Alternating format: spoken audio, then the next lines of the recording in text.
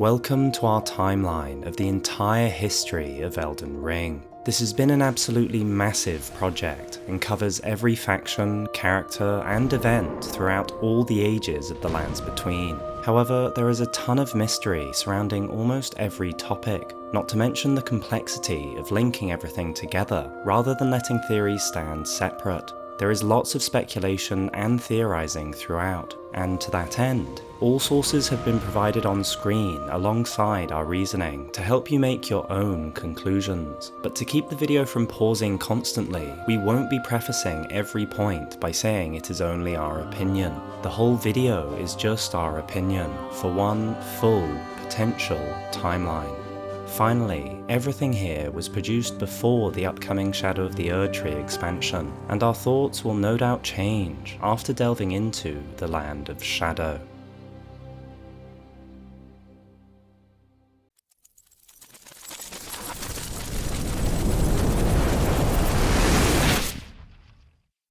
Once, all was without beginning or end, as a ring is. Its form was without measure, and it was full and empty, an expanse without division. For division was not within it, nor without it, and it was whole and still. Until, at last, a great change came upon it, and time arose with a great suddenness, and there came division, and many came from one, as droplets from one water, and they have cause to return, and they have cause to set forth. This discord is the means of their every expression, the shaping of their every form. Their journey proceeds along a single path, a path of two ways. The way that narrows is the path to order, and the way that broadens is the path to chaos. And they go upon it with perpetual resolve, now beckoned one way, now shown the other. At the outset of their journey, all was disarray, but chaos lost its hold, and there arose the necessary forms, as boughs from the root of time, and they were in all places, and in none, as tides to their waters, and they were as gods, and all things were by them made, surfaced by the currents of the deep. There formed the stars and the lands, the suns and the waters, and then, sometime along the way, nature gathered upon itself, and life took form, a form graced by perception and blessed by the means to think upon its world. But to be granted life is to be granted a shadow that shall go with the living all the days of their lives, as a beast stalks its prey, and it shall be their guide, their most loyal companion, until, at the appointed time, their shadow shall usher them away.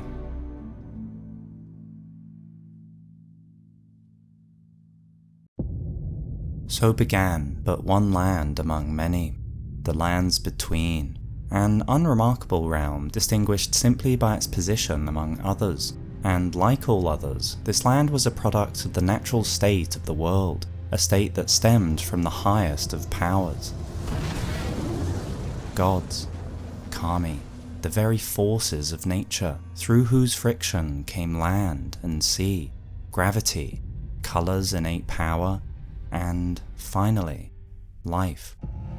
But for the lands between, whose history has always been shaped by external influences, it may be that no life arose at all, and instead arrived from far away.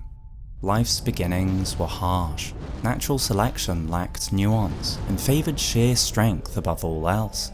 This led to ancient life forms of significantly larger proportions than those in the present day, and one life form, of colossal size, naturally rose to the top. The rise of these titans as the dominant life form began the most ancient known age of the lands between. Their reign expanded across the entirety of the present-day landmass, and oversaw the beginning of the Stone Age. Although there is no definitive evidence of a written language, the technological advancements and stonework of their civilization were truly astonishing. Elaborately crafted megalithic structures can be found throughout the lands between. Eons of weathering have rendered the stone smooth, yet they still stand strong, a true testament to the skill of the age, and all without the use of mortar. Made with stone blocks of such size that the Titans are the only known creatures who could have been responsible. The weathered, smooth stone distinguishes structures of this ancient era, and yet the labour and artistry poured into carving each and every stone face, likely in situ, remains clear. What such carvings mean, however, has been lost to time. So long ago was this culture. The Titan structures, though imposing in the current day, conceal their true scale, for they extend deep within the earth. A curious detail, and the first of many clues that point to the extent of the land's transformation through the ages. But the Titan skills went far beyond their masonry, for the Titans wove the very fabric of life into black stone and crafted artificial life. An ominous development, foreshadowing what would become a fixation for the lands between, the manipulation of life and its natural cycles. Thus were golems created, bearing the same intricate detailing and weathered stone aesthetic as the structures of the era. Curiously, this technique likely became well established, since a golem crafter suggests there were multiple such artisans. Indeed, golems serve as a crucial window into the era. These black stone golems appear to have been purpose-built for combat, each equipped with bespoke weaponry. This suggests that, despite the Titans' dominion, there was no peace or unity in the land. There was such conflict that the Titans resorted to crafting artificial life to enforce order. Those that resisted were far smaller than the Titans, likely dwarfed by the golems, for golems were equipped with extra protection around their ankles, hinting at the size of their adversaries. After eons of fighting such foes, few golems remain today with their protective ankle gear intact, but those that do remain formidable opponents. There are more than just the black stone golems, head covering made from the largely unaltered head of an impish golem. On closer inspection, although the detailing differs from the structures of the age, the stone of the imps, and indeed the catacomb watchdogs, also exhibits the distinctive weathering typical of the age, albeit more subtly given their smaller size and sheltered environment. Furthermore, to cement the similarities between these three golems, there is the crystal dart. Long ago, it is said that a golem crafter employed a similar crystal tool. This crystal dart, when used on any of these golems, causes them to malfunction, either stunning them, or even making them short-circuit and turn hostile to everything around them.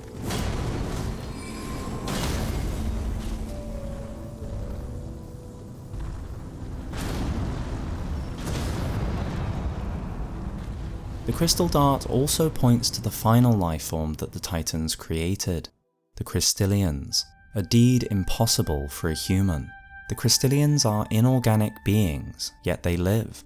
Now, these beings are inscrutable and are supposed to have but one clear purpose, to safeguard their crystals unto the end. The Crystallians were the most complex artificial creation. Though humans cannot understand them, the Crystallians' faint cognition is known as the wisdom of stone. Their magic staff can only be wielded by those of intellect high enough to grasp such wisdom, a substantial 48 intelligence, with output only slightly bested by the Carian regal scepter. Curious, given the similarity of their respective sigils. The true purpose of the Crystallians has been lost to time, for in their hidden intelligence there was likely some grander purpose behind their crystal hoarding. Returning to golems, the design of the imps and watchdogs illustrates the diversity of life already present in this ancient era. For despite their modern roles as guardians of Erdtree catacombs, it appears that golem technology was lost with the extinction of the Titans. No new golems exist in the present day lands between, and anything relating to golems, Crystallians, and indeed all other forms of artificial life is shrouded in the mystery of this ancient age. The marionettes fixate on crystals.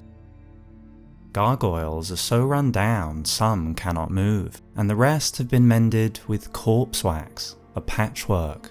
Therefore, the design of these artificial lifeforms undoubtedly reflects the era of their creation. As early as the Titan Age, there was glintstone and sorcery. Crystal sorceries ranged from encapsulating the wrath of the Crystallians to manifesting the crystal sun, which serves as further evidence of the lifeform's complexity. Glintstone sorcery was imbued as an ash of war into the watchdog's staff. The term crozier means a hooked staff carried by a bishop as a symbol of pastoral office, which, though this staff is hardly hooked, also points to religious systems. There were social hierarchies, which extended not just to Crystallians, where some sorceries were reserved for high-ranking adepts among the Crystallians, but also among golems. The watchdogs are even said to command the imps. There were even strata within golem variants. Some imp golems were given autonomous life, while others were crafted only as a powerful lock and key system, a design that remains relevant even in modern times. The range of imps showcases the variety of lifeforms that had already taken root in the lands between. There were feline creatures, fanged and long-tongued demons, and even wolves. It's clear that death and its natural cycles were well established, as was the transfer of generational wisdom. Indeed, it's possible that the imps and watchdogs already served as guardians of the deceased. Finally, the aesthetic of the corpse imp head may indicate the presence of humans, and perhaps even more.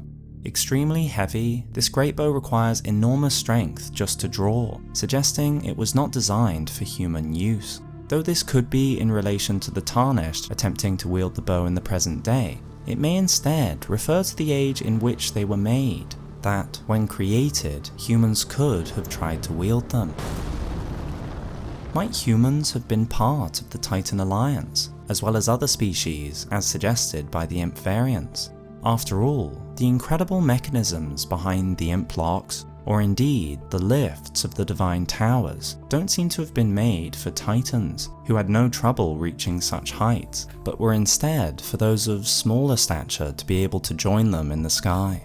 And such a huge investment could only have been for allies, for those within the Titan culture. But the question remains, for what? Why build the towers at all? The Divine Towers, though they have since been repurposed by the Two Fingers, were originally built to pay homage to meteorites.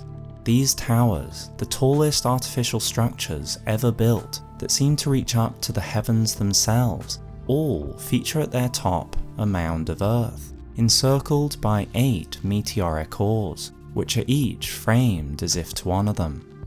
While the central earth may seem unremarkable, the stonework encircling it matches other meteoric impact sites found throughout the lands between. This, combined with the 8 surrounding meteoric ores, gives the first cultural window for the Titans. Meteorites were central to their belief system, and the towers were constructed to venerate them, or perhaps even to harness their power. Did Titans arrive to these lands via meteorites, or did a god bestow favour on them through meteorites? Indeed, the style and positioning of the 8 ores surrounding what once might have been a larger meteoric deposit, as well as the detailing around each ore, is very suggestive of the deity now known as the Fell God. And the Forge of the Giants, whose size,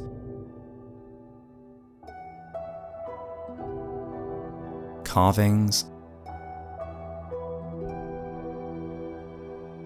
and foundation are all clearly of Titan origin, ties these elements together.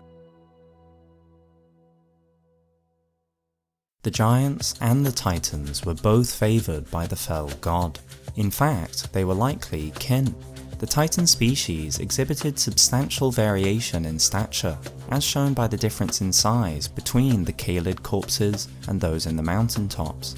Thus, perhaps the Giants were simply the smallest of Titan kin, which could explain why both the Giants and Titans drew power from the Fell God. Indeed, as with other gods whose power manifests strongly within life, this god lived within the Giants' stomachs, though some gods' power is seen behind the eyes. In any case, it was the Titan faction that was responsible for creating the Forge. and the Forge provides the second cultural window into the Titans, for in its design and associations are snakes and dragons. Not only does this place both respective cultures as early as this age, but it likely illustrates positive relations or even alliances between these factions. Throughout Dragon Society, there is a focus on balance and natural cycles, something that will be looked at in due course. As such, it follows that, to remain on good terms with the Dragons, the Titans were also a faction that at least abided by, if not also centered on, nature's cycles. For example, though the Titans had dominion over the entire land, from their corpse locations it seems they chose not to live in every region, and left some undisturbed. But surely this is contrary to their deity. The supreme power of the fell god is the flame of ruin. So how did that play into the cycles of life? Well, the cycles of the lands between centre around much more than life and death, which will soon become clear. And between the Forge, the Divine Towers, and the technology of artificial life, the Titan's legacy is clearly not defined by destruction. After all, the golems seem to have been brought to life with the power of their flames, which illustrates a knowledge of their fire that has been lost in the present day. Where dragons exist as divine eternity, and snakes exist as mortal eternity, it seems the Titans landed somewhere between them. Dragons, Titans, and snakes, with such powers working in harmony, surely this age would last forever. And yet, through a twist of fate, the age of the Titans ended just as it began, at the behest of meteorites, an extinction event. Wherever you look in the lands between, there is evidence of dramatic geographical changes, all the way from the Weeping Peninsula, which has become an island since its naming, to the Forge of the Giants, which was surely once tethered on all four sides. Everywhere has undergone profound alterations, but of particular note here are the Titan constructions. The majority of them, outside the mountaintops of the Giants, seem to be entrenched within the earth, almost as if supporting the current day landmass. They are found deep within caves, nestled within mountains, or propping up areas where the Weeping Peninsula might have once connected to the mainland. They are encased in the earth like divine rebars, just like the Titan corpses, at least until the earth around them is eroded away. The Divine Towers naturally remain above ground, and yet they still reach deep into the earth. The Titans, with their sheer size, couldn't have been a subterranean civilization. So, what is going on? The answer is hiding in plain sight. There is a peculiar but distinctive rock adorned to the sides of the towers. Every tower has this, including the icon within the map.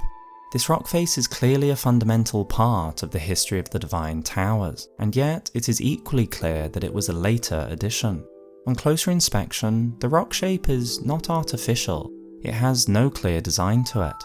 Instead, it appears almost like a cooled liquid, or magma. So what could have generated such a large-scale expulsion of molten rock? Contrary to the natural pressures that had typically dictated survival, there came a cataclysm that uniquely selected against size. For the lands between was hit by a meteorite event of such magnitude that the Titans had no means to avoid it.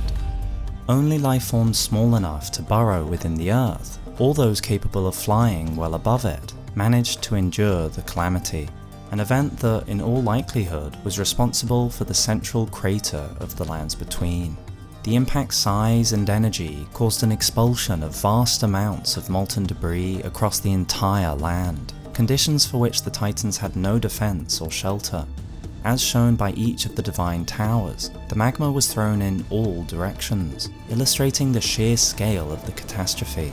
In one fell swoop, the Titans met their extinction, the land was covered with a new stratum of earth, and the inaugural age of the lands between was over.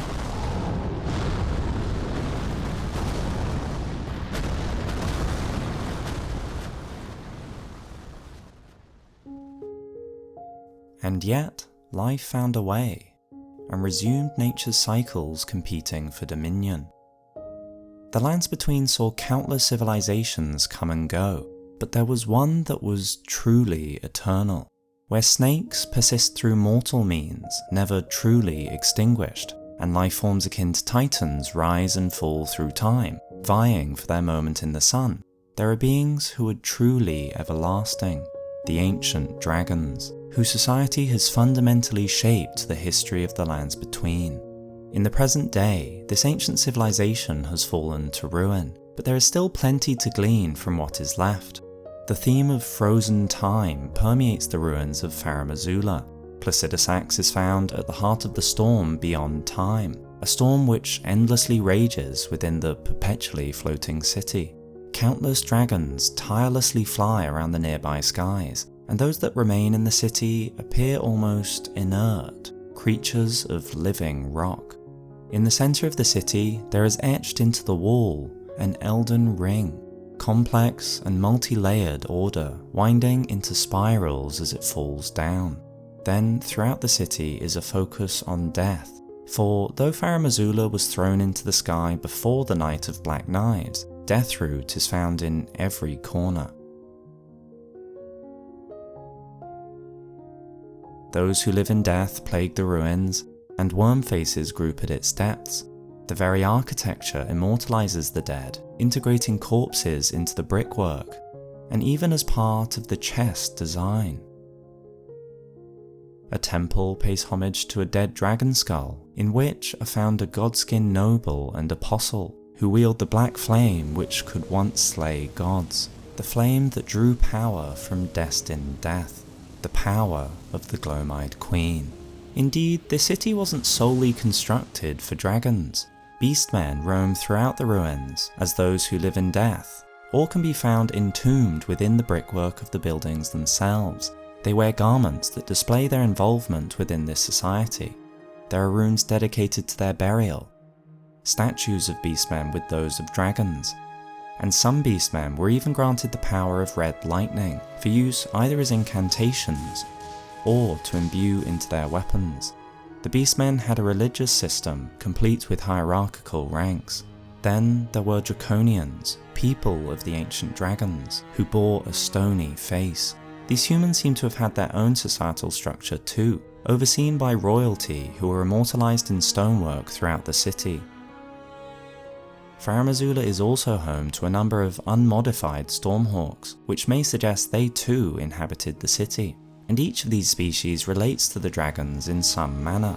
Dragons are a form of beast themselves. They can change their form to become humanoid, and the Stormhawks appear to be their natural kin, at one with the winds. The storm is a warhawk's cradle. But surely each of these cultures couldn't all have coexisted in Farum Azula peacefully. And if competition wasn't the driving force, what compelled them to inhabit the same space? There is something peculiar about the ancient dragon society. The motivations of the dragons remain shrouded in mystery. Unlike titans who fought for power, expanded their empire, and continually refined their technologies to prosper, dragons appear to have operated by their own set of principles. Their actions and behaviours seem to transcend the usual patterns observed in the natural world. Even in the present day, following their downfall, dragons do not conform to the typical whims of life. Some lie dormant in their dilapidated city, but most tirelessly soar around the ruins in an endless cycle, unfazed by any events beneath them, including the presence of an impostor slaying their brethren. Placidusax, their leader, merely waits, as though losing their god has robbed the Lord of their purpose. Only those who have acted like the rest of nature are found elsewhere: Fortisax, Lanceax, or modern dragons. All these mysteries, and much more, can be unravelled by distilling this wide-reaching dragon civilization into its core principles. Ancient dragon society had but a few fundamental tenets, and they all derived from their one god. The foremost pillar was time, over which the dragon's god uniquely held power. A scale of the ancient dragon lord lightly twists time. Time, that which all must pass within. The next pillar was their queen's domain, destined death. Death, that which all must meet. The final pillar shimmered with gold, the Elden Ring. Order, that which forms life from chaos and sprouts new beginnings. Beginnings, ends, and the time to link them. The god of the dragons, the god of time, is the god of many faces. It wears the faces of all other gods, dressed in the guise of all events and all nature. Under their watch, all is seen into existence, and when the time comes, all are brought to an end, including other gods, for they too exist within the passage of time. It is the ability to twist time that allows the creation of a weapon capable of slaying a god. The god of the dragons, the god of many faces, encompasses all other gods. However, its purpose stands apart from the rest. This god, perhaps the one great, does not vie for powers or followers. It is far more passive and serves as the great overseer, and the civilization of the dragons are its eternal guardians, who watch over the ages in the pursuit of balance across the realm. But this balance they sought was not inactivity across the land. It was found through cycles of life and death, the rise and falls of peoples, species, cultures, and even superpowers, the natural spirals of life. The dragons observed the land, intervening only when necessary, and importantly, their god did not play favourites. A society rising in power and even taking control of the lands was welcome. This was part of the ebb and flow of nature. Instead, action was only taken when the very balance of the land was jeopardized, and a society or god threatened to ground itself so firmly that its natural end was overcome. And so, the roles of the three principal sectors of the Society of Farum Azula come into focus. The dragons, whose form has become symbolic of all manner of protections, are literally walls of living rock and served to protect this civilization. Their eternal strength acted as a deterrent to those with lofty ambitions, serving a passive, defensive role rather than an active or offensive one. Being truly eternal meant their station had no cracks or moments of weakness. The second sector, humans, was led by royalty, which in all likelihood was the Glomide Queen, whose scarce references align perfectly with Farum Azula. She led the Apostles, two of whom guard an ancient shrine within Farum Azula, likely dedicated to the god of many faces, the god of time. Destined Death exhibits clear thematic links to the god of time, delivering a true end for life. The locations of godskins are consistently related to the Glomide Queen. Even the noble in the Volcano Manor defends a church that also seems to pay homage to the god of time. Throughout Farum Azula, there is a celebration of death, and a vital role of beasts is inherently connected to Destined Death. The Queen of Destined Death must be of ancient origins, as she predates the Golden Order. The nobles are ancient, and no gods have been killed during the time of the Golden Order to provide the skin for their robes. Although the Glomide Queen herself has few references in the present day, the full history of the Lands Between makes it evident how much points to her as the Queen of the Dragon Society, a role which, with the aid of her apostles, was fundamentally that of a backstop, a safety net for the god of time for those that sought to evade their fate, a concept Melina understands well. To deliver you what is yours. For most beings, however, their true death arrived naturally, and the role of the Dragon Society was primarily a passive one, for life rarely required their intervention. Indeed, Destined Death is not intrinsically offensive in nature. The Apostles were all embraced by the Glomide Queen, and the Black Flame was their armour within. Such knowledge and nuance has, in the present, unfortunately been lost to time. Lastly, there were the Beastmen, who were naturally subservient following the gift of intelligence that was in all likelihood from the dragons and the god of many faces. The design celebrates a beast's 5 fingers, symbolic of the intelligence once granted upon their kind. a gift that would wane should the dragon civilization crumble. For in the present day, beasts who yet possess knowledge beyond human ken have begun to revert to their animal ways, in likely the same manner that they gained intelligence. The beasts must have felt how their wildness slipped away as civilization took hold. Though the beasts were graced, they were passive in this process, morphed to carry out the will of the god of many faces. This included all sorts of tasks, such as weaponsmithing and likely lots of construction, but certain beasts were crafted for a much more crucial role for the god of time, empowered by the gloam of their queen, a position that only beasts have seemed to fulfill even to the present day. Beasts are drawn to champions and to lords, a quality likely by design, much like their subservience. The beasts, their eyes and ears covered, represent an oath: see nothing, hear nothing, doubt nothing, and carry on along the path set in stone. It appears that select beasts were intentionally crafted to become shadows, for they appear to have been moulded past even a natural compliance in case they tried to resist their fate. While all beings may naturally have shadows in this world, these beasts were crafted for and assigned to individuals of power who were deemed to require closer monitoring. Even in this role, there was a hierarchy. The statement, "Wolves are the shadows of the Empyrean," suggests that other types of beasts, for instance, lions, may have fulfilled less vital roles. There are a wide range of beasts, even in Farum Azula. The wording of the Empyrean rather than of an Empyrean is also noteworthy. Could this imply a shared Empyrean for all such shadows, perhaps their creator, rather than individual Empyreans for each shadow?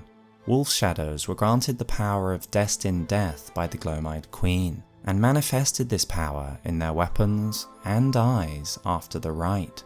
While the Gloam-eyed Queen may be the source of such power, being a shadow-bound beast seems to cause the same gloam-eyed coloration, a seemingly permanent effect. For though Blythe swore to serve no master but Rani, in defiance of the fate he was born to, his eyes remain this distinctive purple colour, similar to how his weapon remains accented by purple despite its altered power.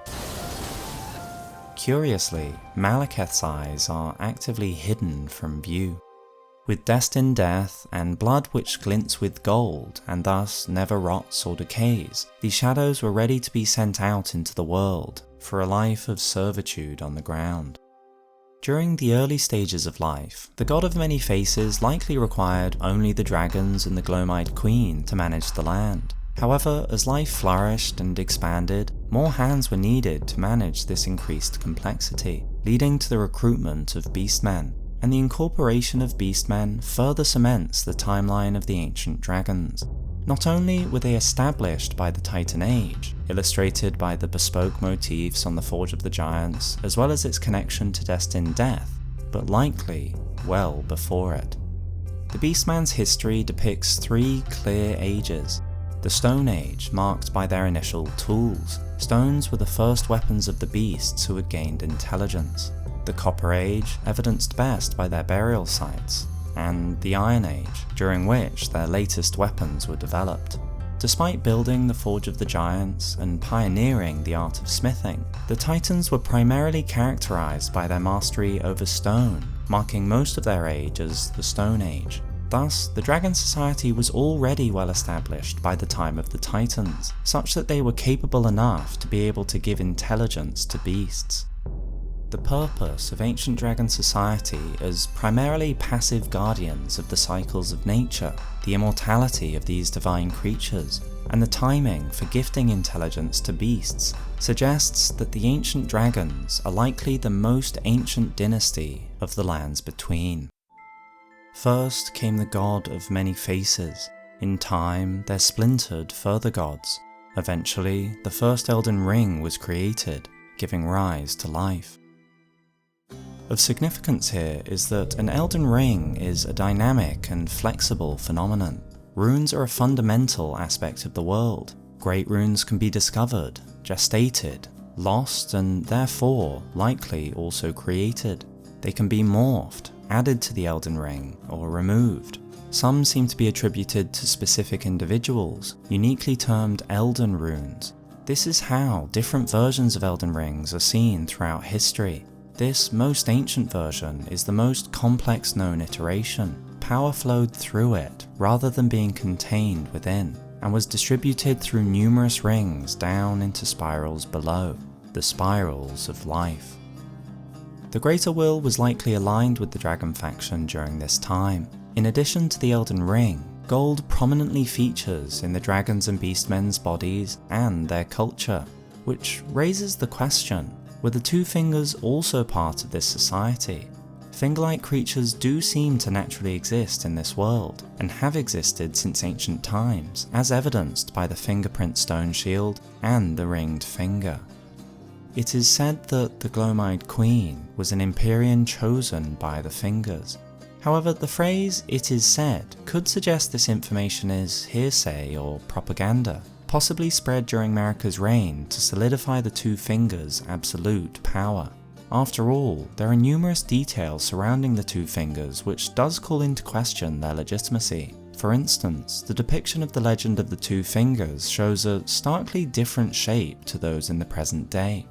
And in the present day, Enia, a finger reader, questions their power in a manner that seems unrelated to their current state. The realm and all life in ruins. Impossible events transpire beyond the ken of the Fingers. But most importantly, the legend of the Two Fingers began a new faith which would only emerge many, many years later. Therefore, the Two Fingers were seemingly not established at this stage, and the Glomide Queen was not chosen by them. It is possible the Dragon faction had their own fingers though, as the Black Flame sigil is remarkably similar to a fingerprint. She would have still been an Empyrean, however, before becoming Queen. A new god to forge a new order. This quality is therefore not given by the Two Fingers, but identified by them. The Three Fingers were also yet to emerge, or at least yet to earn that name, for the very seeds from which Frenzy first sprouted came from the readerless Fingers. This phrasing draws comparison to the expectation of Fingers having readers, or at least being able to be read, and thus places them as after the normalization of finger readers, likely by the Two Fingers. A very interesting detail, for if this was the case, and the Dragon Society didn't have their own fingers, it would suggest that Frenzy, a product of those in suffering reaching a breaking point and losing hope, was yet to manifest in the world, and could imply the God of Many Faces and their society were successfully maintaining the world's harmony as unbiased guardians. Farum Azula's culture epitomized this philosophy, celebrating death while also welcoming all walks of life within and beyond their borders. Dragons, beasts, humans, birds, and even worm faces find solace at Farum Azula, each with their own hierarchies and nuances. The Draconians had a lifespan that was typically short, embracing the cycles of nature.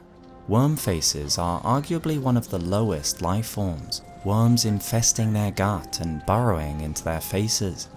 Covered in pockmarked skin, they are shunned in the present-day Altus Plateau and take refuge in a foggy forest, where some weep, others pace, and all except the largest cover themselves with dirty cloaks. The largest wears a slightly more intricate garb, but it turns out that more is hidden beneath these garbs than their forms.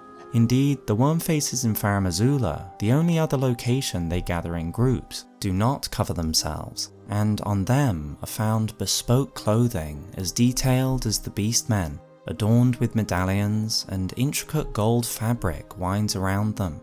Even their sticks are beautifully crafted. It seems even worm faces, or what turned into them, were welcomed. But the philosophy of the dragons is best illustrated in Borealis's Mist. The ice dragons were once lords of the mountaintops long ago, until they were defeated by the fire giants and chased from their peak. Even if these dragons were modern dragons, they were still kin of the ancient dragons that were chased from their territory. Yet, as established earlier, the Giants and Titans had a positive relationship with the dragons, and even worked together at times. Thus did the dragons rule over the lands between, not by a firm hand, but from a light touch at a far distance. Their rule, and thus their power, even in the modern day, was built with faith in their god.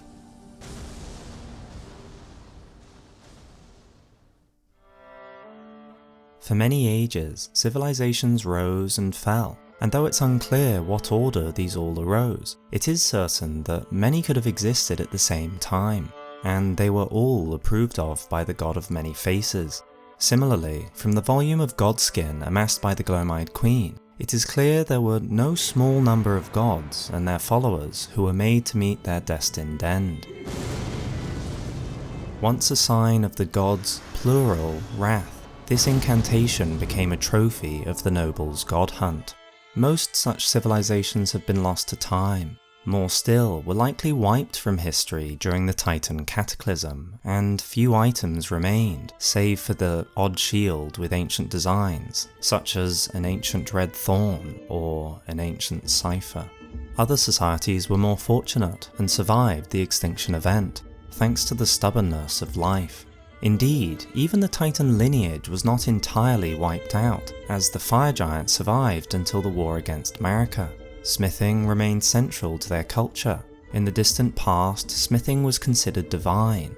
Trolls in the present day continue to use mining tools, and the aged Egi exemplifies the refined touch these beings maintain.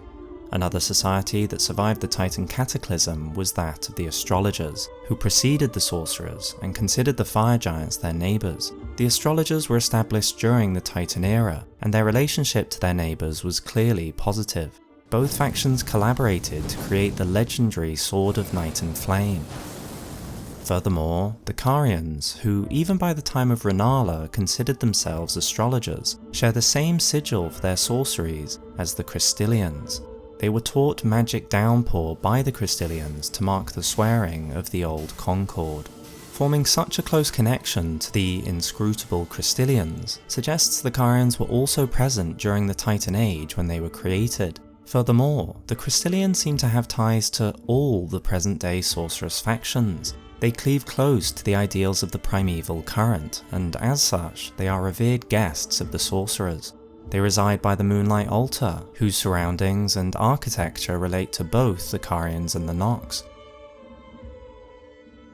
They are found within Raya Lucaria's crystal cave and tunnel, and in Celia's hideaway.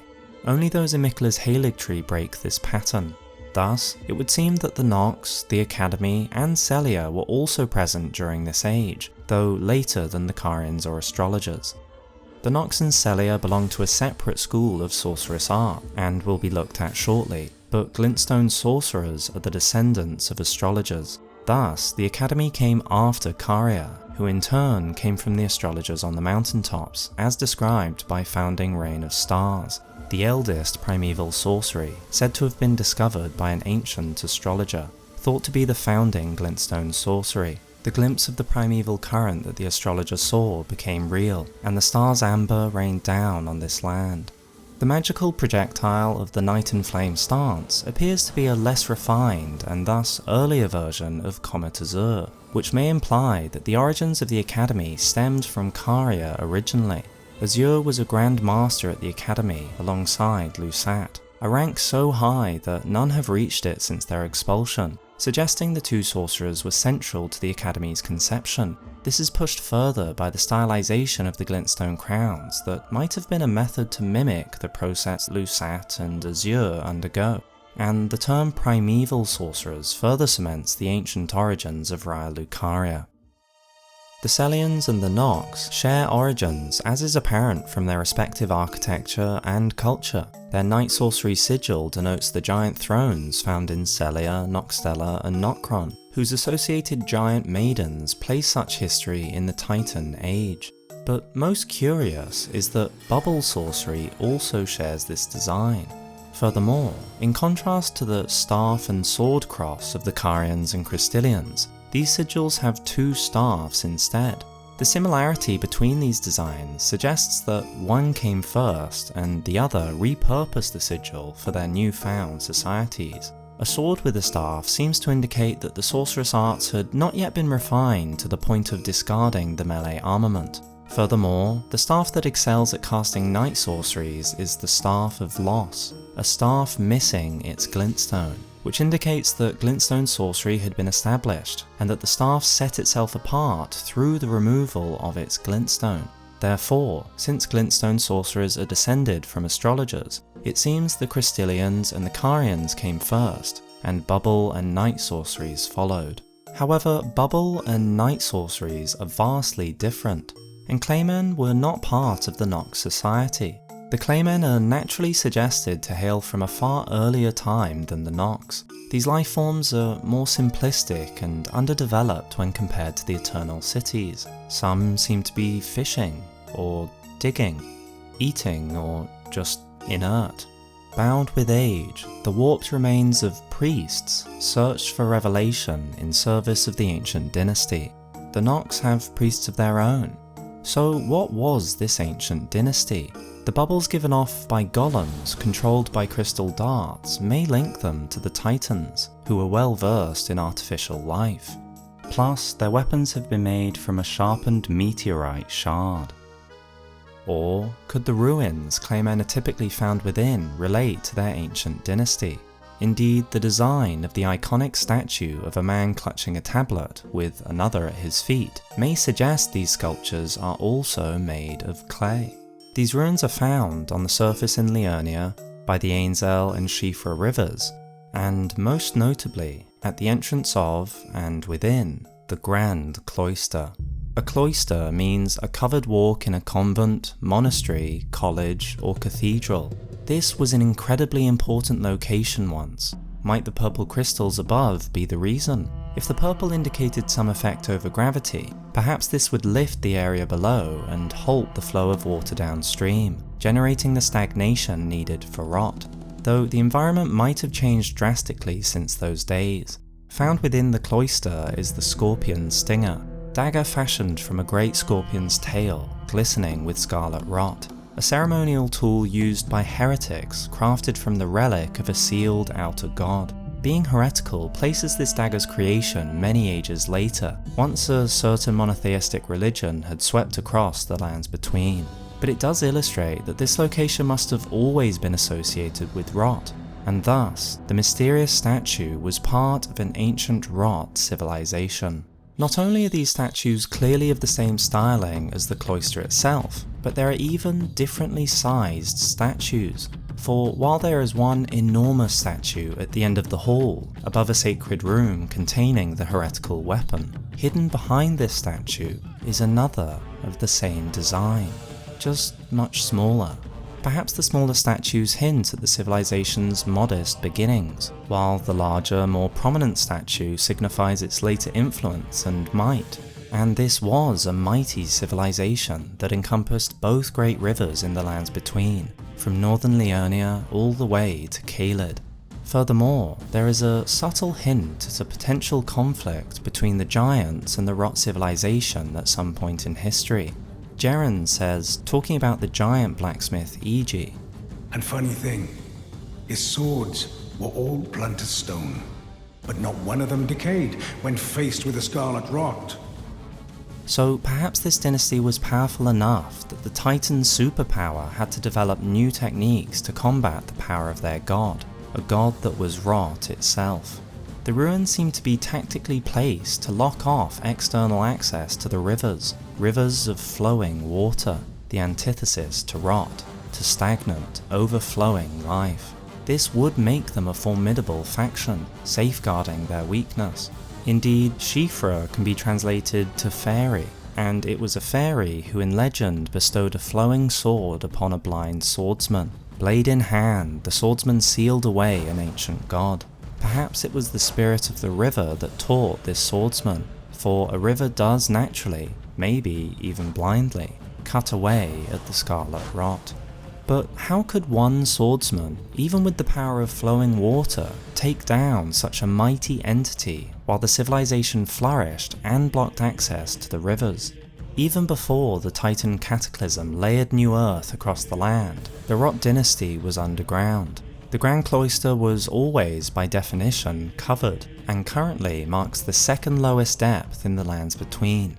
But while this meant the meteoric event did not wipe out the civilization of Rot, the ground shifting, and indeed being entirely removed in the centre of the landmass, likely damaged their infrastructure and opened up an opportunity for the blind swordsman to learn from the rivers and attack. There are no sources as to when this civilization met its demise, but thanks to the blind swordsman, the Glowmite Queen did not have to intervene, and the Rot god was simply sealed away. Importantly, true gods, the Kami forces of nature, cannot be completely killed even by the Glowmite Queen, just like the god of many faces. After all, these gods are its faces, and can only ebb and flow. Instead, it is the vassals of gods, the physical manifestations of them, that is slain. This is why the Elden Ring can still exist after defeating the Elden Beast. The greater will remains, but the god of the realm is no more.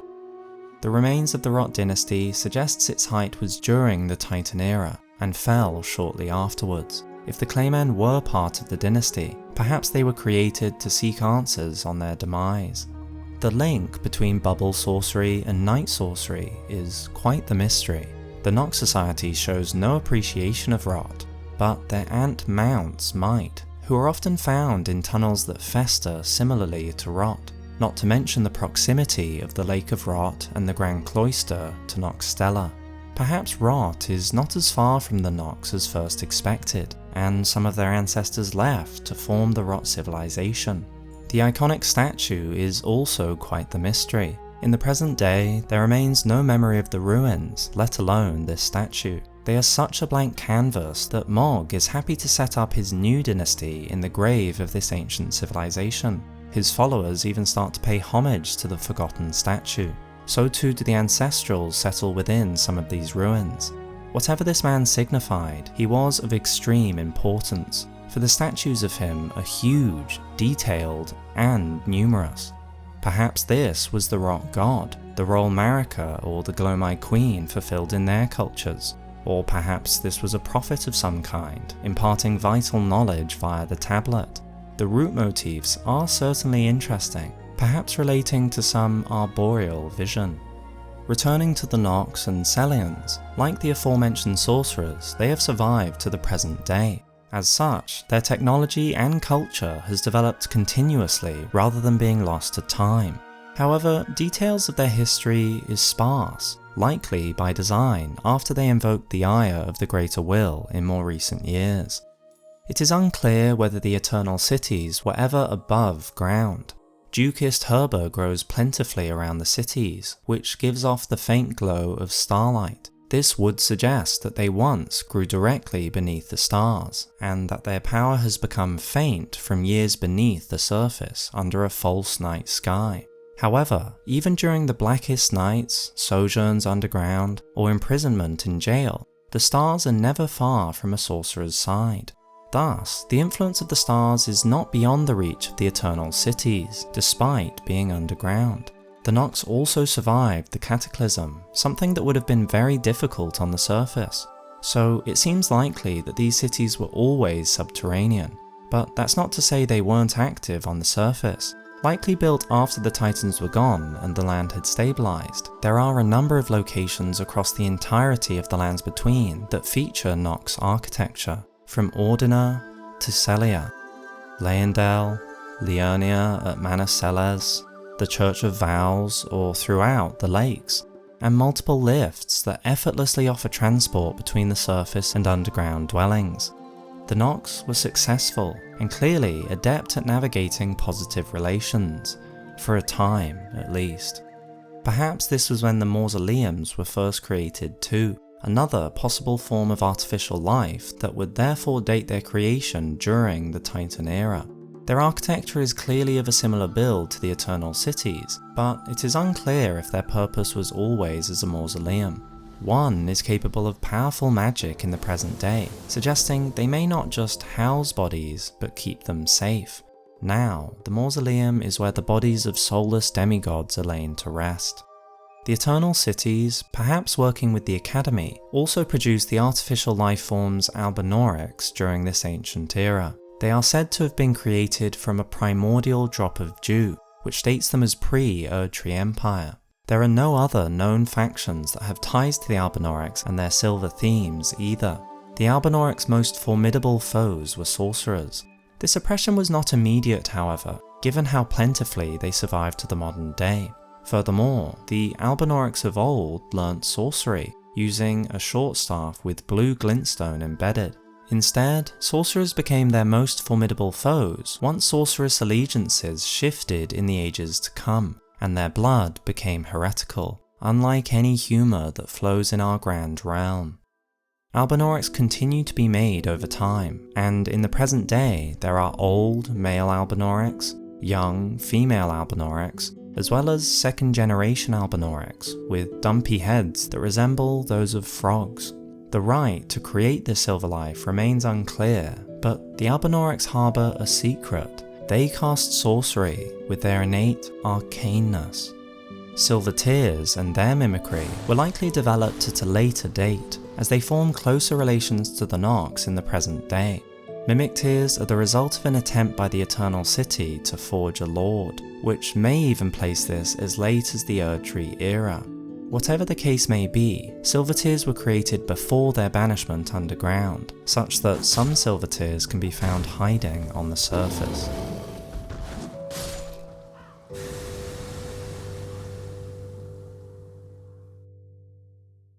Another culture from the Titan Age was that of the Snakes. There was an ancient serpent deity and a now forgotten religion practiced on Mount Gelmir. This religion likely also paid homage to the god of many faces, where snakes serve as mortal eternity, the fundamental grounded aspect of nature, the instinct to survive. A link to the dragons that is further evidenced by the beast iconography in the prison town, suggesting this area was built prior to the manor itself, even if the deity was too large to survive the Titan cataclysm.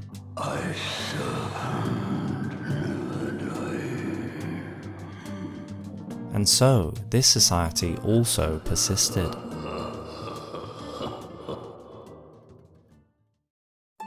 Finally, there was the realm of the sun. Today, the seat of the sun is long faded away. This was a shield of honour, implying an established society, and those who wield this shield, as those who live in death, are found all over the lands between, including in Farum Azula by beastmen. Might the seat of the sun have been related to Dragon Society in some way? After all, the Sanctuary Stone, found near places where ruins have fallen from the sky, feeds and strengthens the light as it shines, and the sun never seems to set in Farum Azula. Could the tombstones found throughout the land, where skeletons with the shield commonly arise, be from this civilization too? Nonetheless, the seat of the sun clearly covered the realm, and thus was once a powerful faction. In the present day, however, the sun is surprisingly insignificant. It is dwarfed by the moons in its apparent size, and even the Erdtree was once as warm as the gentle sun. Therefore, to allow the time for such a shift of power and to fall from memory, the seat of the sun must have set prior to the Titan cataclysm. The period following the Titan extinction was prosperous and saw many cultures, new and old, flourish. Indeed, the downfall of the first superpower of the lands between will have opened up the opportunity for others to rise up and seize control. But who? Perhaps this would have been the civilization of Rot, had the blind swordsmen not sealed their god away. Or maybe the Deathbirds and their society, or the Fire Monks, the ancient Stone Lords, the various pre-existing civilizations. Or what about a civilization with the legacy of a disbanded army, the Banished Knights, whose beautifully crafted sets can be found throughout the lands between. The Banished Knights generally feature in the present day in fortresses, Castle Sol, Stormvale, or the fortified manor. There is even evidence of them at Redmane Castle. But what faction did they belong to? These banished soldiers, whether by misfortune or misdeed, were forced to abandon their homes. Most of these knights were sent to the fringes, where they were forced to start anew with only despair for company. there is unfortunately little about them. There are two styles of knights, for some don a deep red scarf, a change that likely followed their banishment. Red is a symbol of wild animal nature, which contrasts the highly trained and civilized manner with which they hold themselves, both during and outside of combat. Furthermore, the scarf is posited to have been used to block the winds, for on the outskirts the winds bite with a stinging fierceness. Finally, the original design of the armour features a beautifully crafted dragon on the helm, but this is removed for those who wear the scarf, even those found in Farum Azula.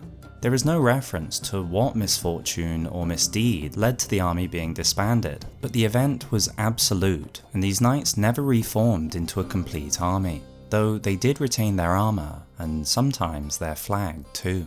Even in the present day, these soldiers are incredibly strong. They seem to be consistently learning to improve their technique. They have incorporated new skills depending on where they work, such as dragon arts or the power of the storm. There are even golden banished sets found in the capital. Nonetheless, the history of the banished knights is curiously scattered across the lands between, for each location has history that seems distinct from the other. One such place was Stormveil Castle. Built after the Titan era as implied by this painting, Stormveil was home to the Stormhawks and likely the Storm Lord, indicating an organised and established society with unique traditions. Another location was the fortified manor, which features bestial reliefs that may explain its later purpose relating to Godfrey. Stormveil and the fortified manor do share architectural styles, and both beasts and Stormhawks could have been related to the dragons, but the mystery remains. How were the banished knights involved? In the time where there was no Erdtree, death was burned in ghost flame. Deathbirds were the keepers of that fire. The Deathbird culture was created at the latest during this pre-Erdtree era. However, the giant skeletons may suggest that they were in fact established during the Titan era and shared their techniques with the giants. Their society had an ancient sacrificial rite, which recycled the magical aspects of those within, restoring FP in the present day. This was a magical society after all. The heart sings when one draws close to death, and thus does one cling so tenaciously to life, to render up a death worth offering. The Helfen Steeple was likely part of this process because it has the Ash of War ruinous ghost flame. The black steeple of the Helfen guides the dead of the spirit world. The lamplight is similar to Grace in appearance, only it is said that it can only be seen by those who met their death in battle. Similarly, this dates the Tibia Mariners this far back too, whose summons show that they too are servants of death. Back then, their job was as simple boatmen to help the dead's journey. What they need is leadership. There were servants of death and priests, guardians of the birds, who were uniquely rewarded through the rite of death, which also serves as an oath sworn to their distant resurrection. Then there was the twin bird, who is said to be the envoy of an outer god and mother of the deathbirds. An envoy of an outer god, control over resurrection, and a right for the dead. Curiously similar to the Erdtree civilization. The birds are graveyard firekeepers. It is said they rake out the ashen remains of the dead from their kilns. But what was done with the ashen remains? Given the level of ceremony, it is unlikely they were tossed to the wind, else the cinders of the ancient death hags might have become a horde of vengeful spirits. Instead, ashes were surely stored in something akin to cremation urns, which are found in plenty in the catacombs across the entirety of the lands between. These catacombs have been repurposed for the Erdtree faction by the present day, for the Erdtree culture would have no need for tombs, sarcophagi, or storage of bodies of any kind. Their system involved being taken back into the Erdtree to fuel the cycle of rebirth. Instead, these catacombs were created well before the Erdtree, and they were built specifically around Great Tree roots. A controversial description.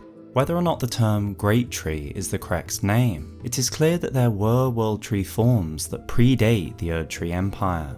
If the two World Tree names were completely synonymous, the sentence becomes, the roots of the Erdtree were once linked to the Erdtree, which would be very strange, since by definition, a tree and its roots must link when the roots are grown. Instead, if this was the case, the phrasing should have been, "The roots of the Erdtree are no longer linked to the Erdtree," highlighting the changed, abnormal situation. Though that's not to say the Erdtree can't derive from this world tree, something that will be looked at later. Going forward, therefore, the term Great Tree will be used to denote the world tree entity of this era. The heroes' graves are likely part of the same culture, for, as will be explored with the arrival of the Erdtree faction, it seems that Marika went to great effort hiding the past by rebranding and repurposing buildings across the land. In this case, removing the head, and thus the identity of the statue on top of each entrance. So, was the Great Tree also part of the Deathbird Society? Was this how they could promise resurrection? Before continuing, it's important to establish the role of trees within the world, for they are not just an arboreal type of flora. On looking closely, there are examples beyond the Erdtree, or Great Tree, that hint at their power. For while these later societies focused on one all-powerful tree, other ancient societies incorporated trees differently. There are trees in Farum Azula which are part stone. They incorporate the power beneath them. What about the Nox? Almost everywhere they are found, or have associations with, are these curious white trees that have recently attracted the attention of the ancestral followers. Both cultures clearly draw some form of power from these trees, and it is likely that they were more alive in ancient times. Then there was the prophet of the Rot civilization. Might the roots have been related to trees in some form, a prophecy of a coming great tree? Trees in the lands between are a fundamental part of life. They appear to be able to absorb the land and the life therein, distill this power, and then distribute it depending on how they are managed. Ancient societies made use of this imbalance, propagating forests. Then, infamously, later societies realized the system could be taken advantage of and funneled their efforts into singular, mighty trees that brought about entirely new possibilities. There is little that makes reference to the Great Tree, but there are some environmental clues, a distinct relief and flag. Both of these clearly feature a tree of worship, but they are far too different to the classic depictions to also be featuring the Erdtree, right? Except, the Erdtree surcoat and the Tree and Beast surcoat, which each use the thin tree design, are both said to depict the Erdtree. So, are these simply two interpretations of the Erdtree? It is certainly possible. However, if such variation is allowed in official productions of the Erdtree, is it not strange that there are only two and not more? Additionally, if both designs were interchangeable in depicting the Erdtree, then why is there such a clear pattern between their usage? Every thin depiction relates to an earlier time in history than the alternate styling. Even the surcoats, where Godric and the capital forces would have arisen right at the start of the Erdtree Empire, if not earlier. On the other hand, this Erdtree styling was only applied to later editions, such as the more modern Leyndell structures, whose later construction is clear when seen from above. Not to mention that while the latter design is always found in locations clearly paired to the Erdtree, the former design is seen somewhat randomly across the realm, with no clear pattern relating to the Erdtree or its empire. Instead, this thin tree depiction might mark one of the first examples of Marika's nature to occlude the past and repurpose previous creations. Look at the Erdtree Sentinels. The Tree Sentinels are the standard to which all defenders of the Erdtree aspire, adorned with a cape featuring the mark of the sacred tree. Except, despite being the leading figures of the Erdtree, perhaps even the first, this cape's depiction is unique, and it's almost unrecognisable. Though subtle, it seems the early stages of Marika and the Erdtree's rise to fame is painted in these three symbols. There was the first design, well established and respected from before Marika's rise. The second, a new, unclear mark that was never replicated. And then a third design many years later. Marika, after failing to gain traction with an original mark, adopted the Great Tree's sigil to both rise in power and occlude the past. And only once she rose to power did she present the new, ultimate Erdtree depiction. and with history obscured, the Great Tree's design could remain where it was, believed by all to depict the Erdtree to the present day. Thus, this design was a different, earlier tree, likely the Great Tree. The Great Tree designs are found in the fortified Manor, Stormvale Castle, the prison town in Mount Gelmir, the Colosseums, the Grand Lifts, Redmane Castle, the Carian Study Hall, as well as on the Divine Bridges, built to access the Divine Towers that had become inaccessible during the Titan Cataclysm. This Great Tree civilization was enormous, but as the wide array of locations indicate, it was also multifaceted and included a wide range of independent societies. Their reign was not to conquer and replace, but to convert, and this was likely the role of the Banished Knights, marked by their unique banner. A crusade across the lands to force other societies to ally with them, which explains their mark left throughout the lands and ties the previously discussed factions together.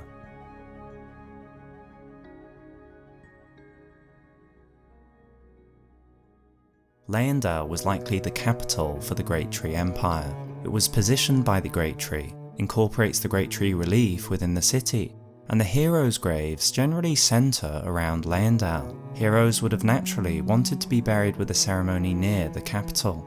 Thus, the Nox, who built Lower Leyndell, must have also been part of the Great Tree Empire, if not the original seed.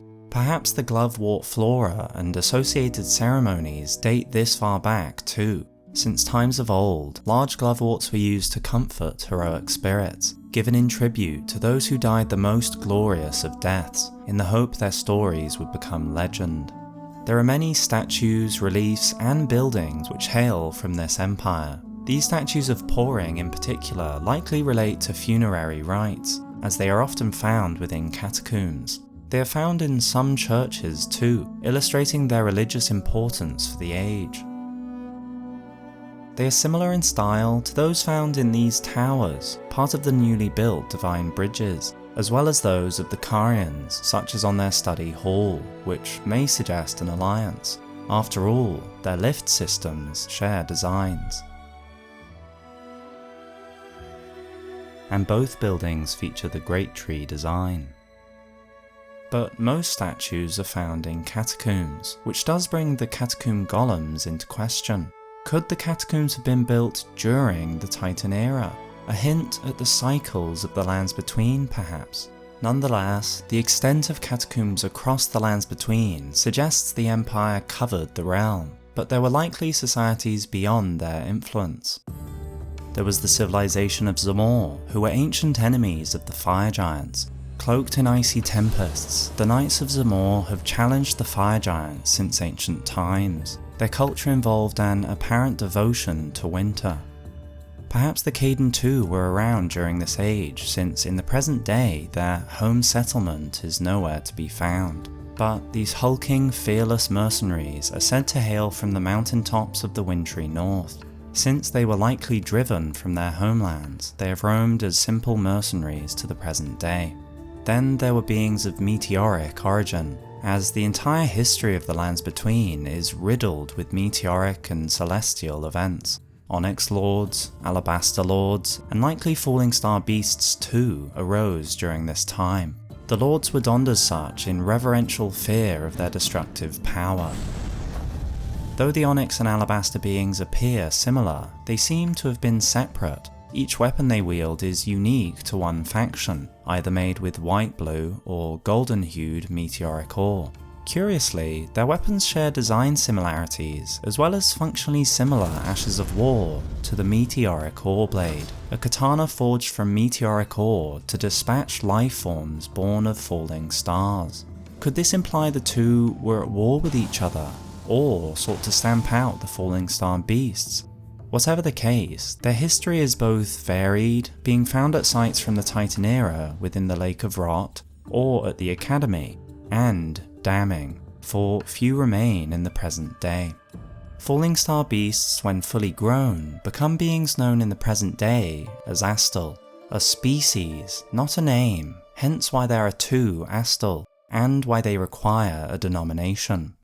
In the present day, there are young falling star beasts, a full-grown one, 3 malformed stars, and then the 2 astals, which suggests a lengthy development period to become fully formed. As such, it is possible the first falling star beasts arose in ancient times.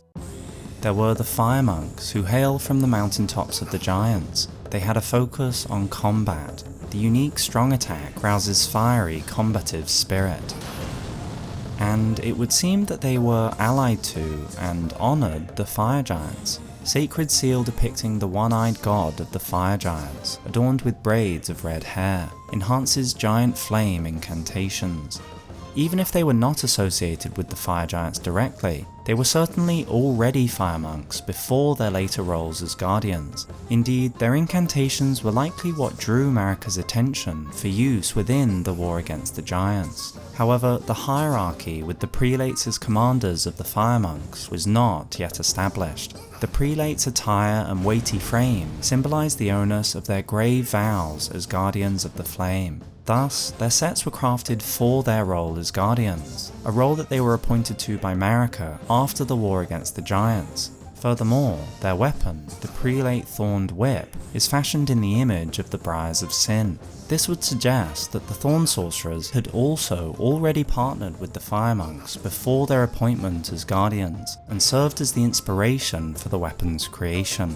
These Thorn Sorcerers were exiled criminals from Raya Lucaria, for their aberrant sorceries were most reviled by the Academy because they scaled with faith rather than intelligence. These sorcerers were seen as heretical, wielding a withered sapling that turns the blood of sacrifices pierced by it into glintstone, similar to hex magic. The guilty, their eyes gouged by thorns, lived in eternal darkness. There they discovered the Blood Star. However, it would seem this Blood Star did little to further their cause, and to the present day remain paired to the Fire Monks. Flame Protect Me is the most ancient of the Fire Monks' incantations, and was used during the war against the giants, during which it protected the champions of the Erdtree. This may suggest the monks knew no incantations before the war. However, it is more likely that this was instead their most well-established incantation that was created well before the war, and instead serves as the reason Marika enlisted them. After all, going turncoat is a recurring theme with this group. This explains their attire, and that their ancient incantations were not focused on combat so much as the value of fire beyond destruction, an aspect the fire giants and the titans were well versed in. The ice dragons were surely modern dragons, for ancient dragons did not compete in territorial aggressions, nor did they channel elements other than lightning or fire. Therefore, during this period at the latest, were born the modern dragons by Grail, the elder dragon. Grail was the mother of all dragons, dwarfing all who stood before her like a looming mountain.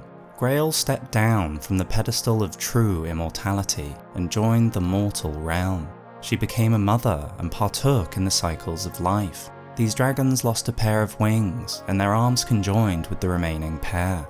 They were no longer immortal, vulnerable to earthly corruption, but they were successful beings who spread across the land, and many survived to the present day. The Great Tree's superpower, like the one that came before, was fated not to last. Whether by misfortune or misdeed, the alliance broke, and though there remains no record of the event, the Erdtree can serve as an illustration of what could have happened. For the Great Tree could not simply be killed. Such a tree transcended normal rules, and, similar to the Erdtree, likely met its end, being burnt. Only one flame could have managed such a feat, the flame of ruin. However, as the Tarnished find out in the present day, even this is not enough. Instead, a second power is required, the power to force something to meet an end it fights against, destined death. Thus, the power of both the Fire Giants and the Dragon faction would have been needed. If this was true, then the Great Tree must have transcended the rules of nature and threatened the balance of the land, for only then does the Gloam-Eyed Queen get involved. Once again, the philosophy of the God of Many Faces is clear, for the burning of the Great Tree did not mark the ruin of the associated societies, but simply a disbanding. In fact, this also illustrates the control and restraint of the fell god and the giant society, further illustrating how the Titan civilization worked. The Great Tree civilization's crusading knights were banished, which they accepted honorably, but no societies seem to have been eliminated. This is why so many of the contributing cultures persist to the present day. The superpower's architecture remains somewhat intact, and beasts, part of the doomed civilization, as well as banished knights, remained fully welcome in Farum Azula. Only the Great Tree, and likely the god at the head of it all, were eliminated, which in turn fractured the Empire. But the destruction of the Great Tree was not absolute. Instead, perhaps the remnants served to illustrate the cyclic nature of these burnings. Whether by design or otherwise, there remained life within the base of the tree, and its roots remained. Thus did the Great Tree begin to revive, with new offshoots, each giving promise for a new future. And this new phase of the Great Tree, of unregulated sprouting, incorporated all life available to fuel its growth. So began the Age of the Crucible, the final ancient age that preceded the Erdtree Empire, during which new leaders and religions would arise, armed with the wisdom learned from the Great Tree civilization's downfall.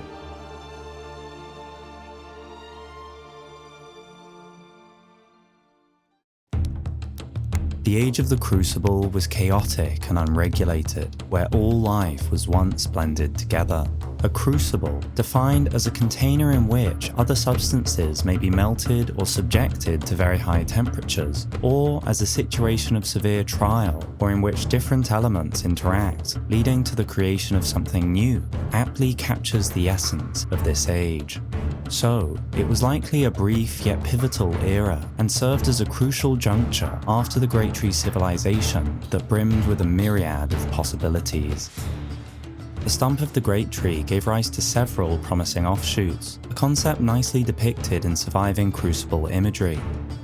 Siluria's tree, for instance, is explicitly modelled on its crucible. The Crucible tree helm holds the power of the Crucible of life. These multiple, overlapping fangs grow from a single root. Perhaps they're a vestige of the primordial Crucible, again hinting at the interconnected nature of the age. There are statues that depict the early Crucible too. The newfound sprouts of the Great Tree were evidently venerated, and the Crucible became a focal point of faith. Born partially of devolution, it was considered a signifier of the divine in ancient times. Siluria's tree is imbued with ancient holy essence, emphasizing its sacred nature. After all, the power to enable creatures to manifest aspects of entirely distinct species was a marvel. For instance, humans could develop bony knots, scales, or even feathers. Misbegotten are the epitome of this phenomenon, with features drawn from a multitude of species to the extent that their true ancestry has been forgotten. Such was the chaos of life in the Age of the Crucible. But within that disorder was opportunity, ripe for a new faction to emerge, for a fresh religion to sweep across the land. And the Greater Will did not hesitate. The Greater Will sent a golden star bearing a beast into the lands between, which would later become the Elden Ring. Crucially, the Elden Beast wasn't the Elden Ring originally. The fusion occurred at a later point. Even in the present day, the Elden Beast remains a well-kept secret, with scant references available. This suggests that the Elden Beast operated discreetly, and clandestinely recruited beings to act as its representatives. Thus did they employ the Fingers. Fingers cannot speak, yet these are eloquent. Persistently they wriggle, spelling out mysteries in the air. Thus did we gain the words of our faith. This new faith was founded on the teachings of the Two Fingers, for Marika was yet to join their ranks. Theirs was a language of light, capable of crafting a formless cipher, which deals holy damage no shield can repel. Importantly, their power stemmed from the Elden Beast, with their associated incantations serving as weaker echoes of those from the ancient Erdtree. Instead, their primary role was that of prophets. beings capable of communing directly with the greater will itself. In turn, they were able to command the awe and respect of the populace as conduits for the divine. The fingers tremble to welcome you. Let their wisdom wash over you. Let the words of the fingers guide you. Crucially, the fingers and their words are distinct from the greater will itself, as illustrated by Aeonia. The fingers would never permit it, nor would the greater will. Thus, any information garnered from finger readers is questionable at best. The burgeoning religion swiftly gained traction. Meanwhile, the Elden Beast chose one offshoot of the Crucible, or perhaps grafted a branch on. Nonetheless, this singular sprout was infused with the Elden Beast's power, a power capable of nurturing a mighty golden tree destined to loom majestically over the land, an area the Elden Beast is highly experienced in. During this period, the Crucible remained red. The red tinge mirrors the primordial matter that became the Erdtree, primordial gold, said to be close in nature to life itself. The Elden Beast specifically cultivated this chosen offshoot at the expense of all others. In the Greater Will's vision, there was room for only one tree, for which there would be but one god. Meanwhile, a figure named Godfrey, formerly known as Hoarah, the chieftain of the brave warriors of the Badlands, was steadily ascending in power. During the age of the Crucible, he too recognized the opportunities unfolding and enlisted 16 knights of exceptional skill, forming the renowned Crucible Knights. Among them, 2 were held in particularly high esteem, Siluria and Ordovis. The great tree ornamentation is the Knight of Siluria's mark, displayed also by her men. The axe ornamentation is the Knight Ordovis's mark. Hoarah likely emerged as Godfrey before assuming the title of Elden Lord. Sarosh, Lord of Beasts, went to become King Godfrey's regent. This unique use of the epithet King rather than Elden Lord may imply a potential temporal distinction. Furthermore, Godfrey used the fortified manor as his operational base for a time, which must have been after allying with Sarosh, since the architecture features lion reliefs that indicate its previous purpose. While there is nothing that explicitly states whether Godfrey conquered the manor, the absence of references to Sarosh's present-day injuries suggests a possible conflict where these 2 leaders, as heads of their respective factions, might have engaged in one-on-one combat to minimize casualties, and thus needs no public explanation. Godfrey, who later exhibited a merciful approach throughout his reign, may have then seen in Sarosh a worthy opponent. As a result, he enlisted Sarosh as Beast Regent, forming an alliance with the Beasts and showcasing Godfrey's new diplomatic and strategic skills that Hoarah likely lacked. Whatever the case was, it was under Godfrey's leadership that the Round Table Hold, known as the Gathering Place of Champions, was established. Champions, and later Tarnished, assembled at Godfrey's operational headquarters, sitting at a round table that now features a collection of unique armaments. These weapons are embedded into its surface, serving as a symbolic representation of the retiring of the Round Table's original role. Notably, the most distinctive weapon among them is an axe, reminiscent of the theme surrounding Godfrey, not Hoarah, who fought with only his bare fists. The throne room of the Round Table Hold has been repurposed for the 2 fingers, but the remaining throne is of the same design as the one near Godfrey's statue in Stormvale, as well as the Elden Lord's throne under the Erdtree. Thus, the Manor and the Round Table Hold served as a strategic base for Godfrey before his ascent to Elden Lordship, providing a gathering place for him and his knights as equals around the table. Subsequently, the purpose of the Hold underwent a transformation and became a space utilised by the 2 fingers, a changeover that surely coincided with Godfrey's integration into the new Erdtree religion. Indeed, the retired weapons on the surface of the Round Table are actually embedded within an Erdtree and Crucible sigil, which neatly dates this as the early stage of the Erdtree.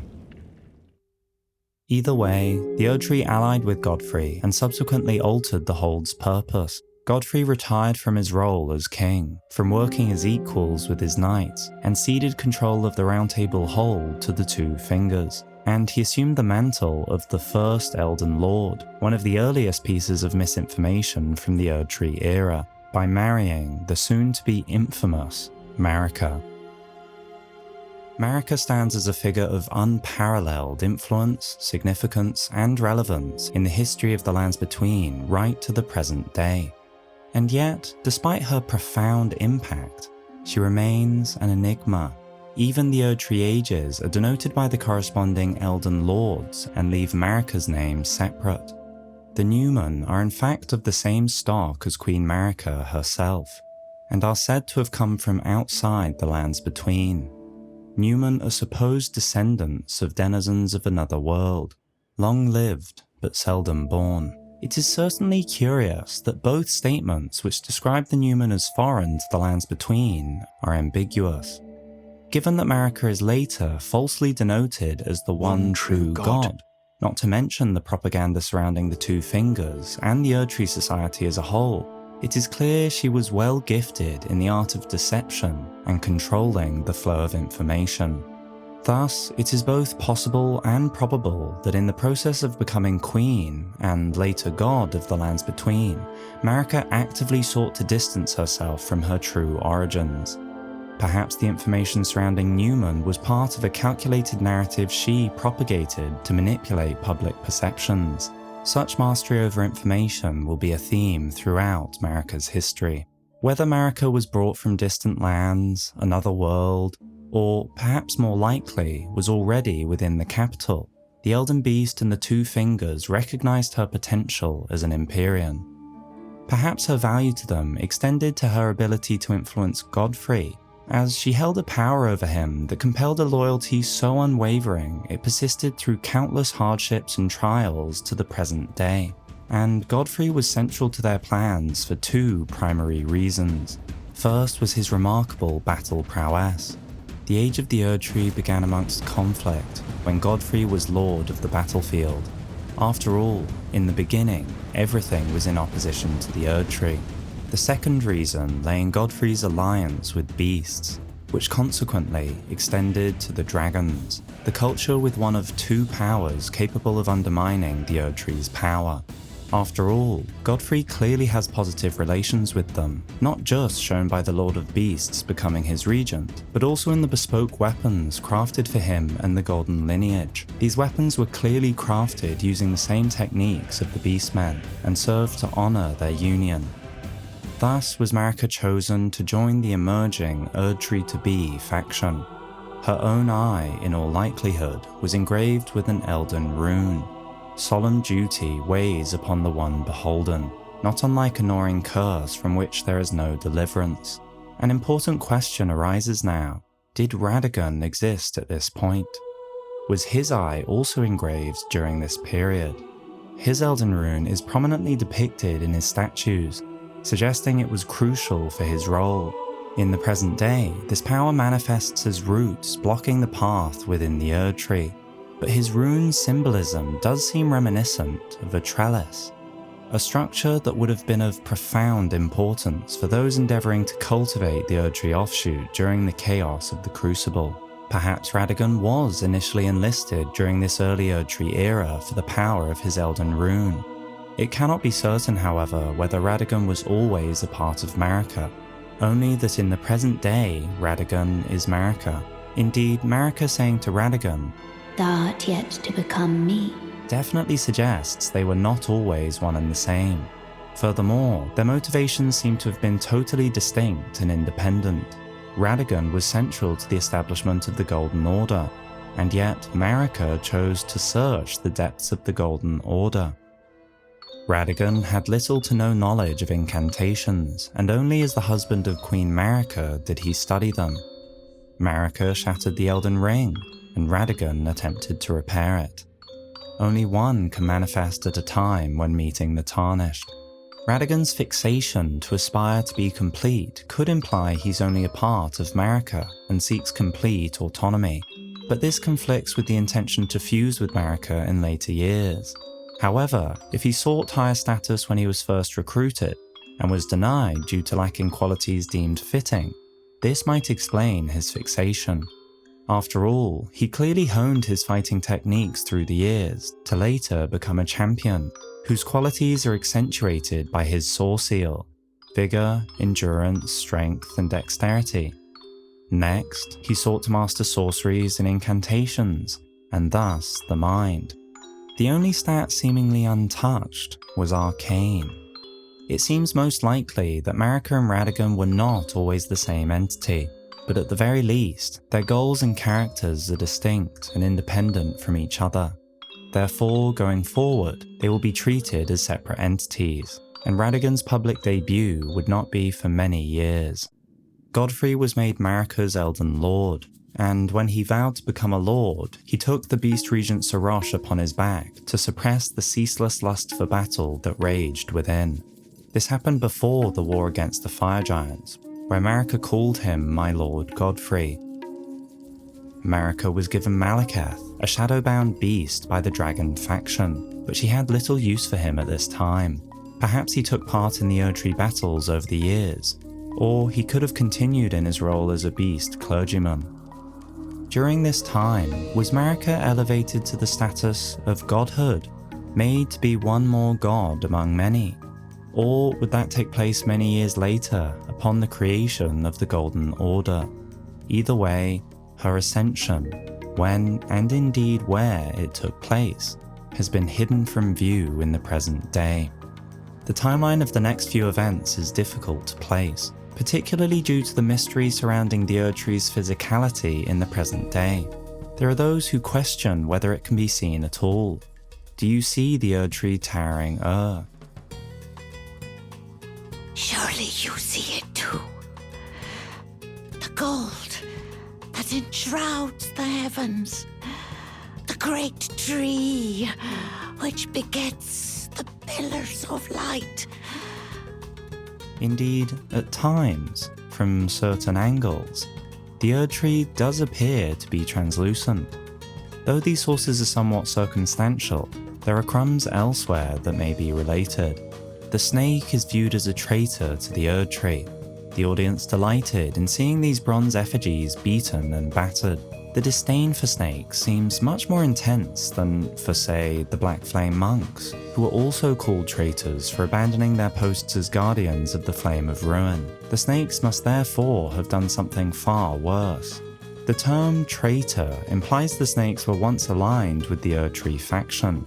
Thus, considering the cultural ties between Farum Azula and Gelmir, this betrayal likely occurred after Godfrey was made Elden Lord.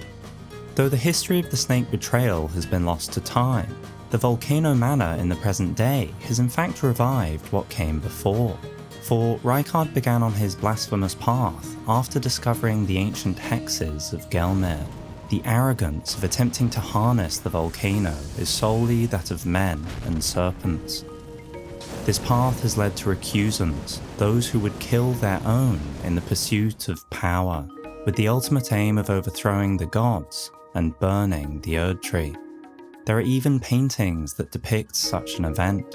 But what if these paintings are not prophetic, but historic, and the Erdtree was once burnt? There yet remain in the area flags of the tree that preceded the Erdtree, which implies the snakes are loyal not to the Erdtree, but to that which came before, fully converted by the Crusades of the Banished Knights. Perhaps they saw the Erdtree as an impostor, for it is clearly the Erdtree in the paintings. Burning the Erdtree would certainly constitute a traitorous act, one that would far surpass that of the Fire Monks. The environment within Leyndell itself adds to this, in particular the significant portion buried in ash in the present day. The burning of the Erdtree is the first cardinal sin. The prophet despaired, looking up at the Erdtree. For soon the kindling would burst into flame, bringing ruin. Such a prophecy is unlikely to be a reference to the role of the Tarnished in the present day, as the world has already descended into ruin. The use of soon confirms this, since many years have passed to the present day. Instead, it suggests the burning of the Erdtree was deemed the first cardinal sin because it represented a pivotal and early obstacle for the Erdtree society. The final clue to the burning of the Erdtree is from its first age. the Age of Plenty, a time the Icon Shield looks back fondly upon. This era was characterized by abundant resources and tangible blessings for its followers. The grace of gold blessed those who were first to serve it with the most vivid coloration. The Erdtree was once as warm as the gentle sun, and would gradually heal all who bathed in its rays. Melina's unique incantation uses the sigil of this era, and forms a life-giving tree of light. When the Age of the Erdtree began, such blessings were personally bestowed upon their recipients by Queen Marika herself. This pose for Marika may in fact indicate her origins, for it seems highly evocative of the funerary statues seen during the previous era. But where those celebrated death, Marika celebrated life and granted blessings. The Erdtree sought not to continue the cycle of life and death, but to renew life through its power into a cycle of rebirth and renewal. But this Age of Plenty, marked by its abundance, is commonly juxtaposed with the rapid decline of these blessings, transforming the Erdtree into more of a symbolic role for its followers. The Erdtree once flourished with abundance, yet it was only for a fleeting moment. Such is the course of all life. It was once thought that the blessed sap of the Erdtree would drip from its boughs forever, but that Age of Plenty swiftly came to a close. If the Erdtree was indeed burnt, it would provide a fitting explanation for the abrupt shift in its role. The spirit of the Erdtree, still very real and physical in various aspects, just like many spirits in the lands between, manifested in place of the original, and with time, the Erdtree became more an object of faith, as building faith inherently takes time. In the end, there can be no certainty.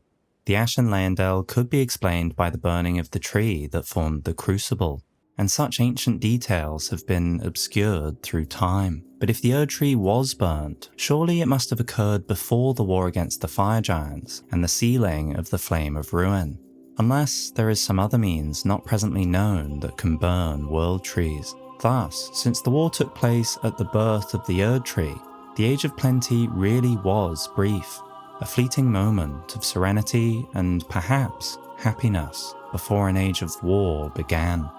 However, the line between Crucible and Erdtree is unclear, and instead represents a scale that gradually shifted over time, from the red tinge, the primordial matter of the Erdtree, to the gold it is well known for today. This shift is illustrated beautifully by the aspects of the Crucible, which are, in fact, ancient Erdtree incantations. For the Erdtree was originally just an aspect of the primordial Crucible, where all life was once blended together. Thus, the birth of the Erdtree is a rather flexible term that likely describes the public debut of the Erdtree faction, rather than the literal beginning of the Erdtree's life, whose circumstance has been wiped from history. The precise extent to which the Erdtree culture was established before the war against the giants remains unclear, but much of the framework was already present.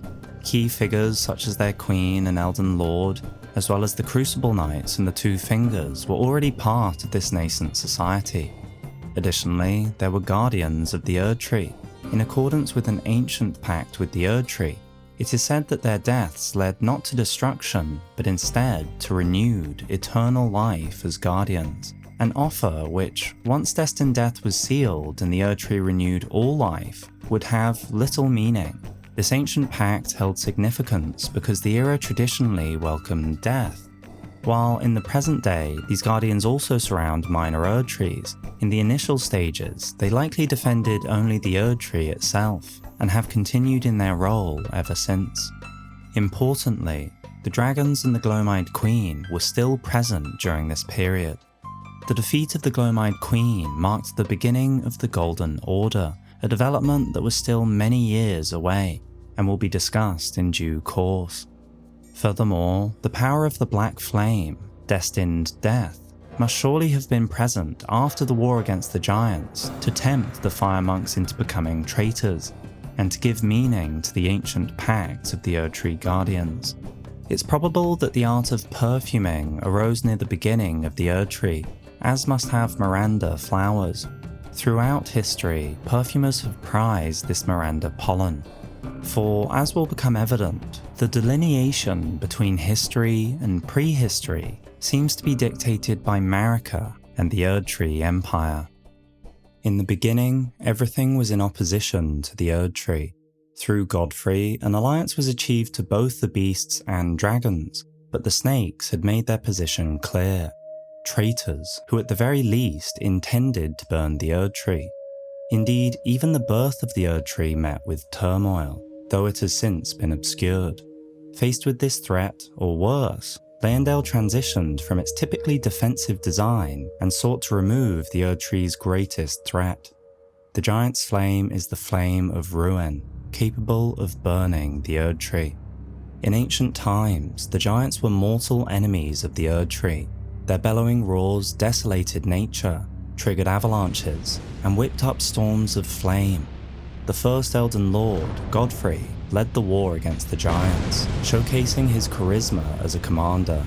Among his ranks were ancient champions of the Erdtree, who likely made use of the Ash of War Vow of the Indomitable to imbue with golden power, granting momentary invincibility. Then there were his faithful Crucible Knights.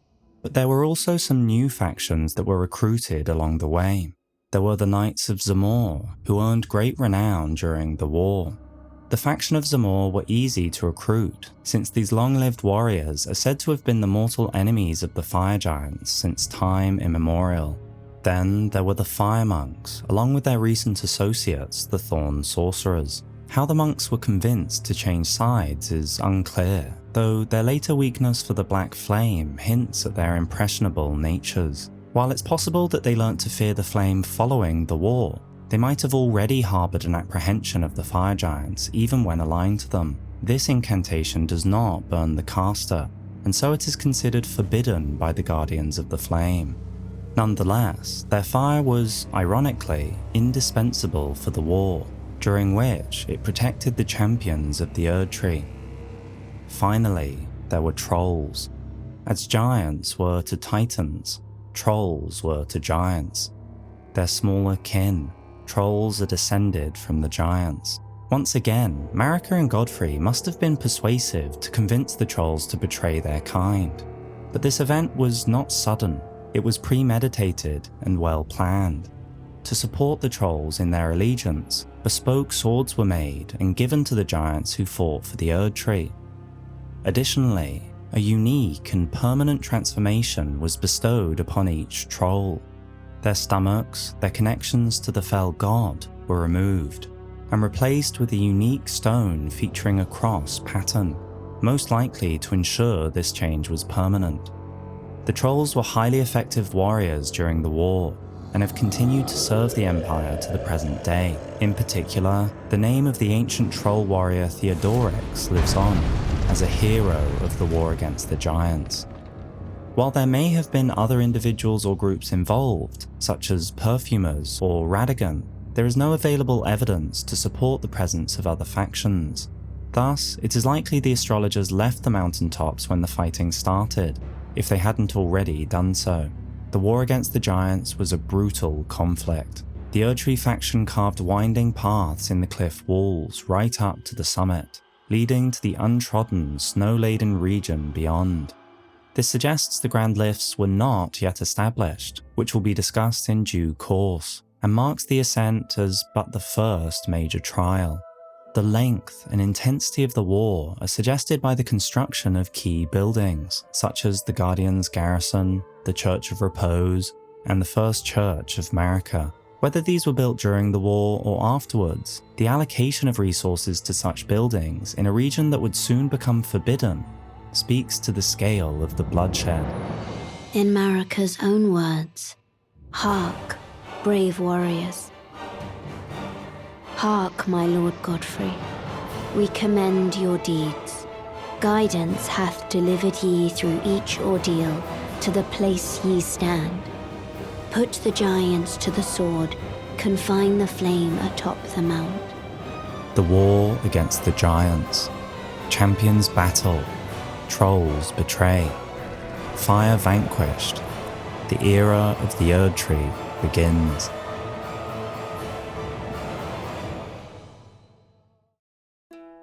The fire giants borrowed from the power of a fell god, and still they were defeated. This statement suggests that the giants did indeed employ the destructive power of their flame during the war, deviating from their passive philosophy. Faced with the imminent threat of extinction and having nowhere to retreat, the giants tried everything, but soon realized all was lost. Judging by the repeated, passive, frozen pose of their corpses, it seems they willingly surrendered in recognition of the overwhelming power of Godfrey and his diverse army. Marika, though her intentions were better masked as time went on, then showed her true colours. Godfrey would likely have given them mercy, but Marika was ruthless. She had no interest in mercy, and instead sought only to minimise the risk to the Erdtree. The surrendering giants were rewarded not with peace. Instead, they faced a mass execution. Marika saw them as trifling, as unimportant and trivial, despite their previous threat to her Erdtree. Each giant met their end with what seems to be the formidable power of Thorn sorcery, presumably drawn from the Thorn sorcerers, whose camps also feature the same phenomenon. Power of a much larger scale than the Thorn sorcery seen in the present, and their corpses were simply left, unceremoniously frozen in time. Upon realizing the flames of their forge would never die, Queen Marika marked the last surviving giant with a curse. O trifling giant, mayest thou tend thy flame for eternity. Marika was skilled in the art of curses, able to afflict even this powerful being that yet harboured the fell god within. And Marika was a master of misinformation. Trixem's shield depicting a malformed, one-eyed god. This evil deity is believed to have been slain by Queen Marika, a perfect illustration of the types of misdirection Marika continually employed in shaping historical narratives to serve her agenda. Following the war against the Giants Flame's ruinous blaze was sealed, and guardians were appointed to watch over it.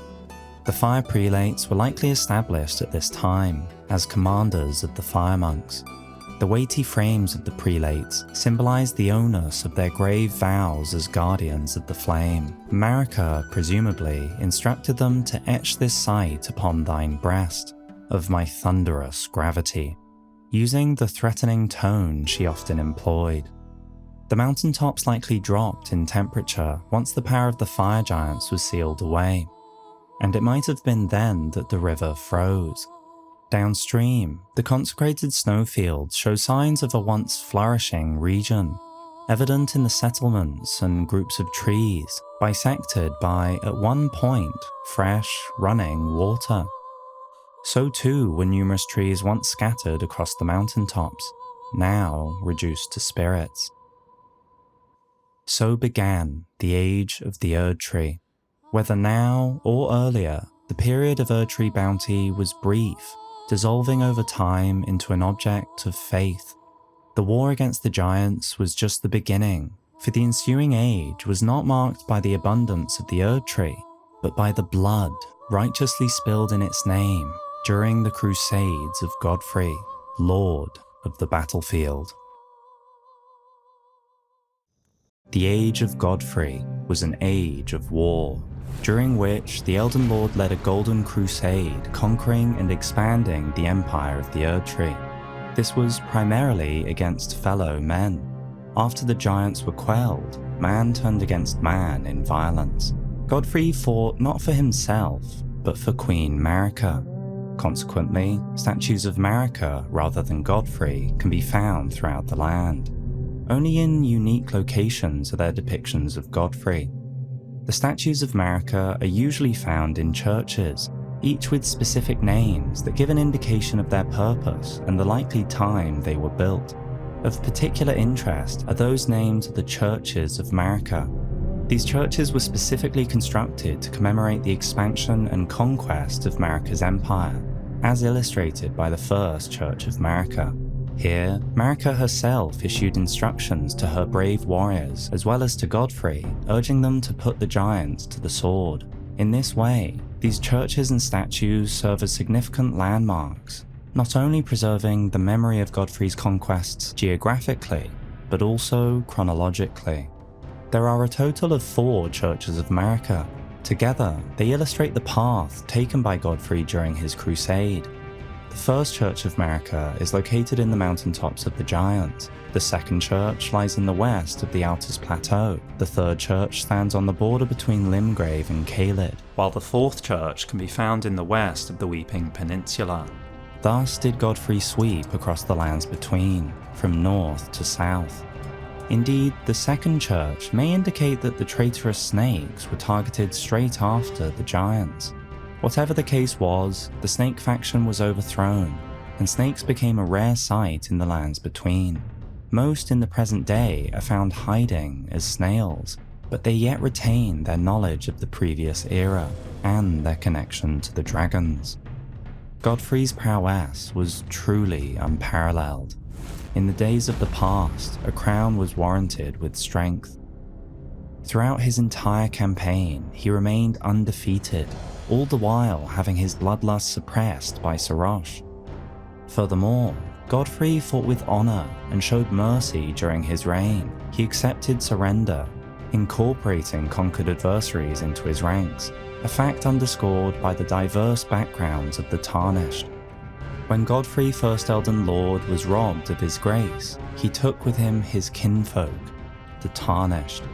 From Draconians to Northerners, aristocrats to Reedlanders, all were welcome. After all, Tarnished were all warriors once. Godfrey respected his foes and sought to avoid bloodshed whenever possible, as he likely did previously with Sarosh. Indeed, the siege of Castle Morn near the end of his crusade depicts this clearly. A lone hero fights for his vengeance, only to fall at the hand of Lord Godfrey.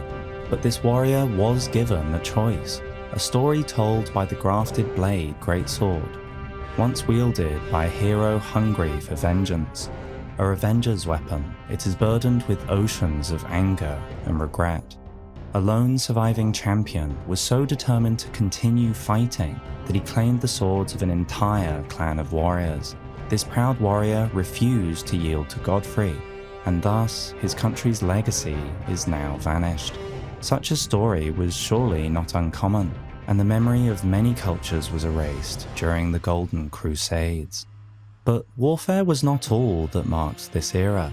While the Crusades wrought destruction across the realm, in its wake, the Erdtree Empire expanded and flourished. Roads were built throughout the lands between to facilitate transfer of goods and travel, or so it seems at first. However, a closer inspection reveals a remarkable detail on these ruined roads. On each and every panel of these paths, found in almost every region of the lands between, is an Elden Ring motif. This Elden Ring is unique, distinct from both Marika's and the Dragon's. It features 4 rings symmetrically arranged, positioning that features in the middle of the Dragon's iteration.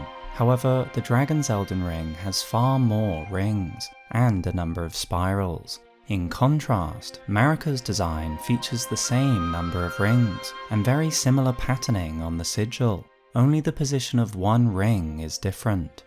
So, could these roads' markings have therefore been an early iteration of Marika's Elden Ring, the initial form that was then adapted over time? Considering the earliest Erdtree incantations exhibit the Erdtree Crucible sigil, which features Marika's current Elden Ring, it is unlikely that the outdated design would continue to be used as the road was extended during Godfrey's reign.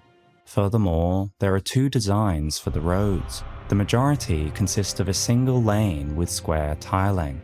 However, the road between Leyndell and Raya Lucaria showcases a different design which features 2 lanes bisected by a gutter, and the tiling is arranged diagonally.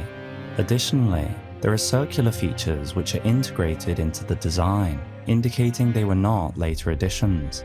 If these roads were constructed during Godfrey's reign, why would the path to Raya Lucaria be deemed the most crucial? These aged roads stretch across the entire expanse of the lands between. Originating from Leyndell, they wind down through Liurnia, traverse Limgrave, and extend into Caelid. They are found heading towards Mount Gelmir, within the Shaded Castle, and by the apostate church in the wintry north. But perhaps the most significant in establishing their origins is their presence on both the Grand Lift of Dectus and the Grand Lift of Rold. A curious detail, as there appears to be conflicting information surrounding the lifts. As previously established, the Grand Lift of Rold was not operational during the war against the Giants. The Rold medallion reinforces this, portraying 2 fire giants impaled by briars of sin, placing it after the executions at the war's conclusion. This implies that their construction occurred later during Godfrey's reign. However, there is more than just the symmetric Elden Ring path that contradicts this timeline, for carved into the wall behind both lifts is a depiction of the World Tree's form that preceded the Crucible. Taking a step back, the grandeur flanking the path that leads up to the lifts instead features the later Erdtree depictions, including right above the entrance. And then there are also statues with an Erdtree design that were added at a later period, evident from the contrast in colour compared to the previous constructions. So it becomes clear, these prestigious landmarks have been changed and adapted over time, and their origins were once far more modest than seen in the present day, and consisted only of the paths and the structures within the cliffsides. The Elden Ring paths date to the age before the Crucible, constructed likely as part of the Banished Knight's empire. This empire had positive relations between Leyndell and the Academy via the Nox, and its reach extended across the entirety of the lands between, from the consecrated snowfields to Caelid, as is further illustrated by the catacombs. In this realization, a theme of Marika comes into focus. The Erdtree catacombs were not originally for Erdtree burial. The heroes' graves were built before her civilization. The divine towers were not made for the 2 fingers. The roads of the land predate the Erdtree Empire. The fortified manor was repurposed. The grand lifts, the divine bridges, Stormvale Castle, Leyndell, and even the Elden Ring, all was just adapted. Marika did not create, she did not develop or discover or invent. She simply repurposed previous creations as her own. After slightly editing them, she occluded history, controlled the spread of information, and rewrote it all under the Erdtree banner. Marika was certainly a curious juxtaposition next to the Gloam-Eyed Queen. The former centered on the creation of life, where the latter delivered life's death, and yet it was the latter that generated culture, diversity, development, and ultimately the cycles of life. Marika only halted life's progress and stalled the development of the age. Her actions generated true stagnation. Even rot, purported to be stagnation, is in fact the cycle of decay and rebirth. Overly energetic life with a high rate of turnover. It is even possible that Marika took action against any Empyreans to prevent a new god to forge a new order. In the age of the Elden Ring and Queen Marika, the precious Empyrean was born, a new god to forge a new order. The phrasing Gowry uses implies that the ages before Marika were different, and Empyreans were more abundant. Indeed, in recent history, there is no evidence of godskin activity, but there must have been a time where they amassed such volumes of skin. Could Marika during her rule have eliminated Empyreans as soon as they were born, before knowledge of them arose? Thus, the only Empyreans that survived her reign were those she could not silence, whose lineage rendered them untouchable. Nonetheless, there were plenty of cultural developments during the age of Godfrey, even if they were not entirely original. The The Erdtree's old sap was treasured as the most precious of jewels in the age of Godfrey. Perhaps the physic chemists, priests of the Erdtree, date this far back, whose creation harnesses the power of crystal tears, which only form after the passage of many moons. Ritual combat was organised in the colosseums that can still be found in every land. Again, these structures were simply repurposed, built during the previous age. Talismans were created in the image of the Crucible Knights, who presumably partook in the festivities held to honour the Erdtree. The combat reenacted in the arenas presumably depicted the defeat of the snakes, where Crucible Knights would defeat the serpent gladiators. The audience delighted in seeing these bronze effigies beaten and battered. The Round Table Hold continued to be a gathering place of champions, and like the Colosseums, encouraged the strong to rise up and join the army's ranks. The Two Fingers were vital throughout this time and took a far more active role than seen in the present day. Champions would gather at the Round Table Hold in days past, when the Two Fingers were masters of oration, their flesh yet full of vigour. Banished knights were also recruited and rewarded with golden blessings on their equipment. The Tree Sentinels were established at the beginning of the age, if not before.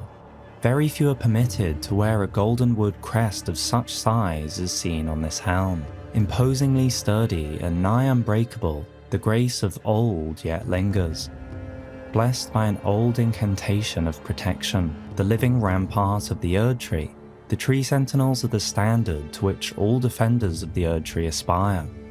Enormous statues in their likeness were then crafted and added to the grand lifts, and at the entrance of Leyndell as symbols of the Erdtree Empire, though their creation postdates the initial Erdtree structures there. Subsequently, a structured hierarchy of knights emerged, armour worn by knights sworn to defend the royal capital of Leyndell. Its left breast is emblazoned with a symbol of Erdtree worship, said to have once been imbued with an incantation of protection. The golden canopy represents the honour of standing among the tree's defenders.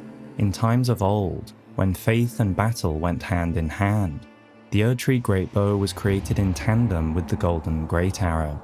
Perhaps this period also marked the development of the Golden Vow incantation, taught to knights of the royal capital for generations, and knights sent on distant expeditions lean on it as a source of courage. Naturally, most Erdtree-related developments centered on combat, but compared to the present day, the Erdtree civilization was in fact much more open-minded. For example, this was likely when demi-humans were welcomed into Erdtree society. Under the Erdtree, commingling with the demi-humans is made possible. Even the vulgar shall not be left behind, under the rule of true order. However, as Kenneth discovers, this inclusivity is no longer the case in the present day, a discrepancy that serves to highlight a critical aspect of the age of Godfrey.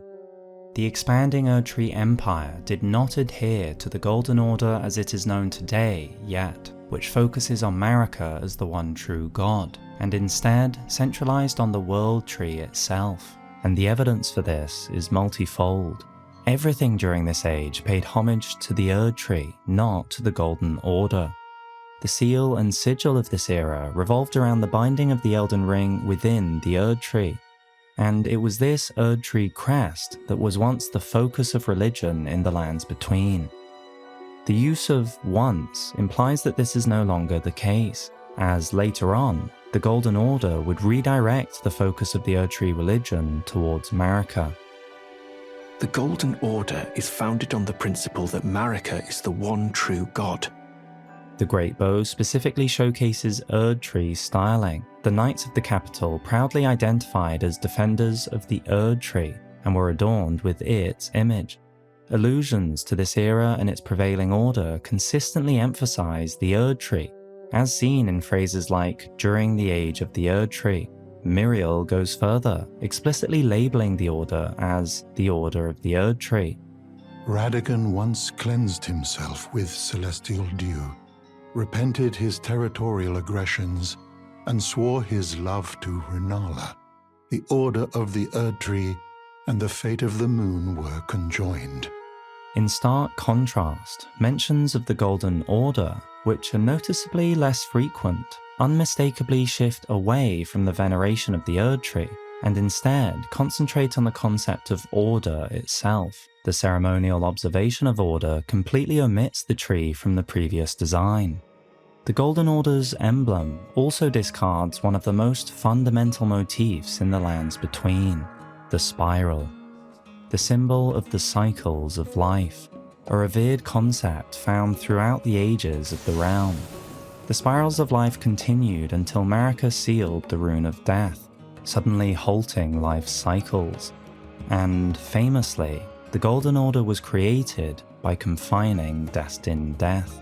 Consequently, the once prominent spiral motif, even found throughout Erdtree Order designs, was expunged after the establishment of the Golden Order.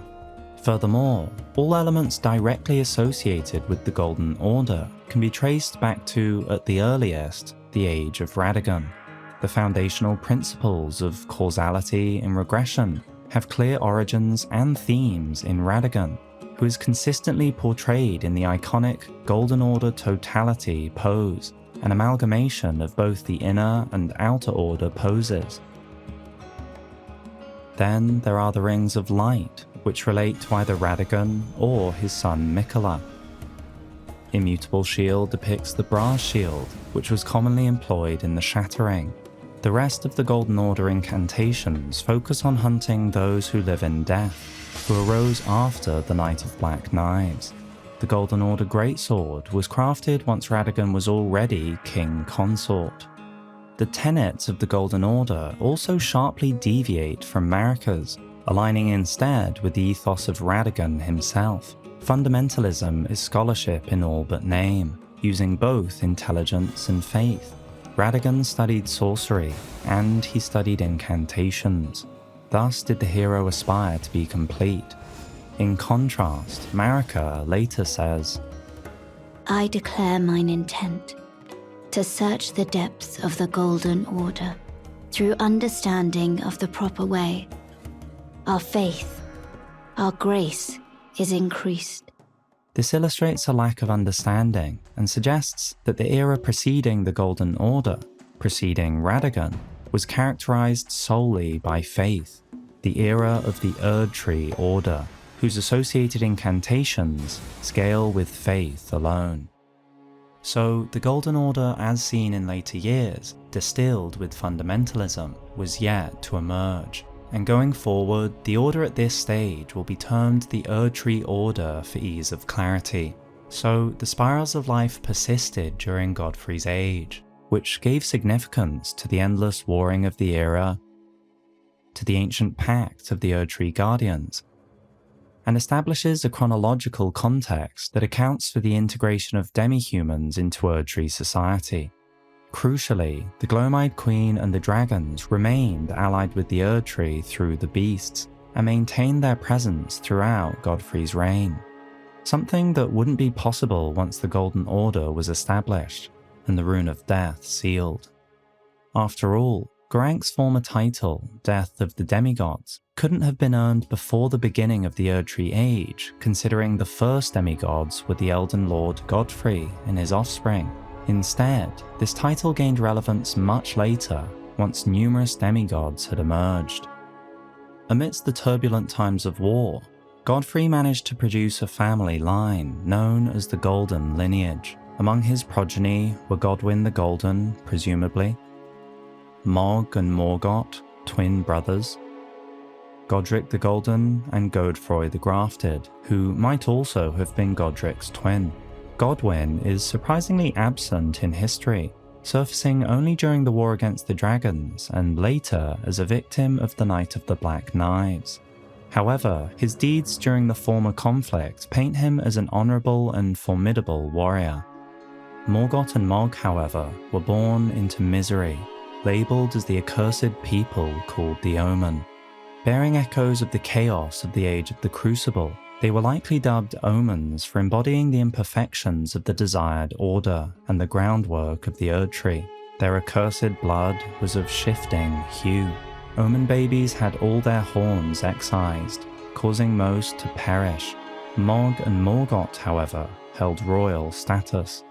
Omen babies born of royalty do not have their horns excised, but instead are kept underground, unbeknownst to anyone, imprisoned for eternity. However, they still tainted the golden lineage, causing them to be kept under strictest confinement beneath Leyndell, never to see the light of day. Please don't hate me, or curse me, please. The number of Omen in the Shunning Grounds today emphasizes how many of the royal lines have been plagued by Omen through the years, and in turn, the lack of stability of the Order. The Demigods are each and all the direct offspring of Queen Marika. Godric the Grafted was but a distant relation, the runt of the litter. His divine blood sorely diluted. On first hearing this, it seems Godric is a distant descendant of Godfrey, born many years later. However, both Godric and Godfrey in their later years underwent the extreme process of grafting, a procedure that literally diluted their divine blood, weakening their direct relation. Furthermore, Godric is a shard bearer, wields a bespoke axe emblazoned with the figure of a beast, and was esteemed enough to have participated in Leyndell's meetings. Morgoth even addresses him respectfully as Godric the Golden.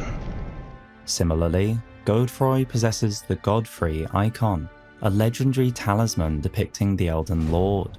Together, these details suggest that they were not merely distant descendants of Godfrey that arose many generations later, but direct offspring who sullied their blood and family name over time.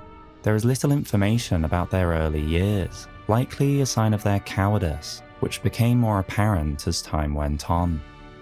Indeed, while the Golden Crusades wrought war and havoc across the lands between, life within the capital likely unfolded as if in an age of peace. The power of the Erdtree resulted in the birth of numerous scions of great families, but the burgeoning population of nobility became accustomed to a life of excessive luxury. These shields were at times seen as the hallmark of little lordlings who were too timid to earn a few nicks and scratches. And yet, even in times of peace, an Erdsteel dagger was carried by the Erdtree royalty for self-defense, illustrating the tone of Leyndell society. Beyond the Erdtree faction, various other civilizations underwent significant developments during the age of the Erdtree. Beware the fire monks' chariots bearing the faces of giants. Clearly, the fire monks were skilled craftsmen, and were likely employed to actively spread fear of the fire giants in the population. Over time, however, the fire monks softened in their role as guardians.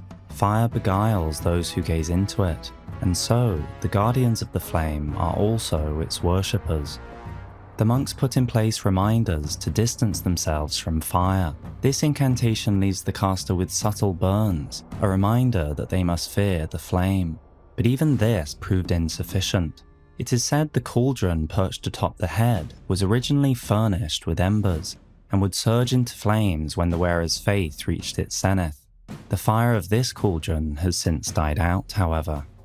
So, the most hallowed monk prelate of the Giant's Flame, Byrak severed his own head as a lesson to the others, intending it to be used as a candle stand. His faith yet smoulders from within the cranial vessel, and still, not all were strong enough to resist the allure of fire.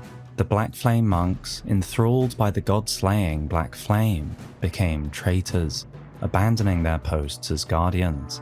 The seduction of a taboo is never easily spurned. After all, the power of the Black Flame, the Rune of Death, was not yet sealed away. It would be some time, however, before the prelates themselves faltered in turn. Banished knights evolved into the role of wandering mercenaries and found work throughout the realm.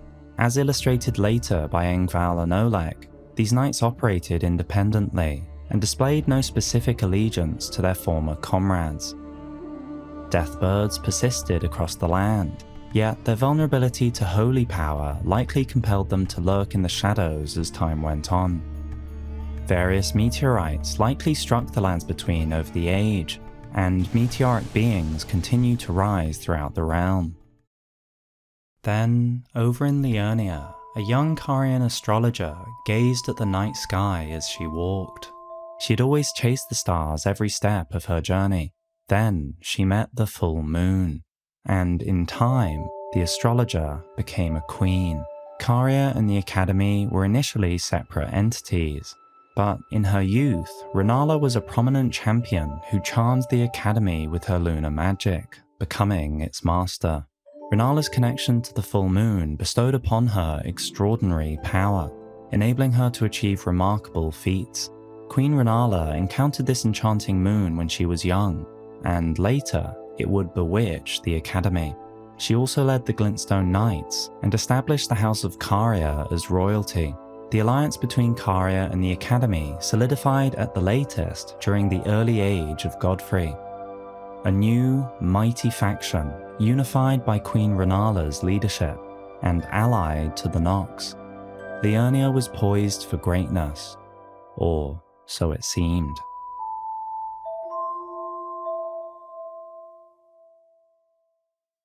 In the beginning, everything was in opposition to the Erdtree. But through countless victories in war, it became the embodiment of order. The Age of Godfrey was an age of endless warfare.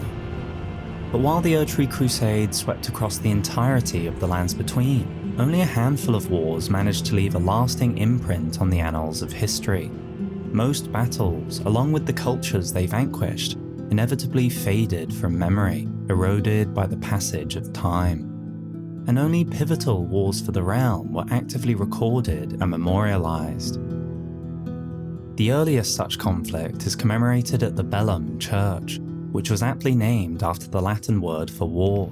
The church celebrates the First Liurnian War, which marks the public debut of Radagon as a champion. His glory burnt as red as his hair as he joined the heroes' ranks.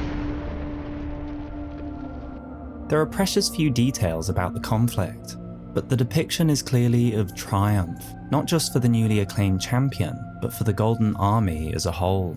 And yet, despite the war's apparent historical significance, there is no mention of the opposing faction that was fought. Perhaps the war itself was unremarkable, and instead simply served as the stage to introduce the man who, many years later, would rise to the title of Second Elden Lord. Perhaps the First and Second Liurnian Wars were two parts of the same conflict against Raya Lucaria and the Carians.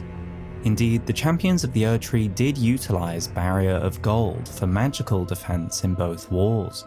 But this raises too many questions.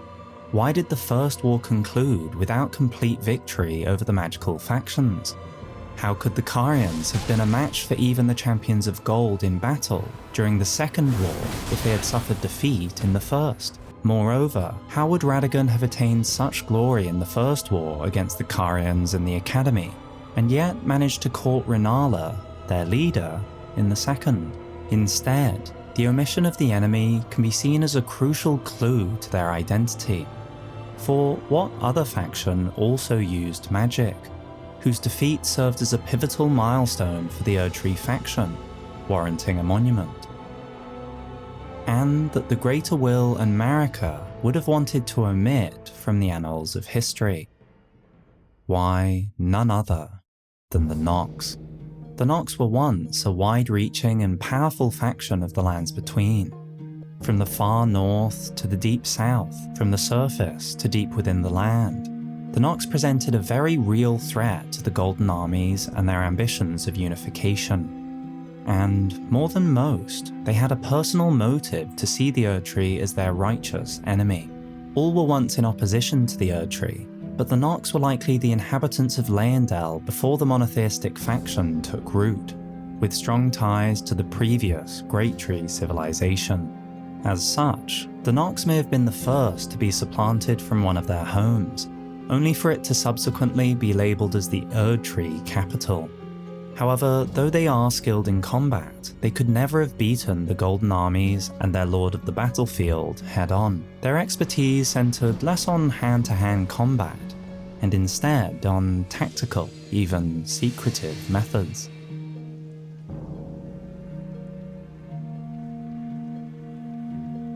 One need only look at their garbs, their various night sorceries, or their puppet creations. Even to this day, they use their magic to hold dominion over their mounts.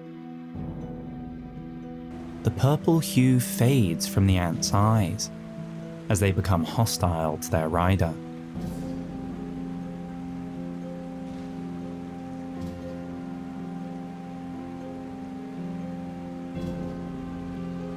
So the Nox relied on their intelligence and bided their time after losing Leyndell by retreating to work in the shadows. They had many other locales across the lands between, the Eternal Cities, Celia, Ordina, and Liurnia. For though their own dwellings have long been destroyed, there remains plenty of evidence of their station within the neighbouring societies that did endure, in Lucaria and the Academy. Their cultural ties are multifold. The focus on moons and stars, the 4 belfries connecting to Nokron, the Carian path to Noxstella, the similarity between the Carian and night sorcery sigils, puppet techniques, the use of mirror helms, the architecture of the Church of Vows and Manor cellars, and throughout the lakes, the use of celestial dew, intoxicating draughts, and the themes of silver,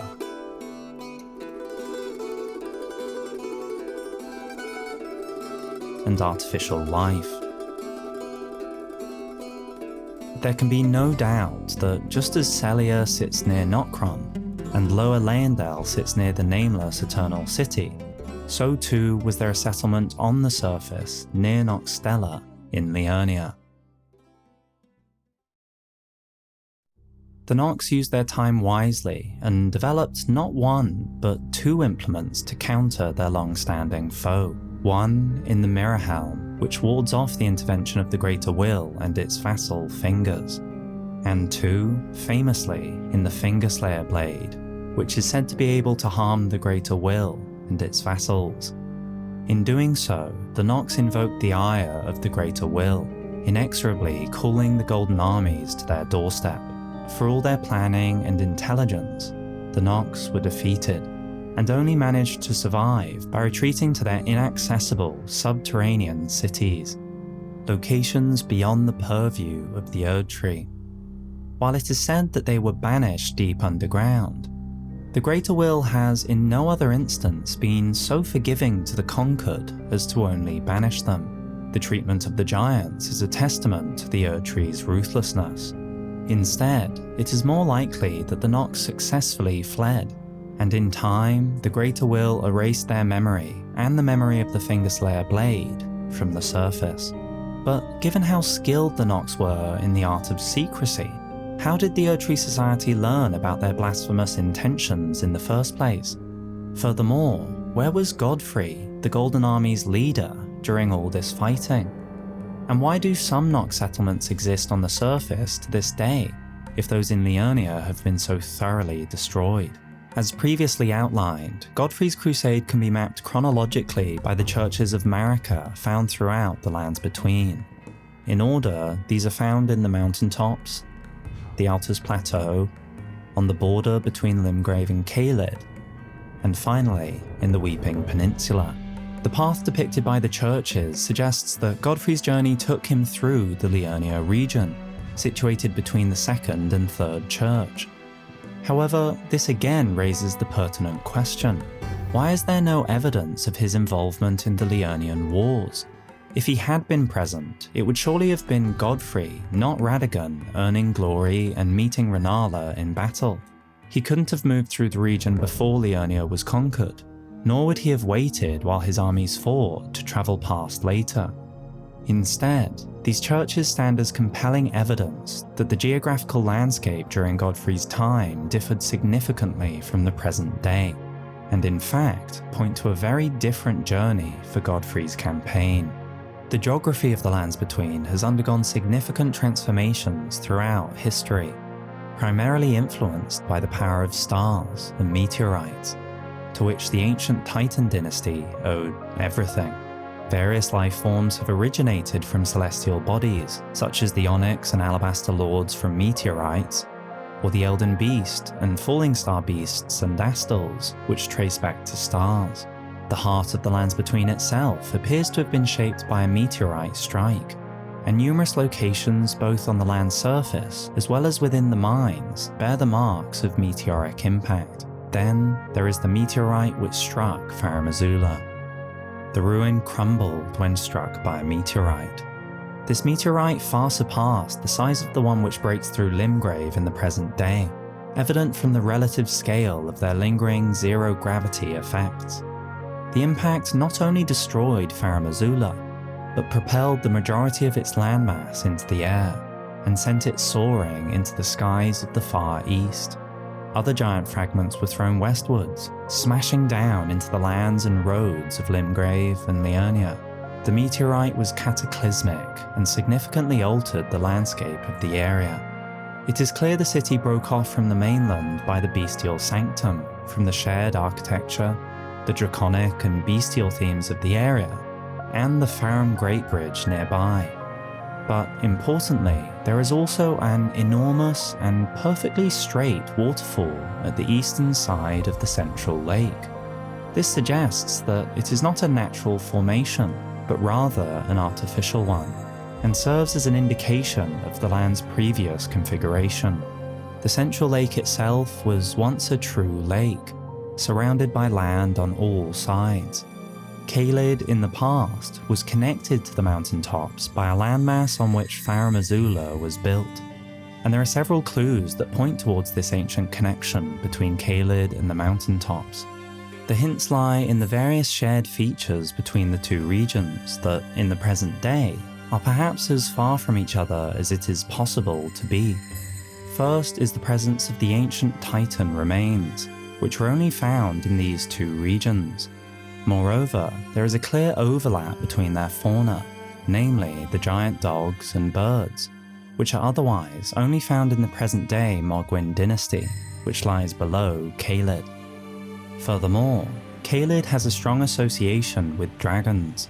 If Caelid was joined to the mountaintops, this would be a natural place to retreat to for the dragons that were chased from the peak by the fire giants. Such a land connection also explains the straight waterfall, which may be a remnant from the base of an artificial structure that once stood there, perhaps serving as protection from the waterfront. It also explains the isolated divine tower, and how it was not, originally, isolated. And it explains how such a massive meteorite impact has left no clear mark on the land. Despite the scale of destruction levelled on Farum Azula, the land was simply removed entirely. Returning to Godfrey's campaign with this insight, the path indicated by the four churches of Marika begins to change. Godfrey's conquests began with the mountaintops, which posed the most significant threat to the Erdtree in the Fire Giants. Following this, he targeted the Altus Plateau, the region closest to the Erdtree, and where the traitorous snakes dwelled. Subsequently, he travelled to Caelid, but not through Liurnia. Instead, he gained passage through Farum Azula, via the mountaintops, and he did so peacefully due to their alliance, before finally concluding the crusade in the Weeping Peninsula. And it is this path which explains all three mysteries of the First Liurnian War. Why Godfrey was absent, how the Greater Will discovered the blasphemy of the Nox, and why some Nox settlements remain to this day despite the war. For one such settlement lies on Godfrey's updated path, a town shrouded in mystery, the town of sorcery, Sellia. Sellia appears unremarkable at first glance, consisting of a small, desolate set of buildings that are, on first impression, overshadowed by the immense Rot Lake or the oversized flora and fauna nearby. However, on closer examination, Sellia shows increasingly peculiar qualities. There appear spirits of sorcerers, but these are not Sellian sorcerers. Some are nobles, and some are from the Academy. Then there are magical barriers hiding away various parts of the town. safeguarding what Gowry calls The secret of Celia, the town you see there. the secret not of Lusat's staff, but of a Nox swordstress and monk, and their culture's giant throne. And curiously distant at the south of Caelid, there is also a sword monument commemorating the Starscourge conflict, where Radagon held Celia secure. Celia's features seem to conflict with one another. Given it was clearly a Nox settlement, why is there such secrecy surrounding the Nox inhabitants? Why would Radagon defend such a well-known enemy of the Erdtree? And what role do the Academy sorcerers play there? Fortunately, though Celia is a shadow of its former glory, it's left quite a substantial legacy, unlike so much of the lands between. Indeed, the Celians produced a number of distinct night sorceries which beautifully illustrate the history of the Celians. The Celian sorcerers were assassins, and it is said that they often hunted their fellows, used by Celian assassins to present themselves as unarmed sorcerers. The Celian assassins considered every option that aided their dirty work. There can be no doubt, the Celians not only targeted their own, but they did so dishonorably from the shadows. Their sorceries focus on hidden attacks, at masking their intentions and countering fellow spellcasters, creates a space of darkness that draws in sorceries and incantations. However, on the day Godfrey's crusade arrived at their doorstep, the Celians knew that such techniques would prove useless against the Lord of the battlefield. His prowess relied on raw strength and skill in battle, not magic. In a desperate act of self-preservation, they became turncoats and offered their knowledge and allegiance to the Erdtree faction. Godfrey was open to such diplomacy as previously established, for unlike the Celians, he had honor. The Celians betrayed the Nox and revealed their rebellious intentions, including the blasphemous details of the Fingerslayer Blade's creation. By aligning themselves with the Erdtree faction, the Celians managed to secure their survival right to the present day, albeit with a low population. And in becoming an ally to the Erdtree, the confusion around Celia becomes clear. Academy sorcerers, which later also allied with the Erdtree, would be welcomed. And Radagon later defended Celia not just as a Nox town, or as the town that he trained in, but as an Erdtree settlement, marked by the construction of an Erdtree statue looking out over the town. Eternal Darkness and Night Maiden's Mist might have then been classed as forbidden sorceries because they originated from the Eternal Cities, and perhaps Celia's secret was put in place to protect the inhabitants from any that sought revenge. The Celian betrayal was how the plans of the Nox were discovered, and why Godfrey was absent during the war.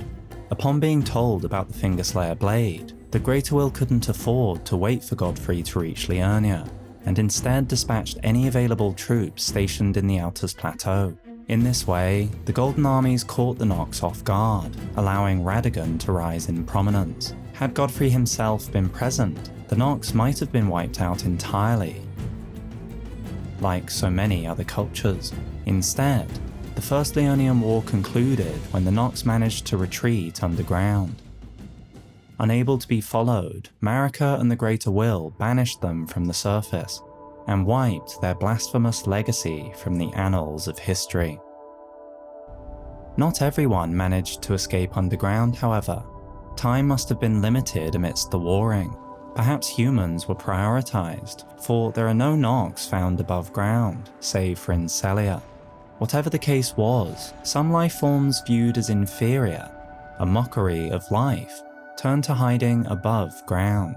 Else they risked meeting the Executioner's axe, used to dispatch the remnants of defeated armies, felling them like timber. They scattered throughout the lands, altering their form to blend into their surroundings. Some have survived to the present day, taking on the appearance of nobles, some a putrid corpse. One even assumes the guise of a crayfish. And while they transform into other ferocious beasts when provoked, including rune bears, a troll, a giant worm face, a lion guardian, and even a grafted scion, Their true form is revealed on death, where they drop a larval tear, the core of a creature of mimicry known as a silver tear. This dates the formless life's creation to, at the latest, before the First Liurnian War. They may even point to yet another attempt to upend Erdtree rule. Since silver tears are commonly spoken of in reference to the possibility of being reborn a lord, likely another detail the Celians handed over. If the thematically linked Albinaurics were not brought to life before the age of the Erdtree, their creation must have taken place before the creation of the Golden Order, where such creations would have been deemed blasphemous. Indeed, the alliance between the Academy and Golden Order in later years likely began the Albinauric persecution, for they were then seen to be untouched by the Erdtree's grace and to have led impure lives. Despite suffering a crushing defeat during the First Liurnian War and the present-day inactivity of the Eternal Cities, the Nox remained remarkably active for a significant time following their exile. They now lived under a false night sky and lost their direct connection to the moon of Nox Stella, once the guide of countless stars. For it seems that moons are cautious entities and reveal themselves only to specific locations. This is why Rani was led by the hand of her mother, Rennala, to encounter her dark moon. Even in the present day, there exists a second moon that only becomes visible to those at the Moonlight Altar. The fate of Nox Stella's moon has been lost to time, and if it yet endures, its influence has likely diminished over the years. For throughout the land are found numerous stones that are said to be a fragment of the black moon that once hung above the Eternal City. The Nox may have lost their moon, but even then, the stars of the night sky guided fate. It would be many years until Radagon would restrict the stars' movement during the Starscourge conflict, and even during sojourns underground, the stars are never far from a sorcerer's side. The prolific dew-kissed herba throughout the Eternal Cities, which give off the faint glow of starlight, serve as a testament to the influence the stars once had even in these underground realms. The Fingerslayer blade was secretly stowed away, and became known only as the hidden treasure of Nokron. Meanwhile, the development of silver tears continued, and additional mimic tears were produced in an attempt by the Eternal City to forge a lord. But the Nox did not stop there. They turned to what they perceived as the ultimate embodiment of power in nature: dragons.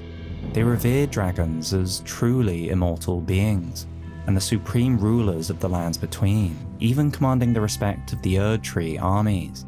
But artificial life has never been without complications.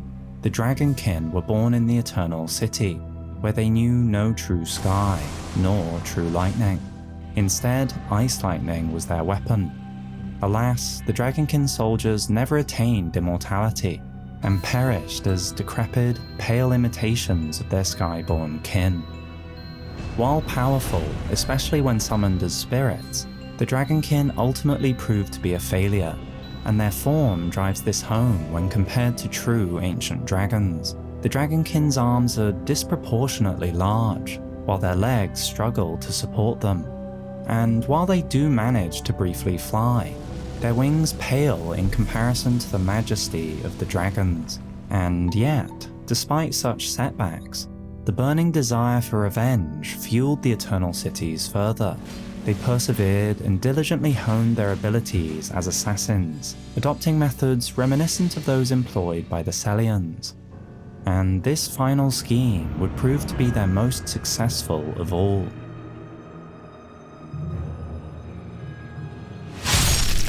Though many years were still to pass until that fateful night.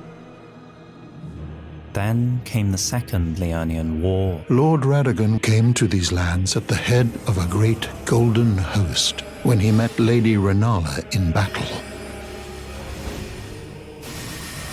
This war likely began soon after the First War, since it was a risk to leave the Carians and Academy alone after such a crushing defeat of their long-standing neighbours. Thus, Godfrey was still unable to join in time. Radagon, having showcased such heroism in the First War, was positioned to lead the Golden Army in the meantime, the Barrier of Gold incantation was used once again to counter their magical adversaries, among whom were warriors who, in addition to magic, were adept in hand-to-hand combat. The Carian Knight Swords could serve as catalysts, letting them wield sorcerous battle skills. Despite numbering fewer than 20, this power made them a match for even the champions of gold in battle. The Academy deployed their marionette soldiers, crafted to serve the sorcerers. In addition, it is plausible that creatures such as trolls, wolves, bloodhound knights, or even modern dragons played a role in this conflict. However, to this day, the Second Liurnian War stands out from all other conflicts. Its resolution was not born of blood, no victory for the Golden, nor for the Moon. No prize but atonement, the birth of a vow. In the midst of battle, Radagon met the Queen of Caria, Lady Rennala. He soon repented his territorial aggressions there, and became husband to the Carian queen. It seems this moment marked a profound shift in Radagon's perspective, perhaps extending back to his actions during the First Liurnian War too. For, rather thematically, it was a hidden tear found in the Eternal City, at a former Eternal City locale, that he used in his ceremony of absolution. Radagon once cleansed himself with celestial dew, repented his territorial aggressions, and swore his love to Rennala. The order of the Erdtree and the fate of the moon were conjoined, and all the wounds of war forgiven. It seems Radagon's emotions during this period were genuine. His love for Rennala ran deep, and his past actions weighed heavily upon him. This resolution of the war was a testament to the shared commitment of the Erdtree, the Academy, and the Carians. Both factions offered an array of priceless artifacts and symbolic tools to signify their union. Among these treasures was the one-of-a-kind full moon crossbow, made to celebrate the matrimonial union and reconciliation between the houses of the Erdtree and the full moon. Rather fittingly, it reveals true worth when used with wholly infused bolts. A truly marvelous creation of exquisitely detailed craftsmanship. And this was but one of the offerings exchanged. There was a moonlight greatsword bestowed by a Carian queen upon her spouse to honour long-standing tradition.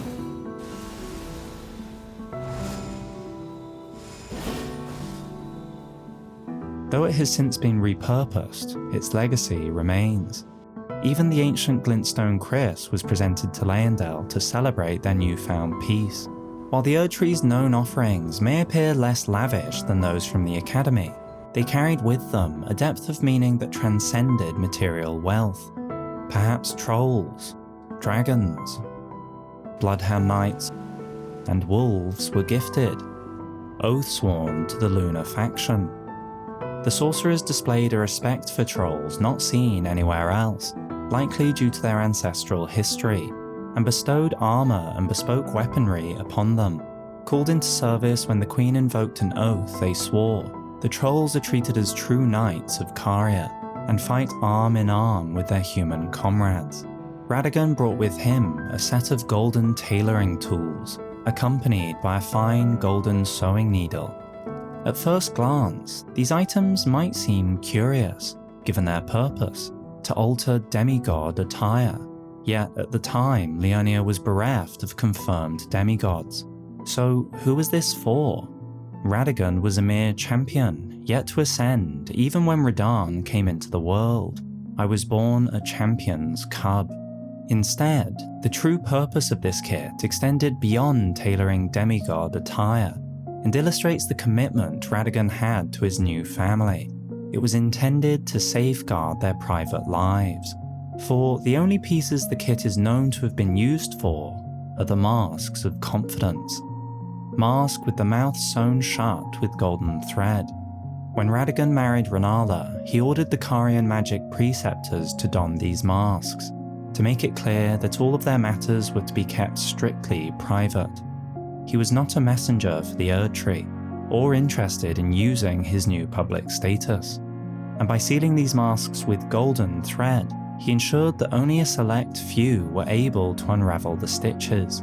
He safeguarded his new family. Thus began what was initially a happy marriage, a rare thing in the lands between. Soon, Rennala and Radagon were blessed with 3 healthy children: Rykard, Radagon, and Rani. These 3 were not yet demigods, as outlined in both Rykard's and Radagon's great runes. They became demigod stepchildren after Radagon's union with Queen Marika. During this period, Radagon had little to no proficiency for incantations. It was only as the husband of Queen Marika that he studied incantations. His children with Rennala further attest to this, who excel only in sorcery. Rykard in his later life even chose to transform the ancient hexes of Gelmir and brought them back as new forms of sorcery. The details surrounding the order of their birth, who is the eldest, who is the youngest, remains a mystery, but each sought their own distinct path, even in youth. Rani would soon earn the title of Lunar Princess, for, led by the hand of her mother Rennala, Rani encountered her own dark moon. What she beheld was cold, dark, and veiled in occult mystery. Presumably this took place at the Moonlight Altar, where Rennala likely found her moon previously, the location where 2 moons can be seen in the present day, and where the dark moon sorcery is found. After all, the Carians retained secret passage to this region even after the Nox were banished. Manor Celes was most likely fully intact too, but this moon was not all she encountered. In secret from the family, even from Rennala, Rani encountered a snowy crone deep in the woods. She was a witch and well versed in cold sorceries. That old witch was Rani's secret mentor. The snowy crone taught the young Rani to fear the dark moon as she imparted her cold sorcery. The true purpose of this mentorship, whether the crone sought to instill respect in Rani or to steer her away from a dark path, remains shrouded in mystery. In the present, cold sorcery is seen as heretical, but this was not the case in Rani's formative years, since the Golden Order had not yet been established. Her mentor remained a secret, but Rani was open about her magic. She even went so far as to teach her own soldiers such techniques. Ice Spear is a skill of the warriors who served Lunar Princess Rani. Meanwhile, Rani herself was taught Spinning Weapon, a defensive skill employed by Carian princesses. Though in the present day, there are curiously no other confirmed Carian princesses. In the age of the Elden Ring and Queen Marika, the precious Empyrean was born. Rani stood as the first new Empyrean in the era of Queen Marika, at least the first publicly known Empyrean, protected by her status. Though Empyreans are chosen by their 2 fingers, they are born as such, an intrinsic quality of the individual, rather than something bestowed to them at a later date. A new god to forge a new order. The fingers did not choose, but identified her unique qualities as a vessel, and subsequently influenced her very shadow too. The 2 fingers gave Blythe to Lady Rani as a faithful follower. Her very shadow, incapable of treachery. I received Blythe, in the form of a vassal tailored for an Empyrean. Blythe is Lady Rani's stepbrother. Stepbrother is a curious term, not related to Rani by blood, but by law somehow. Rani's mother, Queen Rennala, approved of him, and they played like siblings from childhood. They were always happy to have me tag along as well. None of us will ever forget our earliest days together. Rani, it would seem, saw Blythe and even Iji as her siblings, a bond that seemed stronger than her connection with Radagon or Rykard. But while Rani was held in high esteem during this time, and only formally enlisted Blythe and Iji as vassals when she renounced her flesh much later, It's possible that even in these early days she harboured doubts about the Erdtree, witnessing the profound devastation left by the First Liurnian War and its enduring impact on the survivors who had sought refuge underground must have left a lasting mark on her, not to mention the influence of the snowy crone and the allure of the dark moon. So perhaps in her growing discontent, she was already laying the foundation of an alliance with those who would become the Black Knives. Little is known about the early life of Rykard. He began his journey as a gifted and esteemed individual, eventually earning the distinguished title of Praetor Rykard. In Roman society, Praetor denoted a magistrate that ranked just below the consul. That's to say, an exceptionally high position in society. Rykard's attire, adorned with the trappings of his station, clearly illustrates this. He was stationed in Gelmir at the Volcano Manor, a more modern construction than the prison town below. He commanded an army which took their namesake from the very volcano, which, unless their name was changed, suggests it was formed after his station there. A station that was likely to quell the pagan insurrection of the region. Rykard and his lofty ambition were seen with respect and admiration by his soldiers for many years, though this would falter with time. It is unclear when Rykard began to waver in his commitment to this society, but his station as Praetor was fated not to last, as he discovered more and more about the pagan beliefs and the ancient mountain's history. Finally, there was Radagon. From his youngest years, Radagon was naturally captivated by the Lord of the battlefield. Combat was the focal point of Radagon's life. He too would soon command an army that held unwavering faith in their leader, a devotion that persists even today. This army bore armour fashioned in the likeness of Radagon himself. In turn, Radagon's own armour paid homage to the two figures he revered most, his father Radagon and the era's Elden Lord, Godfrey. Thus the Redmane Knights were born, the red of Radagon and the mane of Sarosh, the symbol of Godfrey. The surcoat depicts a red-maned lion raising a sword in the image of Radagon. Thus they were Redmanes, and all proved they were worthy of the name. This is the earliest the army could have been established, but more likely is that the Redmanes were set up after the Starscourge conflict many years later. While the intricacies of the sibling relationships are a mystery, there is evidence to suggest that, at one point, all three shared amicable ties. Rykard included paintings of his brother alongside his own portraits at the Volcano Manor, even framing them with similar opulence. Rykard is later involved with Rani in the plot of the Black Knives, as shown by her gift of the blasphemous claw. And Iji, Rani's close friend, lent his aid to Radagon and crafted his soldiers various armaments. A gesture which would pay dividends in time, far surpassing what any would have predicted. His swords were all blunt as stone, but not one of them decayed when faced with the scarlet rot. It is unclear when each conspectus of the Academy was established, but it is likely that these were all created during this period at the latest. First was the Carolus Conspectus, set up by primeval sorcerer Azure to pursue the mysteries of comets. Then came the Elivanus Conspectus, founded by primeval sorcerer Lusat, which focused on the study of meteorites and attracted sorcerers from Celia in particular. The Twin Sage Conspectus was established for the elite of the Academy and studied a wide range of techniques.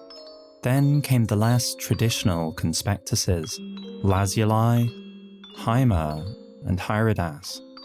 Those in the Laziali sought to master the way of the Carians over those of the Academy and saw the moon as equal to the stars, something that would later be seen as heresy by the Academy. Scholars of the Hymer Conspectus were known as battle mages and served as adjudicators of the Academy. These sorcerers sought to quell conflict with the all-too-forceful Canon and Gavel. They made use of a stone club to better feel the impact of fighting another, and were the only sorcerers that would dare venture outside during times of war, when the Academy would seal its gates. Finally, the Hyridas crown was bestowed on those engaged in nomadic study. This was most likely, in all but name, for those that were excommunicated from the academy. The red blindfold is a mark of this, where red denotes instinct, emotion, and passion, clearly opposite to the blue values of the school society, calm and logical. Wilhelm, who wears this crown, also uses the Staff of Loss and Night sorcery, which may explain his banishment. And the crown in the present day is only otherwise found in the hermit village of Gelmir, the region of blasphemy.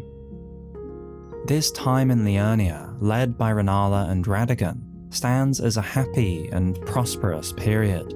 Perhaps this was also when the Academy sought to share their knowledge with the demi-humans, a gift once given to the demi-humans to foster peace.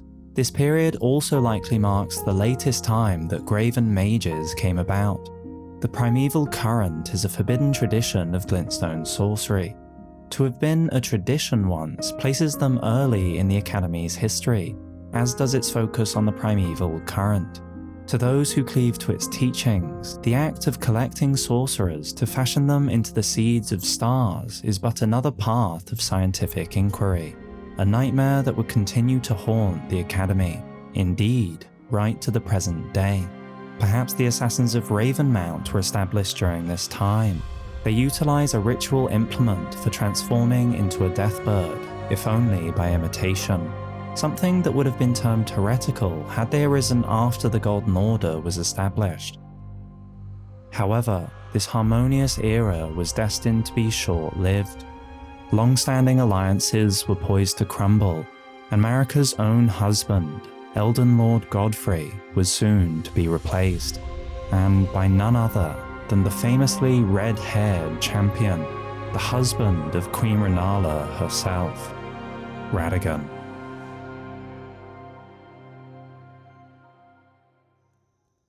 The Lands Between was about to change. In a relatively brief period, a number of key events rapidly unfolded that ultimately culminated in the establishment of the Golden Order, an order that would rule over the land to the present day.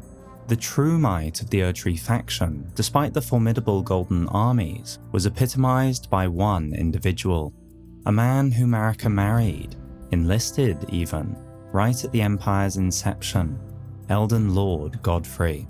From fighting the fire giants at the outset of the Age, to warring across the Altus Plateau, descending into Caelid and traversing the Weeping Peninsula, Godfrey's Golden Crusade never knew defeat. He even faced the Stormlord alone, further illustrating both his respect for his adversaries and his unparalleled strength. Once again, by dueling their leader, Godfrey limited the necessary bloodshed and gave the faction an opportunity to survive past their defeat. Presumably, the Stormlord refers to the ruler of Stormvale Castle. Following this victory, Godfrey assumed control of the castle, marked by both an Elden throne and a statue of Godfrey. Stormvale has since remained under the stewardship of the Golden lineage to this day. After the demise of their lord, Stormvale's faction surrendered, and as such, the survivors were incorporated into the Erdtree Empire. The Stormhawks were enslaved. They were chained, and talon swords were affixed to the legs of the Stormvale's warhawks.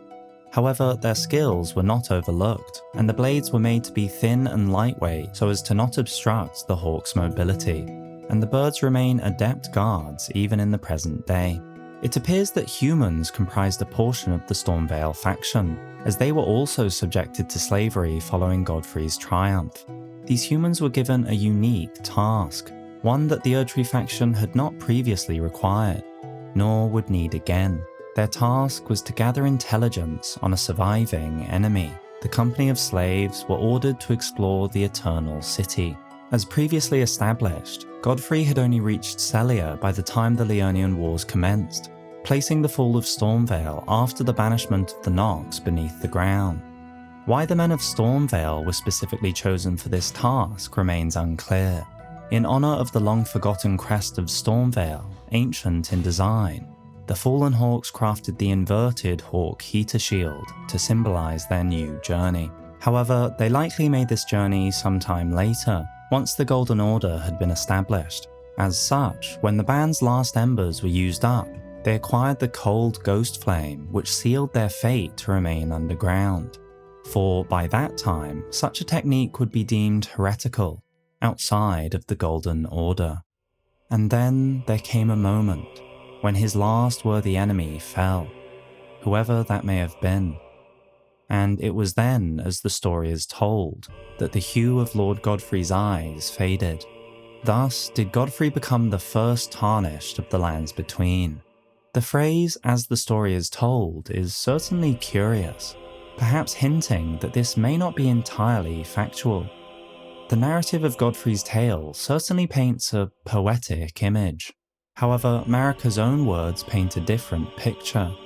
In Marika's own words, my lord, and thy warriors, I divest each of thee of thy grace. With thine eyes dimmed, ye will be driven from the lands between.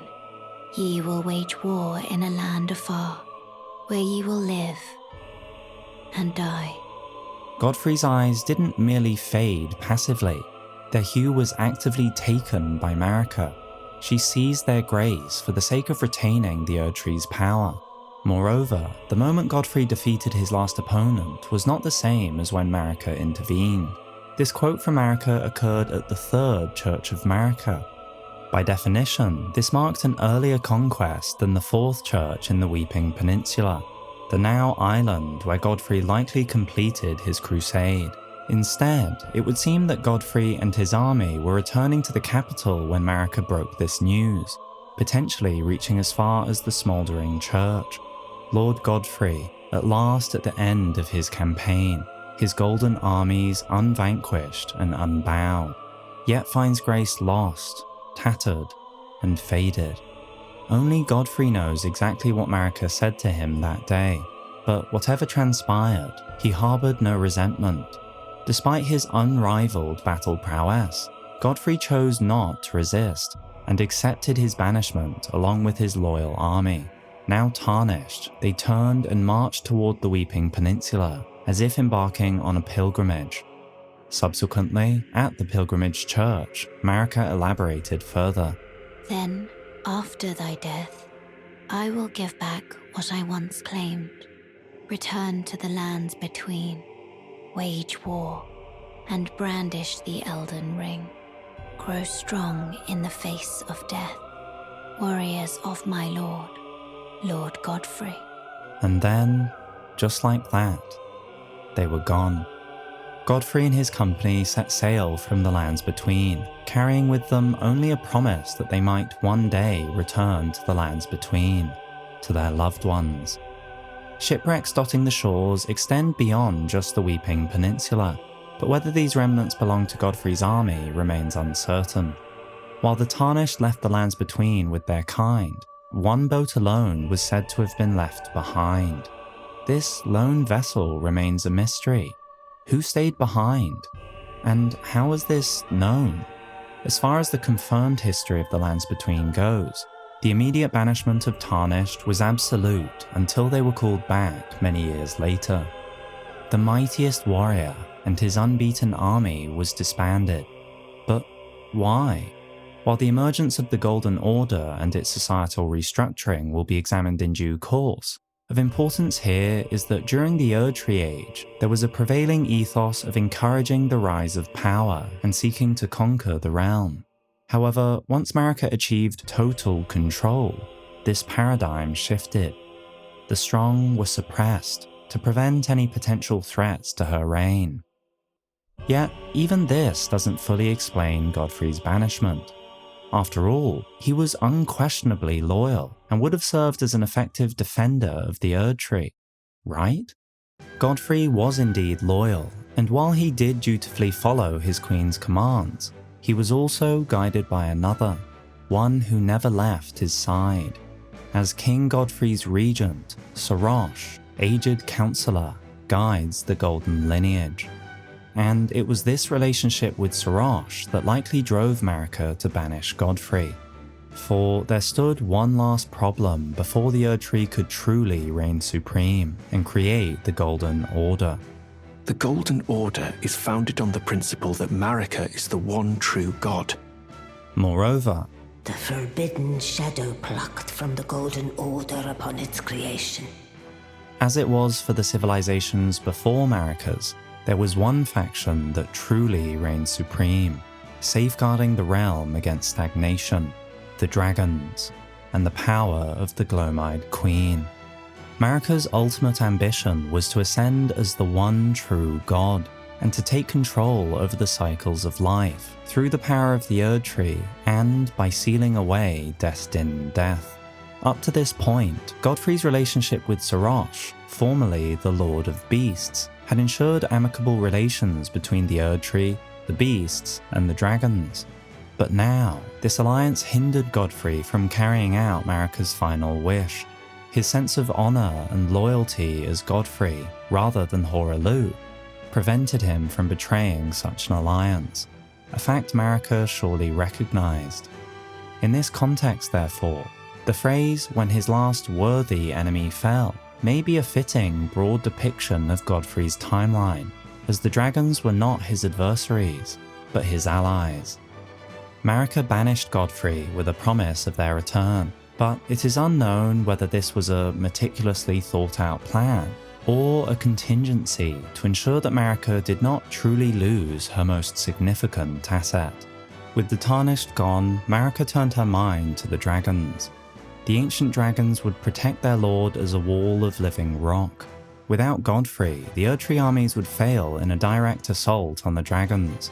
Instead, Marika recognized the need for a more subtle strategy to strike the dragons from within, for in their open and welcoming culture lay their true weakness: trust. Marika had finally found a use for her shadow-bound beast, Malekith. See nothing, hear nothing, doubt nothing. Marika's sole need of her shadow was a vessel to lock away destined death.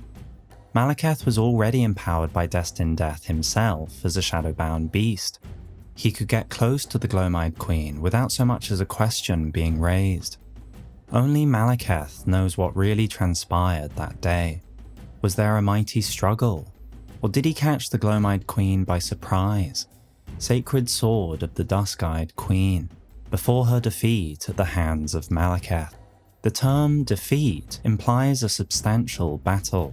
It appears that both the Queen's Elden Lord, Placidusax, and her Godskin apostles were present too. Once his god was fled, the Lord continued to await its return. The apostles once said to serve destined death, but after their defeat by Malekith, the Black Blade, the source of their power was sealed away.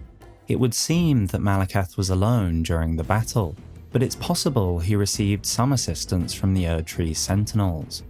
However, what's particularly intriguing is the apparent passivity of the defeat. If the injuries Placidusax retains in the present day were inflicted during this encounter, his subsequent actions seem disproportionate.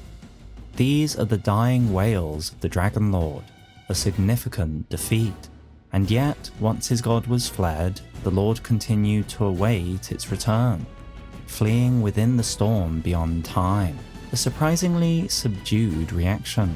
Similarly, despite losing their queen and having the source of their power sealed away, the apostles also chose not to confront their defeat head-on. Instead, they fled with their queen's heirloom, drawn to locations associated with the Glomide Queen and the God of Many Faces. Although the Divine Tower in Caelid had already been claimed by the Erdtree Empire, and in typical fashion, slightly adapted with additional pillars, the apostles took back a portion of it. There, they concealed the Godslayer's greatsword in anticipation of the god's return. Malekith, his blade already imbued with the power of destined death, now sealed the rune away, thereby eliminating Death's dark fate from the lands between.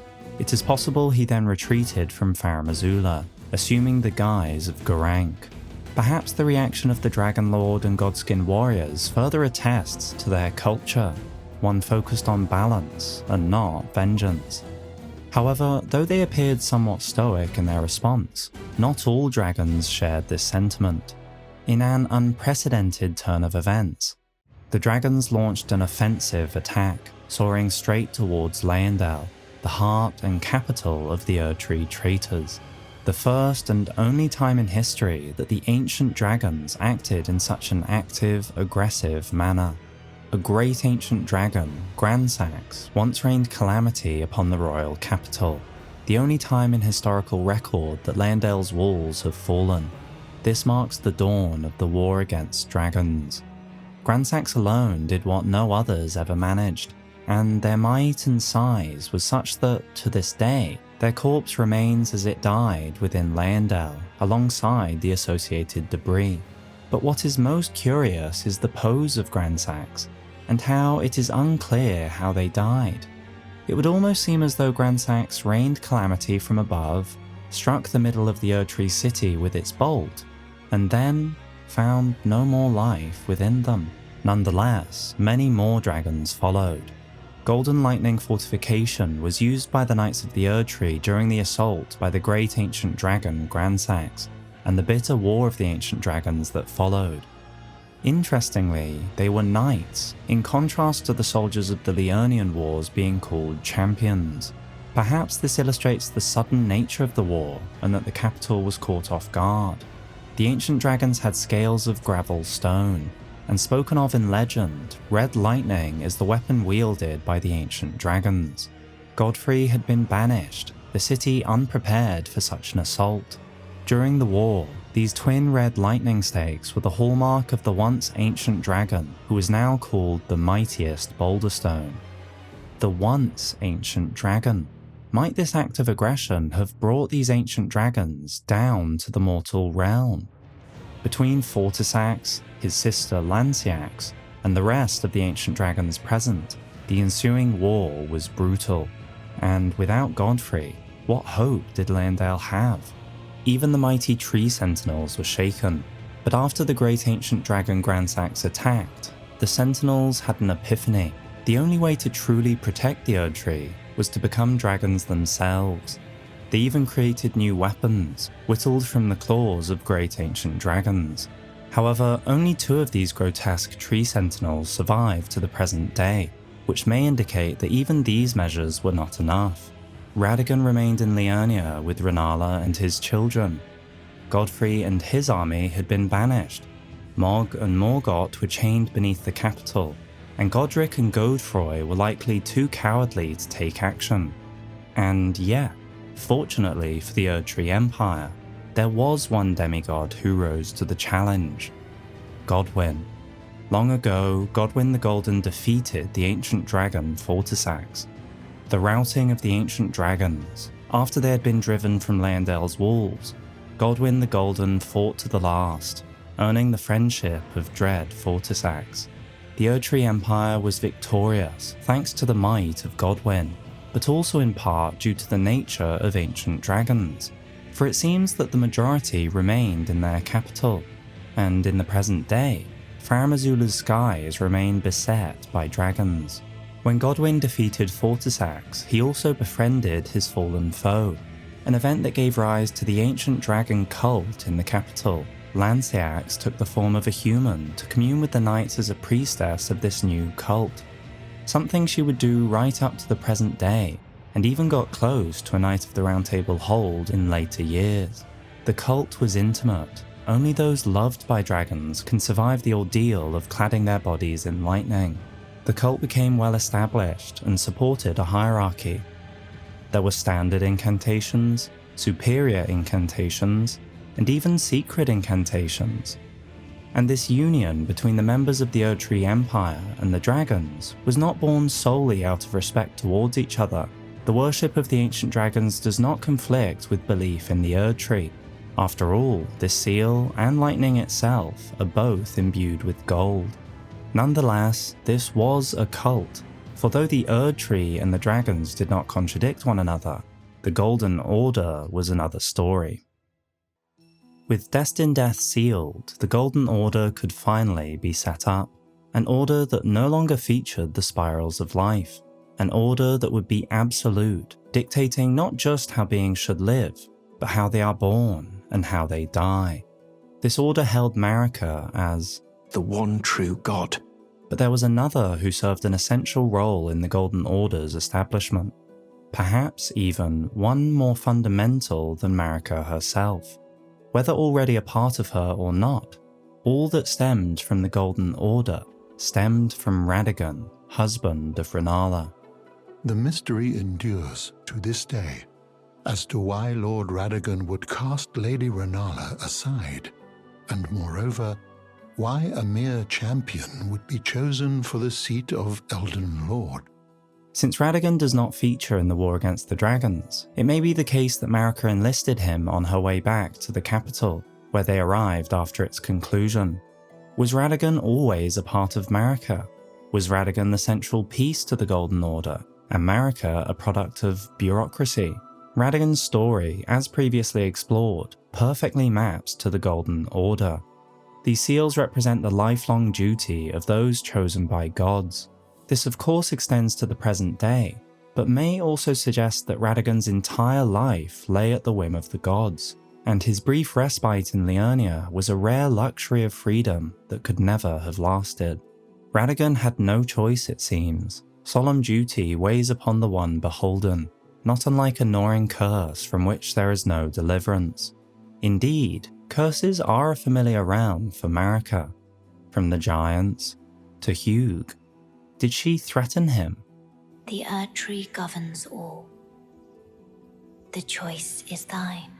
Become one with the Order, or divest thyself of it, to wallow at the fringes, a powerless upstart. There can be no certainty how the events transpired, but ultimately, Radagon left Rennala to return to the Erdtree capital, becoming Queen Marika's second husband and king consort, taking the title of Second Elden Lord. The Great Rune dwells within the Amber Egg. That was Radagon's gift to her. The Great Rune of unborn demigods. Presumably Radagon left this on his departure, a hint to his past, or a suggestion for their future. Whatever his intentions, the gift would prove to be a lasting obsession for the heartbroken Carian queen. Thus was the Golden Order created, an order that would be like no other in history. There have been many that were also monotheistic, manipulated death, that were all-powerful even. But here, the Golden Order sought to be absolute, for this order actively crushed those who believed in anything that contradicted it, those that believed in other gods, those that sought power that might threaten the Golden Order, especially from external influences, those that meddled with the creation of life, and later, those who refused to return to the Erdtree. All of them were deemed heretical and actively stamped out. Where the Erdtree Empire was still somewhat lenient in its belief system, the Golden Order took a much more extreme position, enforcing their beliefs on the lands between and beyond. Heresy is not native to the world. It is but a contrivance. Now, a proper death meant returning to the Erdtree. Erdtree burials were introduced, awarded as a hero's honour. And, curiously, there were once heroes who walked the battlefields, abundantly blessed by the Erdtree itself, who, upon earning their honour, simply died. Those who made a name for themselves could not be risked, and though the Erdtree burials removed many, sometimes a more active approach was required. And so, the Knights' Cavalry were established. The Knights' Cavalry were once led by the Fell Omen, and were deliverers of death for great warriors, knights, and champions. Any that rose too high in power, that could be eliminated, found death all too easily. This role was an honour, illustrated by their unique Ash of War, Phantom Slash, skill inspired by the fond remembrances of the Knights' Cavalry, creates an apparition of the Knight's former instructor who guides a joint, lunging upward swing. This Phantom, their instructor, was distinct from their leader, suggesting a well-organised system in place to train up new members. Their leader was none other than the Fell Omen, the title of Margit, the alter ego of the hidden royal omen Morgott. After an age of rotting beneath the capital, Morgott had a revelation. He understood why the omen had been persecuted. He agreed that they were a threat, and he saw the Erdtree as the one true, pure, and good thing in this world, despite being born without grace. He recanted and sealed away his accursed blood, which reformed into his multicolored cursed sword, an ever-changing, chaotic amalgamation of all of nature. Through this act, at the very least, Morgott convinced Marika of his true allegiance to the Erdtree. He assumed the title of Margit when out in public to safeguard the royal line, and in time was finally recognized as worthy and became the grace-given lord. Leading the Knights' cavalry, it is no surprise he was seen as the fell omen. He ensured any who rose to power were eliminated, serving the Erdtree flawlessly, until that fateful night many years later. The cavalry were formidable and executed a wide range of warriors, illustrated well by the ashes of war they dropped that are clearly not their own. There was the famous Sir Neidhart, knights skilled with the spear. They took down soldiers who had likely excelled in the war against the giants, those infused with poison, as well as bloodhound knights. While demigods were of course out of reach, the knights' cavalry did target some of their followers, such as the warriors who served Lunar Princess Rani. They even eliminated some Golden Order fundamentalists, and potentially some remaining ancient dragons. Dragon communion is established by now at the very latest. This is a pure and overwhelming power of those who have hunted dragons and feasted upon their hearts. While a terrible and savage-looking thing, the heart has a peculiar beauty to it. Those extraordinary individuals who perpetuate dragon communion are called the dragon-hearted. Dragon communion is a curious endeavour, for communion can mean the sharing or exchanging, or even a relationship of recognition and acceptance. Could this suggest that some dragons encouraged the ritual? Both locations of communion feature statues similar to those in Farum Azula, and bodies of ancient dragons with which the Tarnished communes. One is even termed a cathedral, illustrating the lost power and hierarchy of the belief. Nonetheless, dragon communion certainly came about before one important event: the destruction of Farum Azula, an event that broke the city off from the lands between and left it in the state seen today, severing the land that once joined Caelid to the mountaintops. For such an impactful catastrophe, there is surprisingly little that makes reference to it, and as such, there are many times that it could be placed. It is said the ancient royal city of Farum Azula has been slowly crumbling since time immemorial, so perhaps the meteorite hit in ancient times, in the early days of the lands between. However, immemorial simply means originating in the distant past, or very old. This, in addition to Marika's control of history, and that anything prior to the Erdtree is therefore termed ancient, leaves a lot of uncertainty. Then there is the ruin's greatsword. The ruin it came from crumbled when struck by a meteorite. Could this suggest that Farum Azula was already a ruin before it was struck by a meteorite? If so, then this might place the meteorite after the war against the dragons, after the demise of dragon society. Indeed, this would explain a number of questions surrounding Farum Azula, such as how Malakath, banished knights, and even Drakeblood knights, devoted to dragon communion, all made their way there. Additionally, it seems Godfrey was returning to Leyndell after his campaign's conclusion via Caelid, which suggests the path to the north of the Bestial Sanctum was still present. Or could the meteorite have hit just before the war against the dragons, finally offering a moment of weakness for Marika to take advantage of? After all, Muriel's wording does indicate an otherwise confusing sense of urgency. When Godfrey, first Elden Lord, was hounded from the lands between. Whatever the case was, Farum Azula was hit by perhaps the second largest meteorite of the lands between, and the ruin was left floating above the far east of the lands between. Dragon communion came about before this. Banished knights use such incantations within Farum Azula, and the Drakeblood set is also stored in a chest there. From birth, Drake Knights speak not a word. They spend their lives pursuing the strength of dragons, for its sublime beauty and inspiration of awe. Despite such views, the Act went against the Golden Order by seeking power beyond its realm. It was deemed heretical, and participants were cursed, even those of ancient honor like the ancient troll warrior Theodorix, a hero of the war against the Giants. It said these land-bound dragons were once humans who partook in dragon communion, a grave transgression for which they were cursed to crawl the earth upon their bellies, shadows of their former selves. Similarly, despite its popularity and the shared gold, the ancient dragon cult remained only a cult, for it would not be allowed by the Golden Order, a nuance illustrated best by the scribe Corin in the present day, a Golden Order fundamentalist through and through. On giving the Golden Order Principia, he says, "This is a volume of incantation. It's good to see your enthusiasm. Indeed, I will happily take it off your hands." And yet, for any other prayer book, including those of the dragon cult, and even the Two Fingers themselves, he says, "That is a work of heresy. Its incantations bear no lineage from the Erdtree." "Very well. I'll take it off your hands."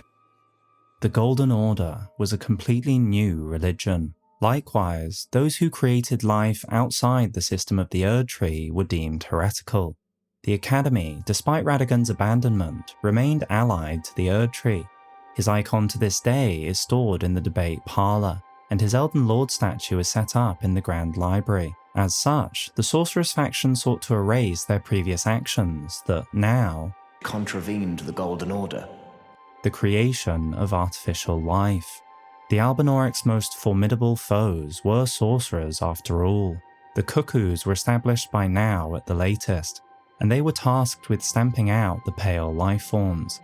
The Knights of the Cuckoos do declare, "Behold, thy defiled blood." Though the Liurnian faction as a whole ceases its creation of artificial life, the practice is not lost, and many years later, second-generation Albinorics would arise. The Cuckoos begin as loyal knights, but right from the start they felt resentment towards the Academy. Its left breast is emblazoned with a peering cuckoo, whence came their name. Perhaps the bird's shrewd gaze is an expression of their refusal to be mere servants of the Academy. Like the creation of life, so too was the meddling with death heretical, infamously illustrated in later years by those who live in death. The Golden Order has no mercy for those who trespass beyond life's bounds. Necromancer Gareth, the heretical sage, therefore turns to hiding and the method of snakes to try to bring back his family. There are, however, some who turned away from the Erdtree in the hopes of returning back to nature's cycles that succeeded. The ancestral followers, whose primary residence lies beyond the purview of the Erdtree beneath the ground. They eschew letters and metalworking. They reject runes and gold as much as they can. Instead, they are versed in distinctive spiritual arts. A number of new growths bud from the antler-like horns of the fallen king, each glowing with light. Thus does new life grow from death, and from death one obtains power. The society returned to nature's roots and rejected the monotheistic Golden Order. Though it is difficult to place their emergence, they must have arisen at the earliest after the Golden Order was established in order to reject its control over the cycle of life.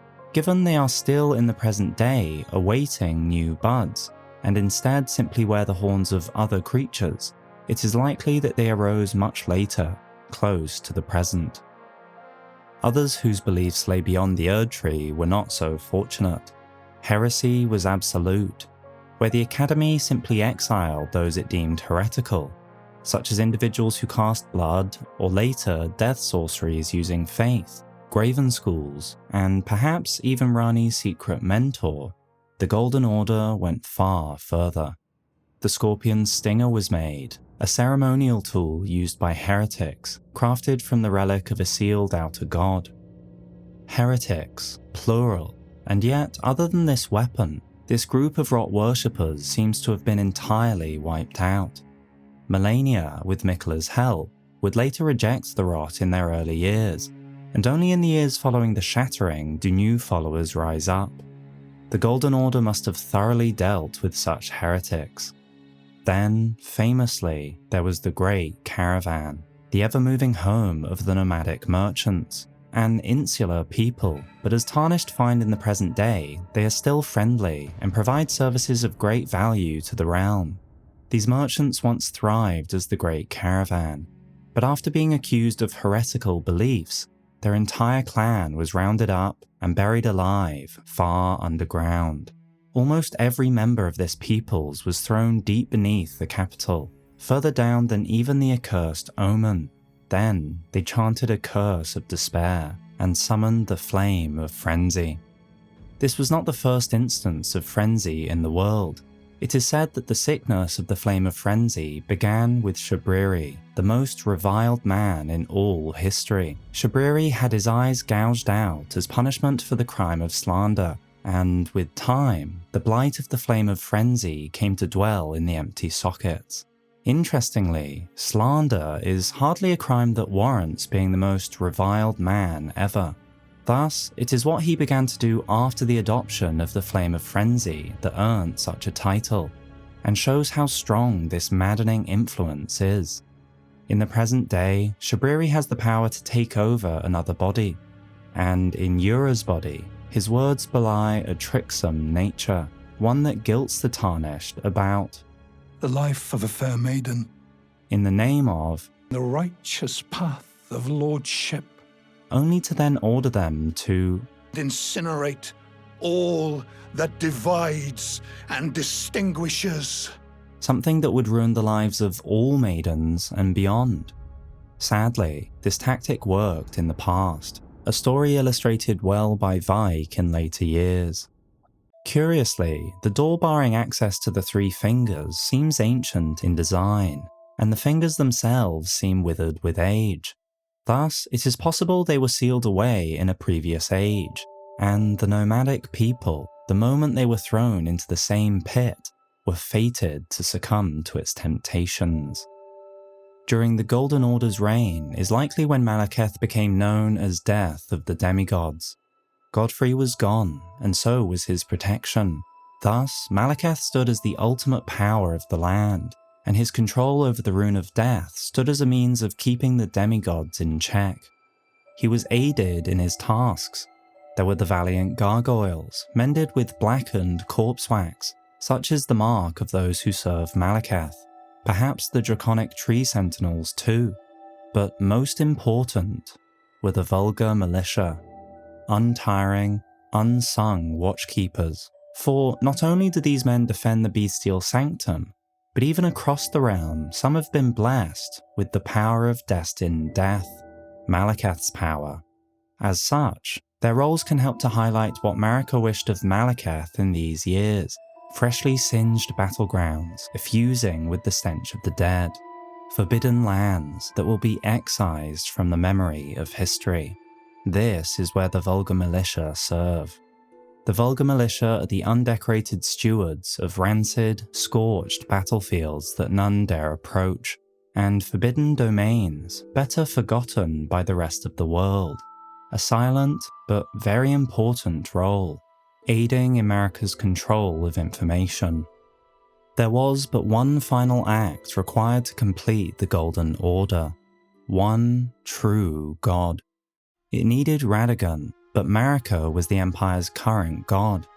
Radagon had returned to the Erdtree capital, becoming Queen Marika's second husband and king consort, taking the title of Second Elden Lord. After this union, his children with Rennala, Rykard, Rani and Radagon became demigod stepchildren, a title of status further illustrated by Godfrey, who bore no relation to Marika, and something the finger readers continue to obscure in the present day. But one final act was needed, something likely done in private, a secret in the Queen's bedchamber. In Marika's own words, O Radagon, leal hound of the Golden Order, thou art yet to become me. Thou art yet to become a god. Let us be shattered, both, mine other self. And so, to the present day, Radagon is Marika, one true god. If not already, the Golden Order Greatsword was forged by King Consort Radagon to proudly symbolize the tenets of the Golden Order and to mark his new chapter. Repurposed from the Greatsword bequeathed to him by his first wife, Rennala, he continued to strive to be complete, focusing now on incantations after having learnt sorcery with Rennala. Incantations that center on two key tenets: causality and regression. The pull between meanings, the connections that form the relationships of all things, and the pull of meaning, that all things yearn eternally to converge. The Golden Order sigil illustrates the movement from a tree of worship to the purity of scholarship, depicting the Elden Ring amidst order. His duty weighs upon him, just as Marika's does on her. And soon, he would even begin a new family with his new wife, the twin prodigies, Miquella and Malenia. Miquella and Malenia are both the children of a single god, but suffered afflictions from birth. One was cursed with eternal childhood, and the other harboured rot within. In the age of the Elden Ring and Queen Manor, the precious Empyrean was born. Of the demigods, only I, Miquella, and Malenia could claim that title as a candidate to succeed Queen Marika, to become the new god of the coming age. Malenia's Great Rune should have been the most sacred of all. A curious detail, for surely being the child of a single god cannot be the only variable, else Miquella would share the same qualities. Instead, it likely points to the relationship between females and the role of Empyreans, of becoming gods. Something for which Miquella, perhaps due to his eternal youth, proved to be an exception. There is little detailing Malenia's early life, but her suffering was profound right from birth, and served as the catalyst for her twin's ambition. Miquella, though cursed with eternal childhood, was blessed with talent and determination. Miquella embraced the religion of his father and excelled at the scholarly pursuit. He produced two new incantations, Discus of Light and Triple Rings of Light, gifts from the young Miquella to his father Radagon. Wonderful demonstrations of the laws of causality and regression in action. Though the term young Miquella could describe him at any age due to his eternal childhood, the pattern of his abilities throughout his life does suggest these were in fact created in his early years. Radagon received these gifts warmly and sought to return the favour with his own adaptation, a gift of gratitude to the young Miquella from his father. Curiously, Miquella's incantations made rings of light, where Radagon's produced a golden ring of light. Miquella's skill extended far beyond the religious. The pulley bow and the pulley crossbow were made with a series of pulleys and power springs. The complex mechanism, which required advanced mathematical and mechanical understanding to craft, was likely made by a certain genius who learned Golden Order fundamentalism. After all, who else could have been this genius? The Tarnished were yet to return to the lands between. Not that Goldmask or Corrin seemed capable of such a craft. And it would be odd to call the creator of the Golden Order someone who learned Golden Order fundamentalism. Miquella was already outperforming his father even in his early years, and in later years developed many other creations that demonstrate similar mechanical skills. However, it seems that Miquella's true intentions in pursuing Golden Order fundamentalism was to aid his twin sister Malenia. Soon, however, his home's religion was found to be lacking, and yet the young Miquella abandoned fundamentalism, for it could do nothing to treat Malenia's accursed rot. This was the beginning of unalloyed gold, an idea that may have taken inspiration from a flower, a lily of unalloyed gold, beloved by the Empyrean in his youth. Indeed, this lily, in addition to experiments with a strain of buds cultivated with youthful, sacramental blood, proved highly formative for Miquella's following years. For, famously, on leaving the Golden Order, Miquella sought to create his own order, one untainted by others, that provided refuge for all. an order of unalloyed gold, for which he needed to grow a new world tree. Miquella, inspired by the sacramental bud, applied this theory on a much grander scale. He sought to water a sapling with his own blood and create his own holy tree. He also went on to experiment with this lily, combining it with these sacramental buds. Thus was the bewitching branch created, a very unique and powerful tool that compels foes to become temporary allies. The Empyrean Miquella is loved by many people. Indeed, he has learned very well to compel such affection. And when using the bewitching branch, a unique sigil is displayed that helps to date this technique. The mark of the Halig tree, Miquella's own world tree, grown from a sapling. The same sigil is also found within the Ash of War of the Golden Epitaph, a sword made to commemorate the death of Godwyn the Golden. As such, the Halig tree was established in this early period of the Golden Order, before the Night of Black Knives. Thus, Miquella first experimented with the sacramental buds, which may have partly inspired the creation of the Halig tree, and then at a later point he developed the bewitching branch. As such, Miquella clearly continued to experiment and research options to aid his work while cultivating his world tree. One such passion may have even been the phenomenon of sleep, the domain of a somewhat hidden character, Saint Trina. The carvings depict Saint Trina, but in adult form, somewhat unnervingly. What could make an adult form unnerving, unless the individual yet remained a child?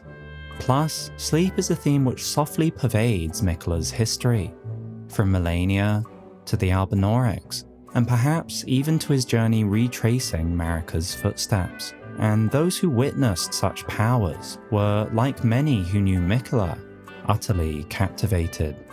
After all, the allure of sleep is similarly magnetic to Miquella's own power. Sweet dreams. While sleep was never widely established, there was a society built around this purple power that persists to the current day. Priests of Saint Trina used these arrows to spread their teachings. Though the Halig tree ultimately failed, Miquella's aim was to create a new Erdtree. He watered it with his own abundant blood, dreaming of creating a new order that welcomed all walks of life to lessen the suffering he saw across the land. Who is it that Miquella shall bless, if not the low and the meek? And yet, Miquella took inspiration from this same broken land, only trying to recreate it.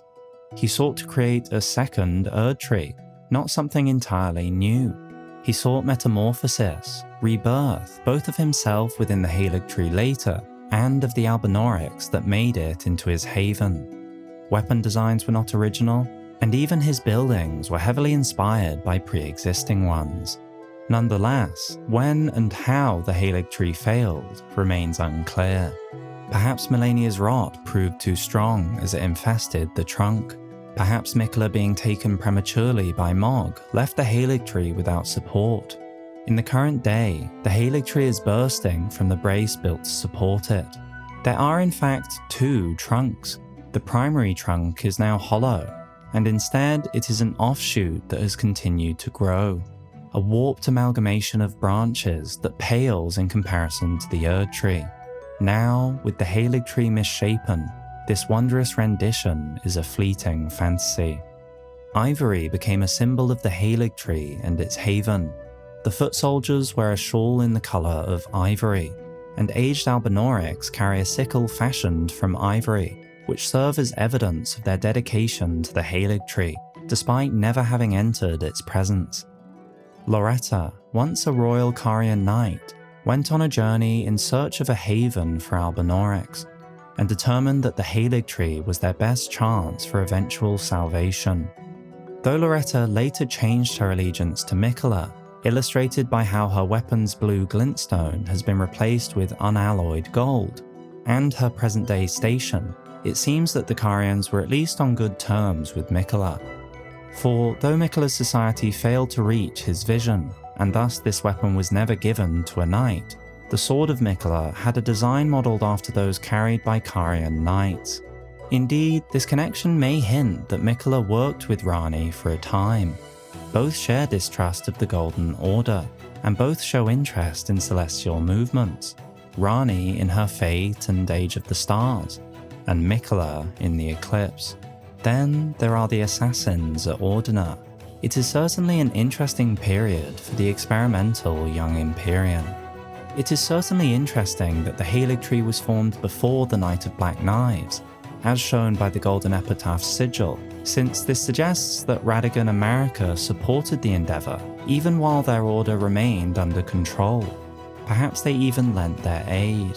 Meanwhile, Miquella continued to develop methods to ease his twin sister's suffering. Golden prosthesis, once used by the one-armed Valkyrie, a masterwork of craftsmanship. Golden may implied he developed this before he abandoned the Golden Order, since it is not specifically unalloyed. But either way, he continued to hone his craft, such that his sister could use 2 arms, blade built into Malenia's prosthetic arm.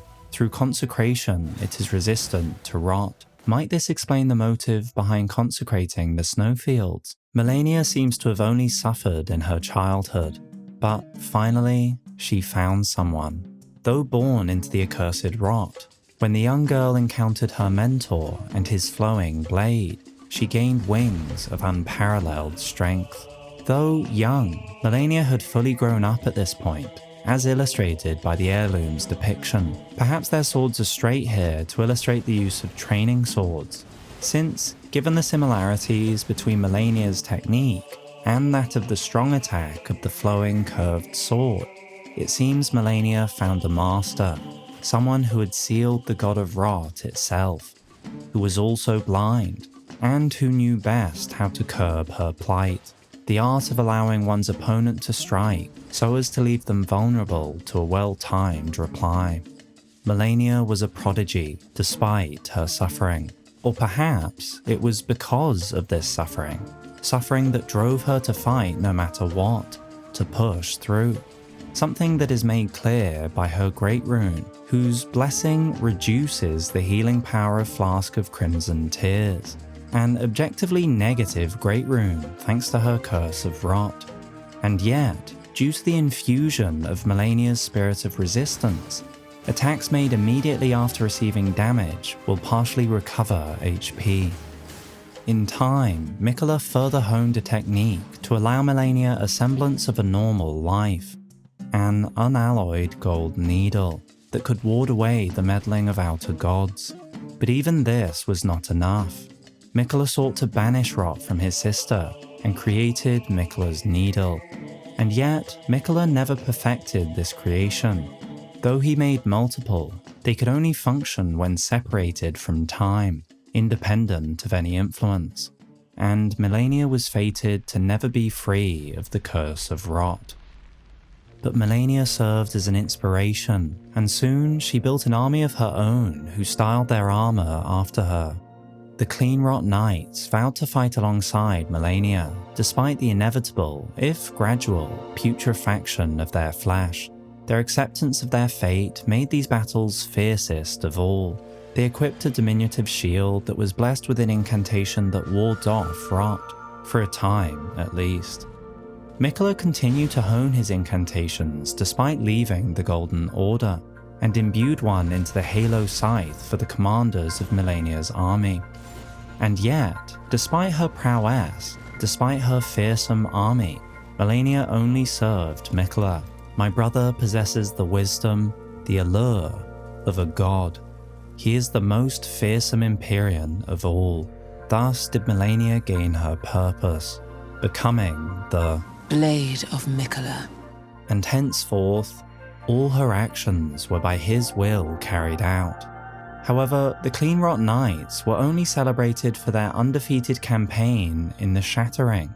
Thus, it seems that these developments either took place over a long period of time, or the twins kept to themselves in the intervening years.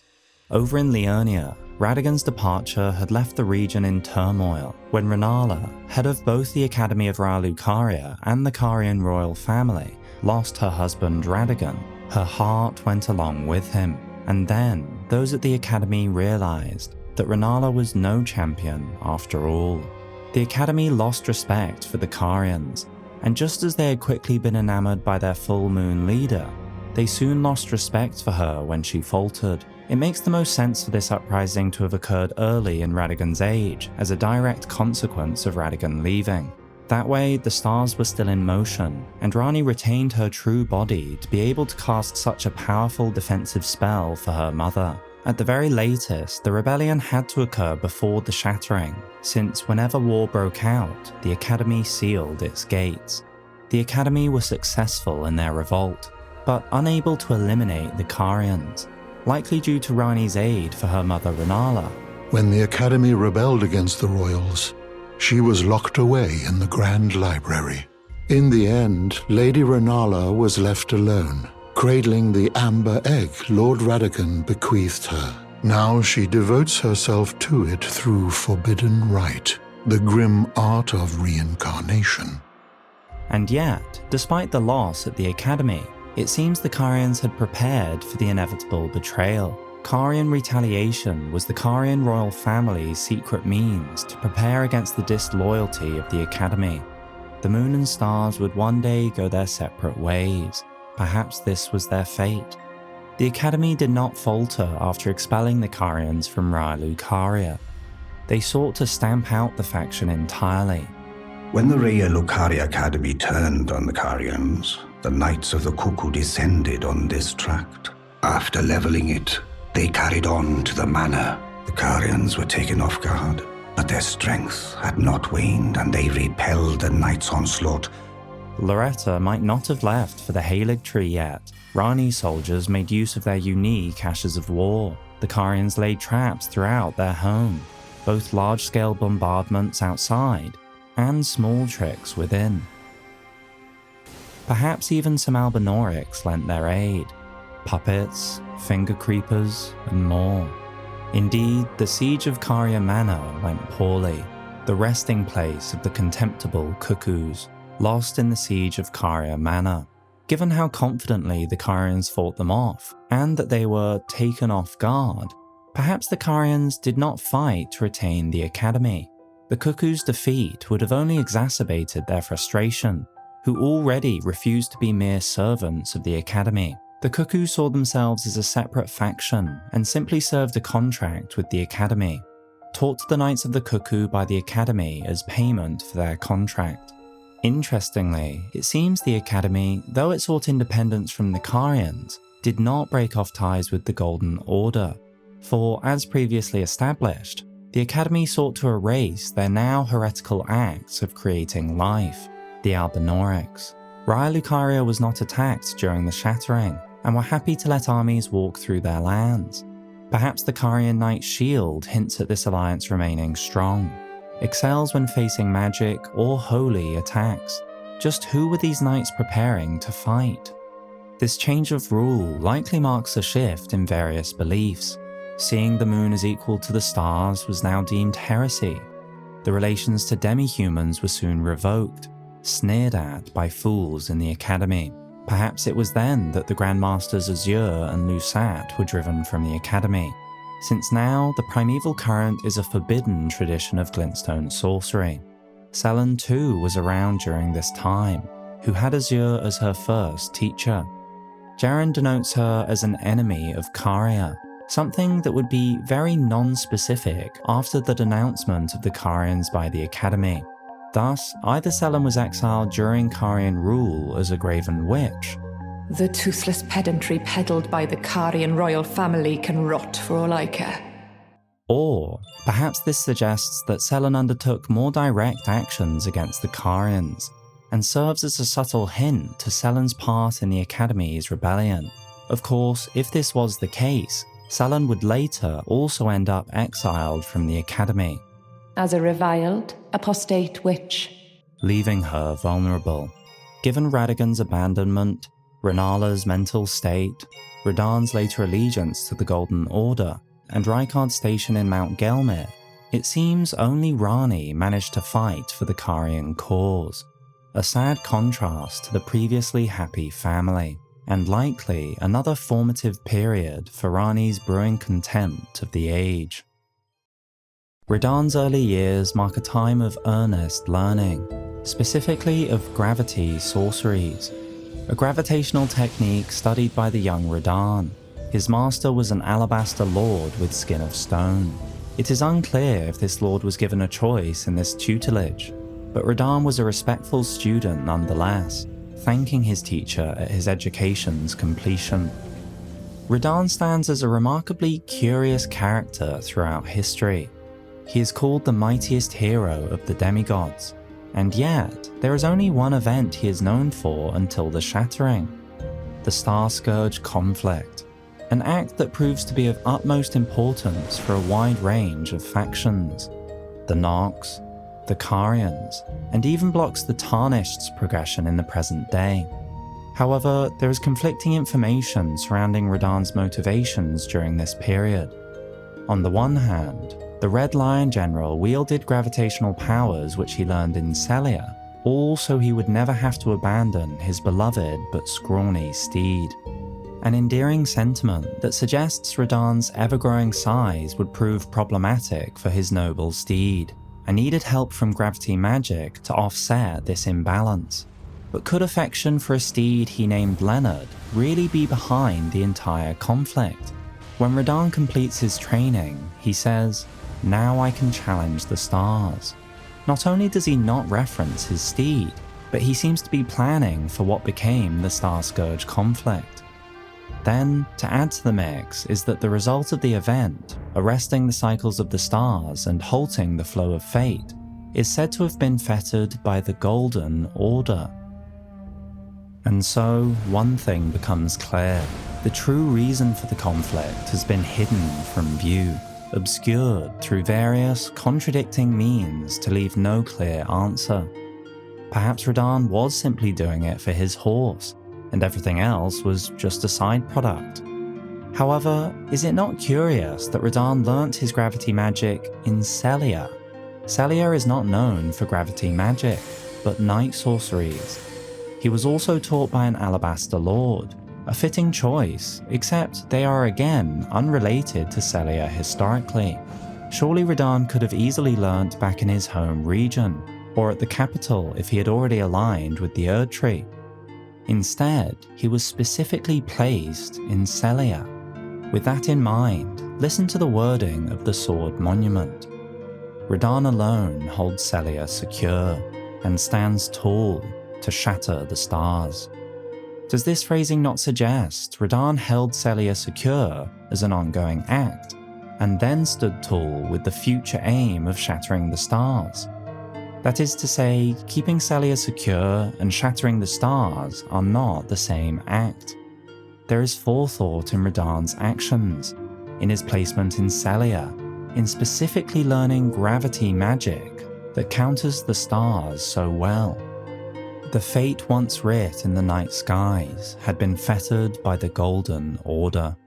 It seems that the Golden Order carefully controlled this sequence of events, and unsurprisingly, the information surrounding the conflict ever since.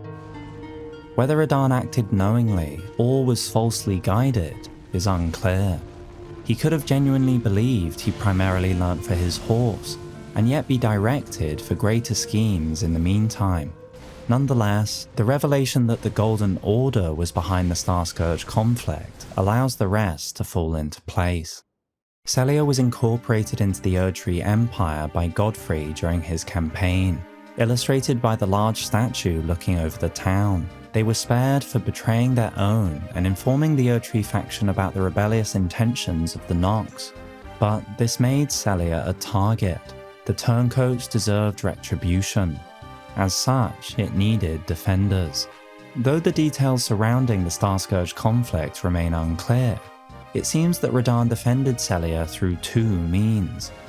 One in standard combat, holding Celia secure, and the second in shattering the stars themselves. Radagon confronted the falling stars alone, and thus did he crush them, his conquest sealing the very fate of the stars. This does raise the question, could the vengeful Nox have been using the stars to enact their revenge? It would certainly be poetic, given how later a malformed star once destroyed an eternal city and took away their sky. However, this plan was likely put in motion the moment the Nox evacuated underground after the First Liurnian War. For though they were defeated, the Nox yet retained a most dangerous tool, which, importantly, cannot be wielded by those without a fate. Then along came Radagon, who from his earliest years was naturally captivated by the Lord of the Battlefield, one who could learn collapsing stars, a technique that pulls others closer, whose famous weapon is imbued with Starcaller's Cry, another ability to draw foreign objects in, techniques to force celestial bodies into reach. The Golden Order, in one fell swoop, managed to train a loyal demigod while keeping him none the wiser, to securely defend one of their towns, and to sap the traitorous Nox of the one power that truly threatened its rule. The fact that this also halted the fate for the Carians, and in particular Rani, might have gone unnoticed however, for in the present day, though some keen-eyed individuals are aware, the Carians themselves remain ignorant of how their fate remains in stasis as long as Radagon survives. Oh no, wait. How did I not see it before? I ought to retire as War Counselor for such a gross oversight. Let me explain. The fate of the Carian royal family is guided by the stars, as is the fate of Lady Rani. But General Radagon is the conqueror of the stars, who stood up to the swirling constellations, halting their movement in a smashing victory. And so, if General Radagon were defeated, the stars would once again resume their movement, as would Lady Rani's destiny. Rani and Radagon were likely to be on distant terms by this point anyway, given Rani naturally aligned with the moon-worshipping Carians, and Radagon naturally aligned with the Erdtree, that which Godfrey and Radagon served. The longest-serving member of the Redmane Knights, Ogher studied techniques to manipulate gravity alongside Radagon. Though it was Radagon alone who held Celia secure, as the town would have fallen without him, there were others who fought alongside him. This may suggest Radagon already commanded the Redmane Knights, and only prestigious members were permitted to learn gravity techniques alongside their leader. Or it could suggest that his companions were only that, fellow soldiers, and with the honour Radagon garnered in this heroic conquest, he then set up the infamous Redmane Knights. Thus, this marks the latest point the army was created. Interestingly, there are a number of signs that will be looked at in due course that suggest Redmane Castle was only recently made their station, given there is no other clear base of operations, and that Radagon held a seat in the capital. It might be that Radagon primarily spent the following years in Leyndell. Of note here is that the Starscourge conflict occurred when Radagon was young, which really puts the scale of the land's timeline into perspective. Radagon was still young, despite so much happening since his birth. As such, Radagon serves as a useful reference point to illustrate the time still left before the Tarnished were called back to the lands between. Between the Starscourge conflict, the rebellion of the Academy, and the strict, authoritarian regime of the newly formed Golden Order, which was already revealing its flawed design to the discerning few, the realm hungered for change. But true change was difficult. The Empire held strong, and there remained few armies outside of the Golden Order that could threaten it directly. Instead, a select few planned to disrupt the Order from within, and release one of the core tenets that gave the Erdtree total dominion over nature's cycles. They planned to steal Death's dark fate, destined death, a night that would later become known as the Night of the Black Knives. It happened an age ago, on a night of wintry fog. The Night of the Black Knives, a night which served as the spark for the kindling that was the lands between, a night which set the realm ablaze with division, a night whose ramifications persist to the present day, where only the Tarnished remain as the land's potential salvation. The Night of the Black Knives is infamous, but it is also highly mysterious. To this day, none can identify the true motivations behind the event, nor even everyone who is involved. As such, it is even unclear when exactly the conspiracy occurred. It happened during the golden age of the Erdtree, long before the shattering of the Elden Ring. But what exactly is the golden age of the Erdtree? Might this mean the Age of Plenty, the metaphorically golden age, the most bountiful of times? Or could it suggest everything after the Crucible, marking gold as the new age compared to the red tint of primordial gold? However, from the golden epitaph, it is clear that Miquella and Malenia had already been born before the fateful night, which rules out the Age of Plenty. Furthermore, as a scholar, it is unlikely Roger would term any time after the Crucible as the Golden Age, since this is such a broad period. Instead, this is a technical term, one that warrants capitalization and marks a specific era.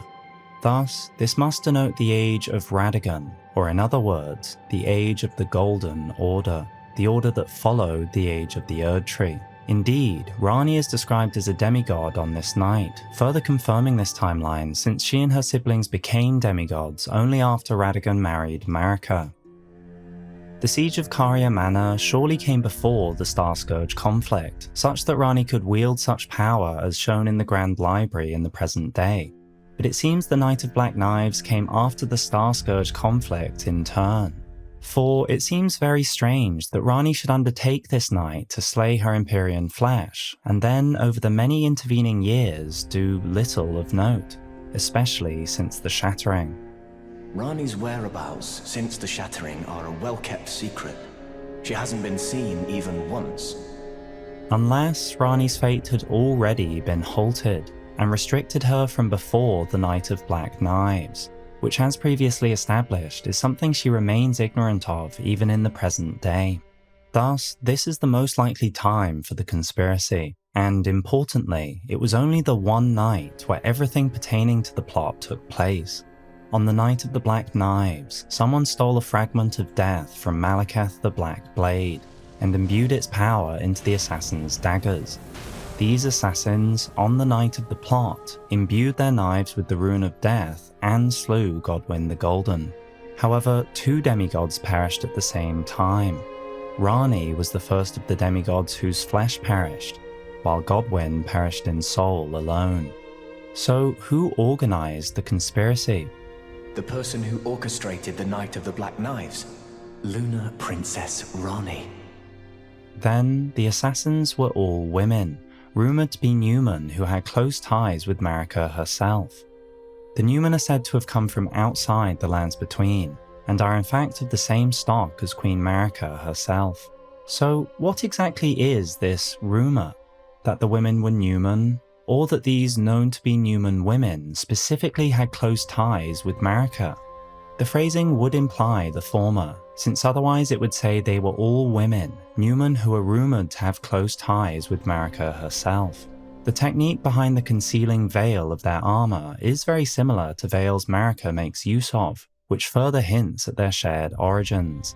Therefore, it seems the rumour is that the women were Newman, not that they specifically had close ties to Marika. And it is only this suggestion that supports the theory that Marika was involved in the plot. Not only is this questionable evidence, but everything Marika does following this event illustrates how devastated she was, which is unlikely to be the case if she was part of the plot, even if the outcome wasn't expected. Furthermore, given Marika's history and talent in obscuring the past, is it not likely that her own people, her past, would have been obscured too? And if that was the case, the disregarded faction would surely not continue to stand by her and rise up at her command to conspire against the Golden Order, but instead hold resentment against her and the Golden Order. They say the assassins who carried out the deed were scions of the Eternal City, a group entirely of women arrayed in armor of silver under cloaks which fooled the eye. Silver, scions of the Eternal City. Could this be Marika's true origins? Or perhaps the rumour that these women were Newman was incorrect, and these assassins were only that of the vengeful Nox that had been many years in the making. Marika, like the rest of the Empire, was caught off guard by the plot. Perhaps she was only informed of what transpired the following day. What is certain is Ranni's involvement. Not only does the black knife print reveal this, but she outright admits it. I stole a fragment of the Rune of Death and used it to forge the god-slaying black knives through fearsome rite. The assassins themselves made use of scale armor, which is thematic given their rebellious, snake-like actions. Then there was Rykard. It is unclear whether Rykard was involved in the plot, served as a backup plan, or something else entirely. Either way, Rykard had already begun on his blasphemous path, and thus was trusted by Ranni to not reveal her secret. Rykard knew about this night, even if he was not involved, and on the night of the dire plot, Ranni rewarded Praetor Rykard with traces of the Rune of Death. Only they know the purpose of this exchange, and whether it was a reward for his actions that night, for being trusted with her secret, or perhaps even as a preparation for the future and Rykard's blasphemous ambition. Finally, might Miquella have been involved somehow too? He seems oddly emotional following Godwyn's death specifically, and has ties to the assassins. The Black Knife assassins, clad in armor with a concealing veil which muffles the sound of footsteps, managed to steal a fragment of death from Malekith. This was possible because Malekith had only sealed the Rune of Death within his blade. This is why the blade is now a sad shadow of its former glory. The assassins seem to have literally broken off some of the weapon to take its power. Later, when Malekith realized what had happened, he bound the blade within his own flesh, such that none might ever rob death again. However, he never forgave himself for his mistake that night, and continued to suffering guilt to the present day. A ritual was performed on the oddly misshapen blade, and imbued it with the power of the stolen Rune of Death, weapons whose Ash of War is curiously similar to the Blade of Calling's golden flames, the Kindling Maiden's prior weapon. The one who walks alongside flame shall one day meet the road of destined death. Then the assassins travelled to the capital, Leyndell itself, where they slew Godwyn the Golden, the hero of the war against the dragons and scion of the Golden Bough, became first of the dead among the demigods. The exact circumstance here is particularly curious, for 2 demigods perished at the same time. This would be a highly difficult ordeal unless Ranni was with the group, yet Alecto was the ringleader. And to add to the curiosity, Godwyn, this mighty hero of war, seems to have been very passive for the ceremony. The pose depicted in this artwork surely would have woken Godwyn if he had been asleep, unless he was also forced to sleep. Or perhaps Godwyn was in fact part of the plot. Nevertheless, in a ritual killing, both Godwyn and Ranni were slain, and died in soul and body respectively. I stole the Rune of Death, slew mine own Empyrean flesh, casting it away. Ranni later hid her body on the Divine Tower accessed by the Carian Study Hall, and it seems the Carians, or some of them, were aware of Ranni's conspiracy. O celestial globe, transmit to posterity the wisdom of the moon and stars, and obscure forever the transgressions of the princess. Thus was the tower inverted, and the path to the Empyrean body that bore the half-wheel wound of the centipede, evidence of Ranni's involvement in the plot, was hidden from the world. Though in the present day Ranni is happy to disclose such information, she clearly wanted the body out of reach, for it was no small feat to transport her corpse there. And yet, despite how smoothly Godwyn and Ranni were slain, something must have happened, for the assassins were noticed before they managed to escape. During their flight from the royal capital, Tish, the daughter of the Black Knife ringleader Alecto, was killed protecting her mother. Curiously, Alecto in the present day is locked in an Everjail in the Moonlight Altar, a hint perhaps at a betrayal by Ranni to cover up her footsteps. Nonetheless, it was Morgott who, whether he spotted the intruders himself or not, took responsibility to chase down the assassins. Perhaps the rest of the royal leaders were either unaware or absent. Morgott sent the Knights' cavalry after them, but the damage was done. Morgott, having finally been entrusted to live above ground, had failed. But his faith in the Erdtree only strengthened, and he made plans for a new technique to defend against the assassins in the future, furnished on behalf of the Erdtree and the grace-given Lord, such that a Knight of Black Knives will never come again. The devastation from the death of Godwyn was only the beginning. Though forgotten in the present day, there were other demigods who were also slain.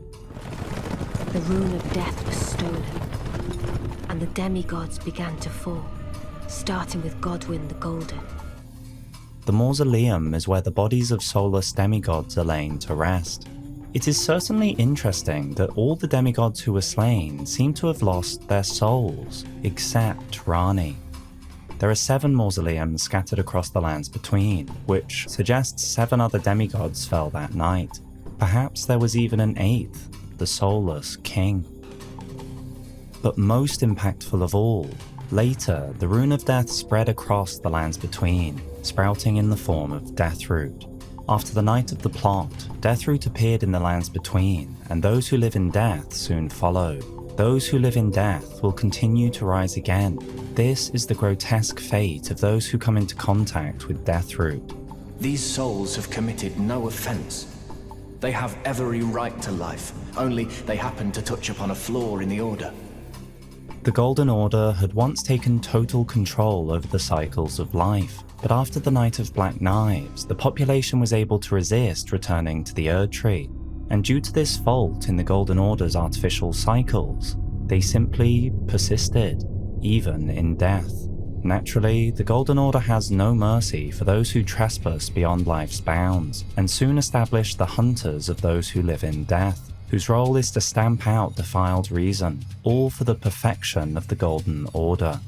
Bespoke incantations were developed specifically for fighting these beings, to ensure they do not revive, or to alleviate death blight buildup. Then there was the Usher of Death, Rosus, who shows the path to the catacombs throughout the lands between, and is depicted on this ritual axe. The Ash of War for this weapon is called Rosus's Summons, but when used, it is clear this is the same as the Tibia's Summons. Indeed, with the Tibia Mariners guiding the dead, what need was there for Rosus as well? Unless Rosus arose after the culture of the Tibia Mariners. Indeed, it is likely that Rosus never truly existed, and served as an artificial character for the Golden Order to ensure the dead returned to the roots of the Erdtree. And like much of Marika's past, this was achieved simply by rebranding and repurposing a previous civilization's culture. Rosus was likely created during the Erdtree age, since the statues in heroes' graves depict the corresponding sigil. However, it would also make sense thematically for Rosus to have come about when the Rune of Death was sealed, and the Erdtree was made the focal point of the cycles of life, or by this time at the latest, when those who live in death arose and needed further guidance.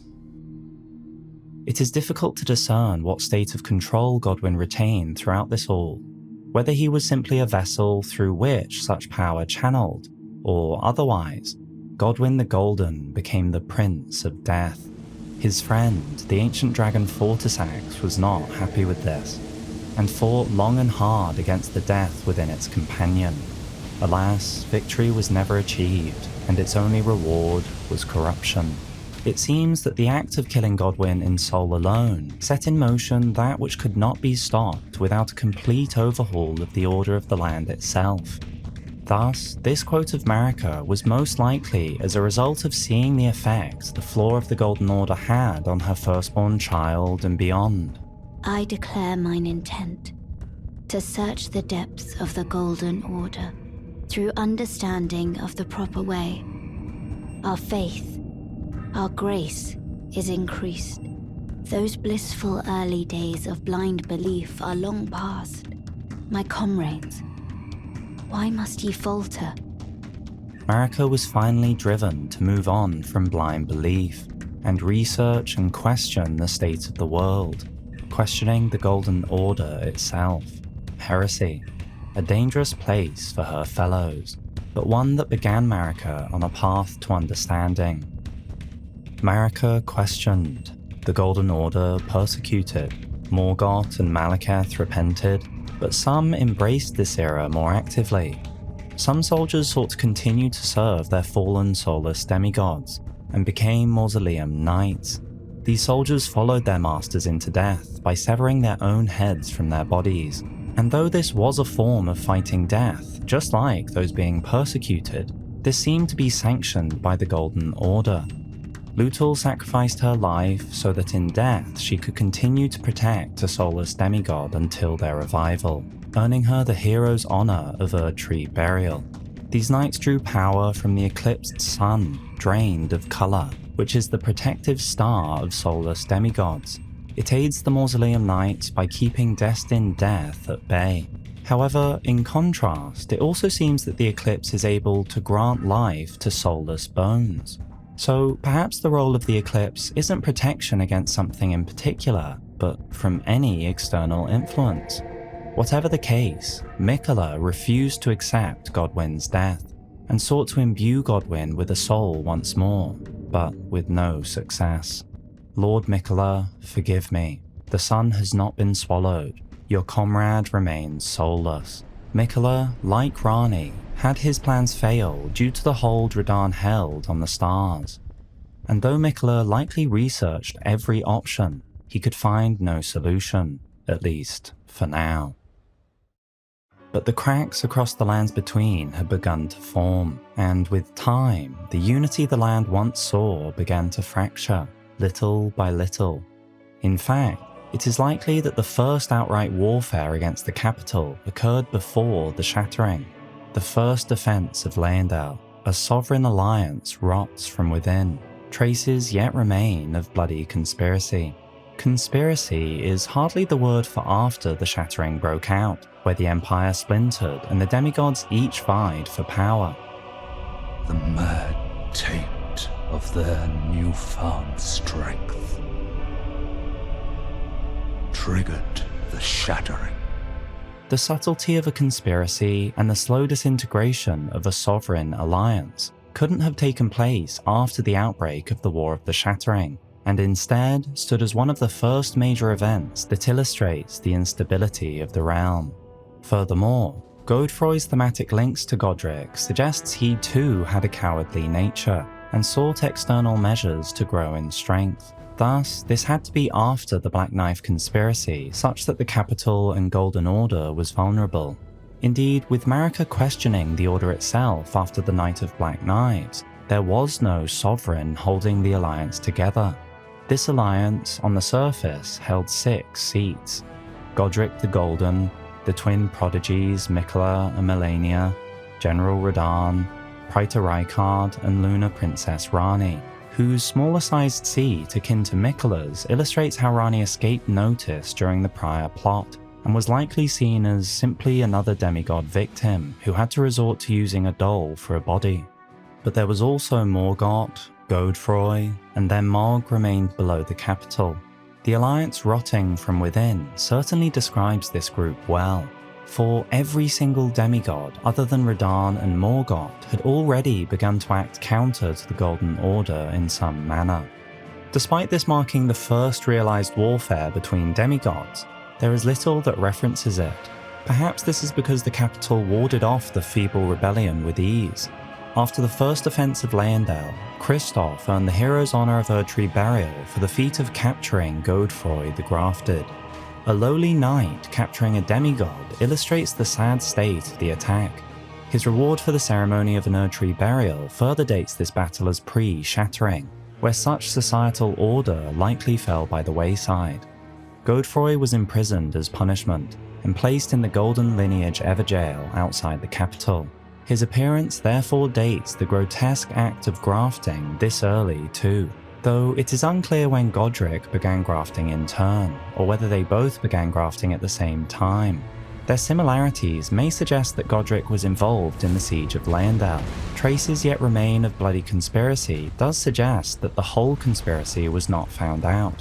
So perhaps Godric managed to separate himself from the failed coup in time and buy a few more years in his home, bathed in rays of gold.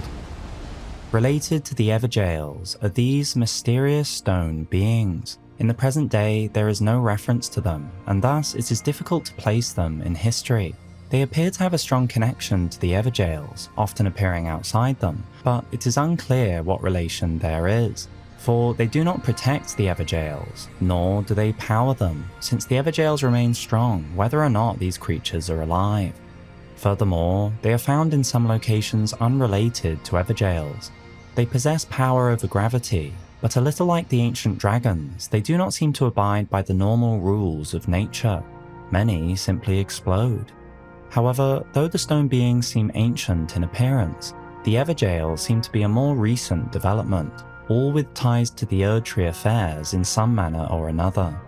At any rate, these stone creatures and the Evergaols were created and developed by this point at the latest.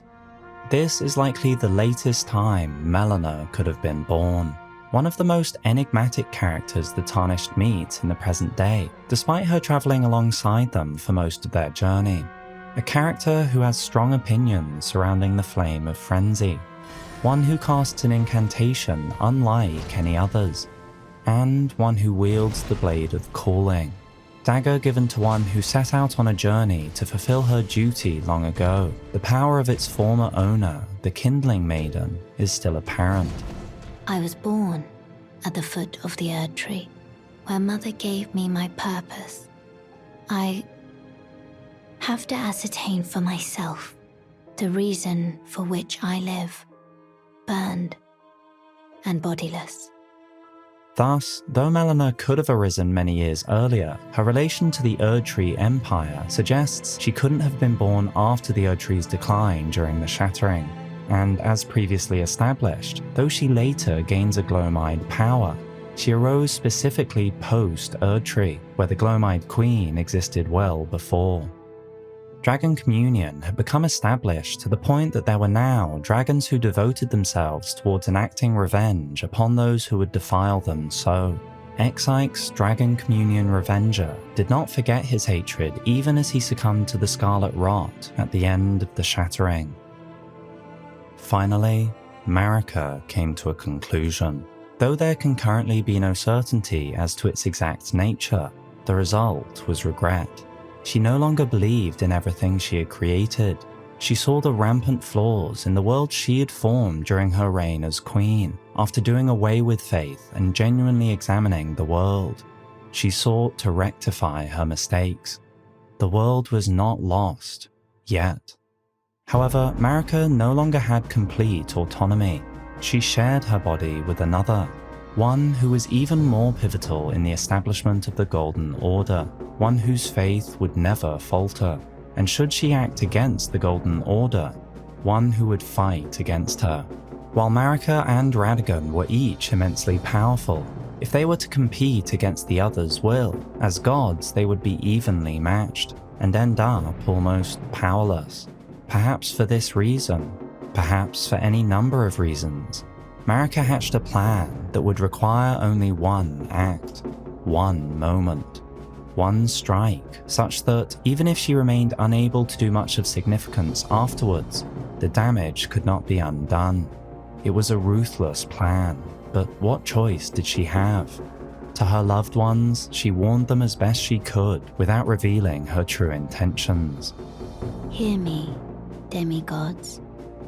My children, beloved, make of thyselves that which ye desire. Be it a lord, be it a god, but should ye fail to become aught at all, ye will be forsaken, amounting only to sacrifices. And so, Marika broke the Elden Ring and the Order entire. And immediately, her other half fought to oppose her. Queen Marika shattered the Elden Ring, and Radagon attempted to repair it. However, the power of the shattered Elden Ring was not lost, but dispersed across the land. When the Elden Ring was shattered, these seeds flew from the Erdtree, scattering across the various lands, as if life itself knew that the end had come. Rune arcs settled throughout the realm, and, infamously, Marika's offspring, demigods all, claimed the shards of the Elden Ring. This is a very mysterious event, for it seems that every demigod was bestowed one great rune, including many that are unseen in the present day, either discarded, hidden, taken, or likely lost. And each great rune was either an innate power of demigods already, or quickly adapted to their newfound owner. The power they provided therefore reflected their assigned demigods. It is curious that, for example, Godfrey did not claim a great rune, but Godric, Rani, or Rykar did. Perhaps this suggests that there was a conscious, active process at play, perhaps by Marika herself, that chose the recipients based on current knowledge. Importantly, there was a substantial period between the Night of Black Knives and the Elden Ring being broken. It happened during the golden age of the Erdtree, long before the shattering of the Elden Ring. Marika was thorough in her investigation of the Golden Order. The breaking of the Elden Ring was the ultimate betrayal of everything in Marika's life, including her loyal shadowbound beast, who still suffered guilt from the Black Knife plot. Even then, she betrayed him. Marika, why wouldst thou gull me? Why shatter? Marika's trespass demanded a heavy sentence. But even in shackles, she remains a god and a vision's vessel. Perhaps Marika was irreplaceable, or perhaps it was her union with Radagon, but Marika was never seen outside the Erdtree again. The Erdtree's entrance itself was sealed, with vines that are patterned just like Radagon's Elden Rune, perhaps an adaptation from what he learnt at Raya Lucaria. Wrath of Gold was discovered when the Elden Ring was shattered, and it was feared as a sign of the Erdtree's wrath. A golden adaptation of noble presence, once a sign of the god's wrath. The land was in disarray, with no one to guide them. Some stayed true to the Erdtree, even though the Elden Ring is shattered and the Erdtree has dulled from its former radiance. Earnest faith continues to hold the answers. But most saw this as a new opportunity, and none more so than those who had gained the most power of all, the demigods. The mad taint of their newfound strength triggered the Shattering, a war from which no lord arose. A war leading to abandonment by the greater will.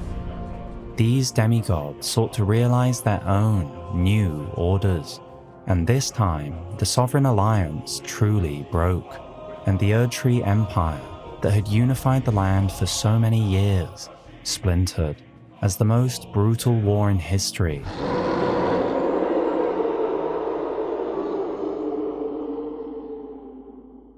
began.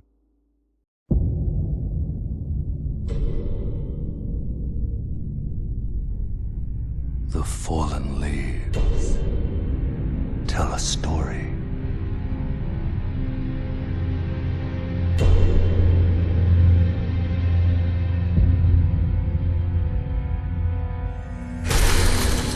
The great Elden Ring was shattered.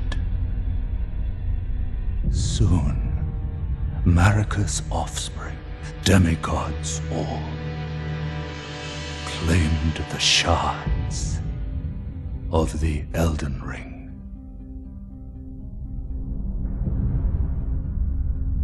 The mad taint of their newfound strength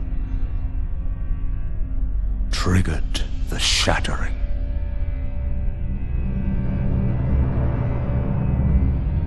The Shattering fractured the entire realm into a number of factions vying for power. Since it was the mad taint of their newfound strength that began the war, there was at least a short period after the Elden Ring was smashed before the fighting broke out.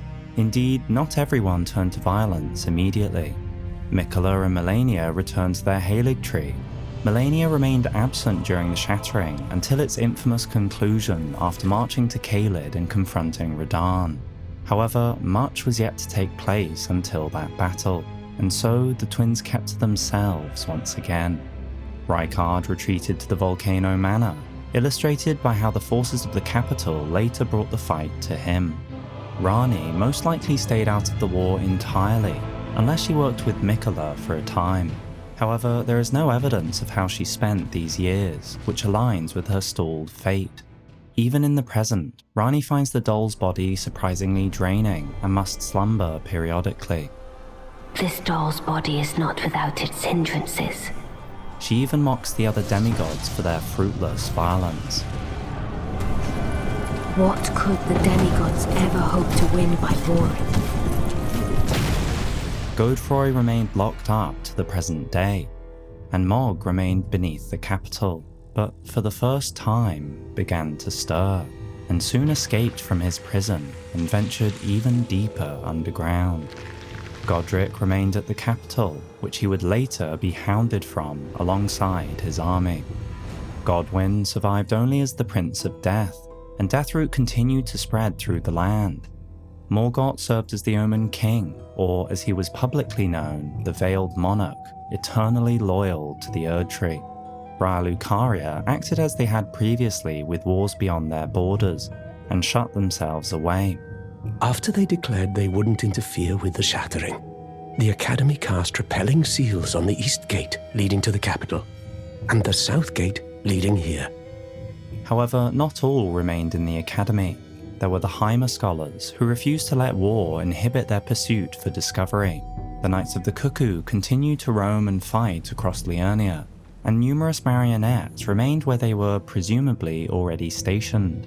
Additionally, the Academy lost control of a number of their puppet creations. The puppets. The puppets besiege us. Thus, the region, even to the present day, features civil conflict throughout, likely in part a remnant from the Academy rebellion against the Carians. I'd just popped out, and now I'm uprooted from my place of learning. Topes, a student who had been disrespectfully coined the Bluntstone, despite possessing skill of such import that it warranted a new conspectus, managed to get locked out from his home. This also helps to date Selen's expulsion from the Academy, though Selen may have been expelled much earlier, even perhaps during the Carian's reign. What is certain is that Topes was a fellow student at the same time. Selen was well known, the most promising sorceress in the history of the Academy.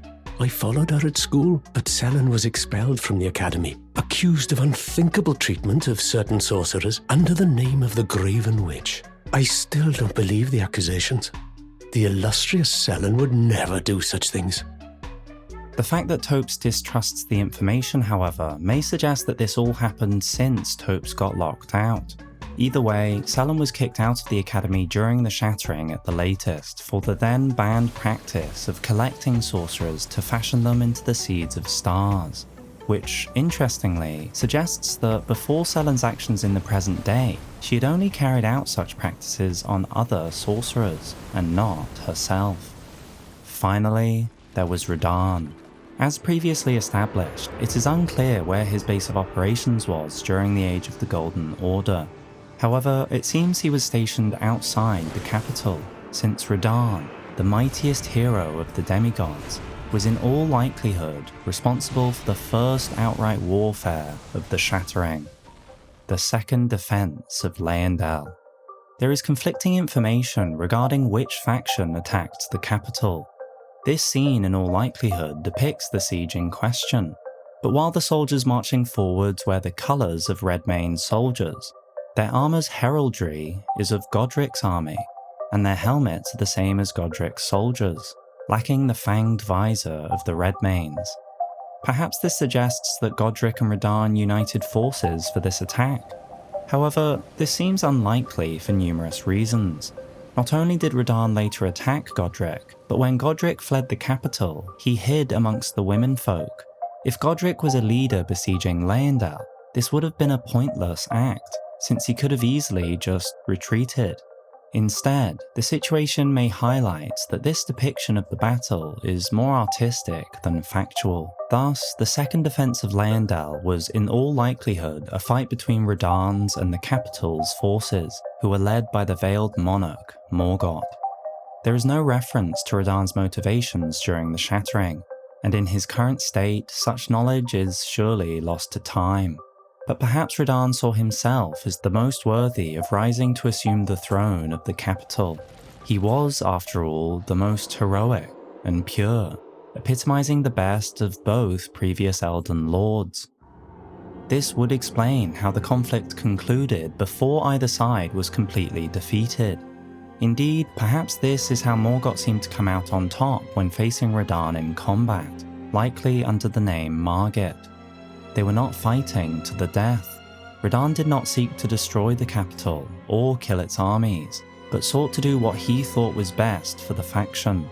But Morgoth knew better. The Erdtree wards off all who deign approach. We are all forsaken. None may claim the title of Elden Lord. In the chaos of the siege, Godric succumbed to his fear that the city would be breached. The soldiers who served Godric fled the royal capital of the Erdtree. Yet, even in this cowardice, Godric did not flee with his soldiers, but hid amidst the civilian women. When Godric was hounded from Leyndell, he took a multitude of treasures, including one known as Marika's mischief. The word hounded suggests he was chased, which may imply that Radagon also broke off his siege at a similar time, or as a result of this act, and chased Godric. Perhaps to claim his Great Rune, seeing as he was undeserving of its power.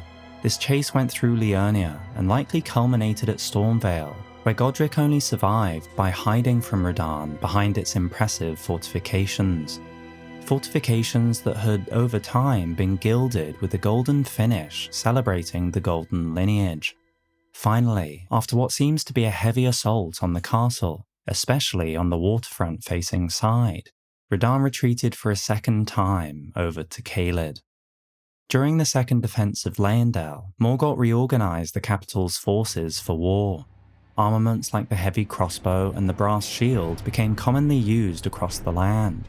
He employed Leyndell's perfumers, but not as healers. Indeed, their perfuming crafts could easily be used offensively, and the role of this sect transformed into an influential military one. The perfumers were drafted into service during the Shattering. The perfumers excelled in this new craft, and to this day there remains evidence of new recipes that were developed during this period, devised expressly for warfare. A record of crafting techniques left by a military perfumer contains martial techniques beyond the repertoire of an ordinary physician. This new aspect of their craft grew quickly, and the perfumers were so effective they soon became exceptional commanders. Perfumer censers were even weaponized as ballistics during the second offense of Leyndell. Interestingly, their greatest power in this role was not offensive. Instead, it was a potent morale-raising effect that makes those accustomed to it fearless in the face of death.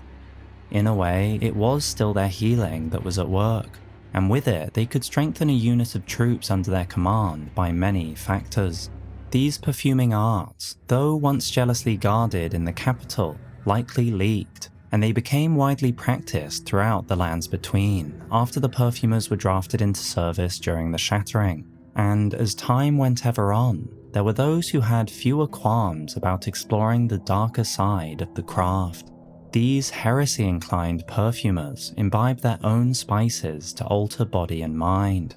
Their slow descent into self-destruction is what earned them their name. Soon, enemies of Leyndell employed these unscrupulous perfumers, who were called depraved. They donned an apron with embroidery of a curse upon the Erdtree, a symbol perhaps of a candelabra, and interestingly featuring a spiral, symbolic of the spirals of life which the Golden Order halted. These depraved perfumers brought their own augmentations to the troops around them. Instead of a morale boost, they made their soldiers enter a state of fervour such that they could charge fearlessly into battle, reformed as berserkers. However, it was not just those that went against the Erdtree who possessed flexible morals. The Shattering left no space for idealists, and some arts developed by capital perfumers serve well to illustrate the desperation felt by Leyndell in this period. Though fire was prohibited to those who served the Erdtree, this rule was forgotten as the war drew ever on. Gargoyles who had lost their ability to move were taught these techniques as well, and served as sentinels throughout the city. These gargoyles, alongside the second defense of Leyndell, helped to date another important event, the sinking of Lower Leyndell. In the present day, there is a curious lake right behind the ramparts that would be easy to miss. Visitors are unable to enter through the main gates, and instead have to enter through a side passage to the north. This lake is enormous, and very jarring amidst the inside of the city. Furthermore, this scene clearly illustrates that Radagon sought to enter the capital through the main gates. Thus, the lake must not have been present at that time. Indeed, right below Lower Leyndell is the nameless Eternal City, where Godwyn's body lies. And, strangely, a number of the perfume-using gargoyles, perfumes that were not developed until the Shattering. As such, it seems the area behind the outer walls of Leyndell has sunk in the time since Radagon's siege. Gargoyles unable to retreat were drawn into the deep-root depths, as well as some mausoleum knights perhaps, who refused to leave their soulless demigods. The cause of the land's movement is unclear, but it surely isn't coincidence that Godwyn's body lies below, whose roots infest the ground throughout the lands between. Morgott's compromises didn't stop at fire, and he turned to the rejected offspring of Erdtree society, the Omens. He used his own kind as brute force warriors, and sent them into battle to fight for the society that had imprisoned and rejected them since birth. Bespoke weapons were created and awarded to Omen as a tool of war, but this weapon, that even lacked the kindness of a handle, was cursed to break. Indeed, when bestowing a weapon, preparations must be made for taking it away. In this manner, Morgott ensured the Omen were less dangerous for times after the war, or if they managed to escape his control. Indeed, if they had not already come about before Morgott was allowed above ground, this likely marks the latest time the Omen Killers come about, a craft born from a perfumer named Rollo, the progenitor of the Omen Killers and a perfumer of antiquity. Once a famous perfumer, Rollo imbibed a physic to rid himself of emotion, thus enabling him to enact his nightmarish labour, hunting the Omen. And yet, the Omen Killers embraced their charge with surprising glee, as butchers of twisted conscience.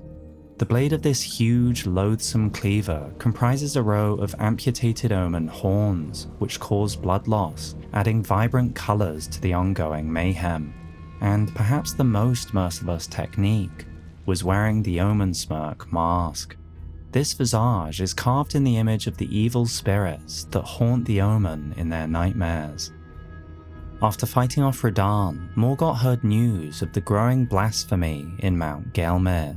News of such devastating import that Morgott risked the Erdtree's safety and launched an offensive assault on Praetor Rykard, the soon-to-be Lord of Blasphemy. Rykard refused to fight for the pieces of the Old Order, and instead declared absolute war on the Erdtree. He would not accept the role of Lord or even God within the plan of the Greater Will, and instead sought to completely overthrow it, a sentiment put well by Tanith. Our Lord, indignant, has refused to scurry about, fighting over what miserly scraps they allow us. If the Erdtree, and indeed the very gods, would debase us so, then we are willing to raise the banner of resistance, even if it means heresy. This heresy of Rykard was to try to overthrow the entire system. inspired perhaps by the pagan beliefs of those he had been sent to quell around the volcano so many years ago, and of times before the Erdtree. This, as well as some of his other plans, led Morgott to launch an assault on the Volcano Manor.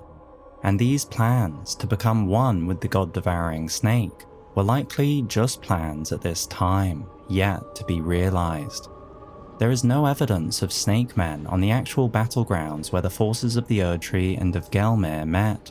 Furthermore, in the present day, the Gelmir knight armour bears an emblem that none wear any longer, standing as it does for a lord that fell from loft ambition into gluttonous depravity. As their lord lost their dignity, so too did these knights lose their master.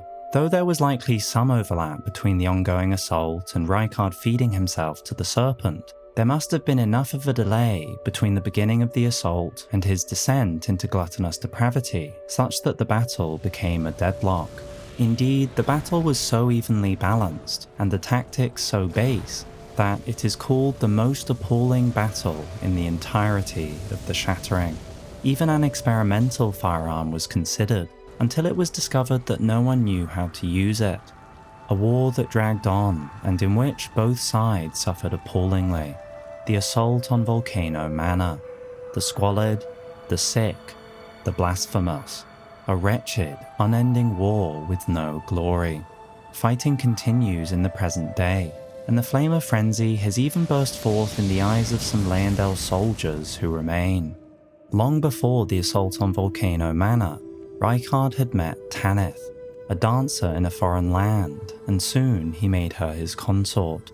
But this affection had not been mutual, until the day when Rykard finally fed himself to the blasphemous serpent.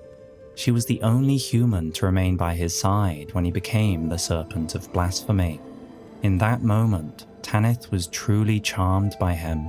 She even refused his gift of the tonic of forgetfulness.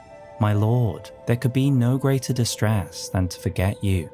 Conversely, no others stood by Rykard. "If this putrid field of death is what your blasphemy would bring, then I can no longer abide. No one can. Indeed, there are no Gelmir knights who remain in the present day." Rykard, however, understood. The road of blasphemy is long and perilous. One cannot walk it unprepared to sin. Rykard's knights abandoned him, having lost their master, and some even searched for a weapon with which they might halt their lord. But though they did find one, they ultimately failed in their task. And yet, through it all, Rykard was not alone. He had Tanith, and the birth of the man-serpents followed. However, Morgott's army was spread too thin to take advantage of the disbanded Gelmir forces. Indeed, some under Morgott's command seem to have moved beyond his order. Omen killers, for example, began to hunt any of impure blood, and started killing Albinaurics as well. Perfumers lost their faith, and those who strayed found work elsewhere, such as at the nearby shaded castle, of which the Marai family served as both executioners and castellans. However, the sons of House Marai were all sickly born, and as such, either by now or soon after the Battle of Aeonia, Marley Marai was beguiled by the beautiful and fierce goddess who was born into rot, one who gave hope to their suffering. Melania, and indeed Miquella, had been absent in the Shattering so far. It seems likely that this was when Miquella embedded himself within the Halig tree. If this was also when he taught Albinaurics the technique of metamorphosis, then it may also date the second generation of Albinaurics.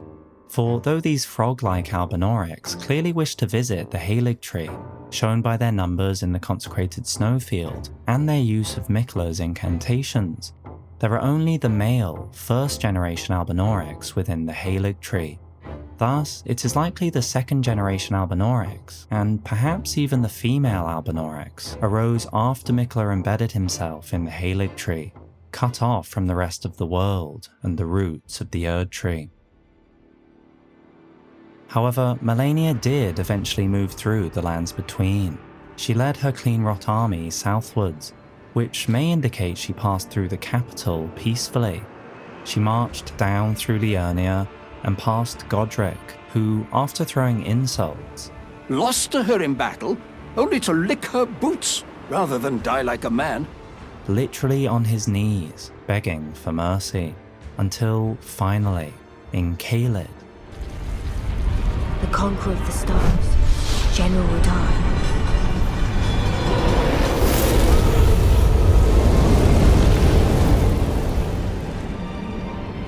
And the blade of Mikkel and Melania the Seventh. These two were the mightiest to remain, and locked horns in combat. But why? Why avoid the bloodshed for so long, and then march southwards with such purpose? Why pass through Leyndell peacefully? Why leave the disrespectful Godric alive, but risk everything to try and kill Radagon? I am Melania, Blade of Mikkel.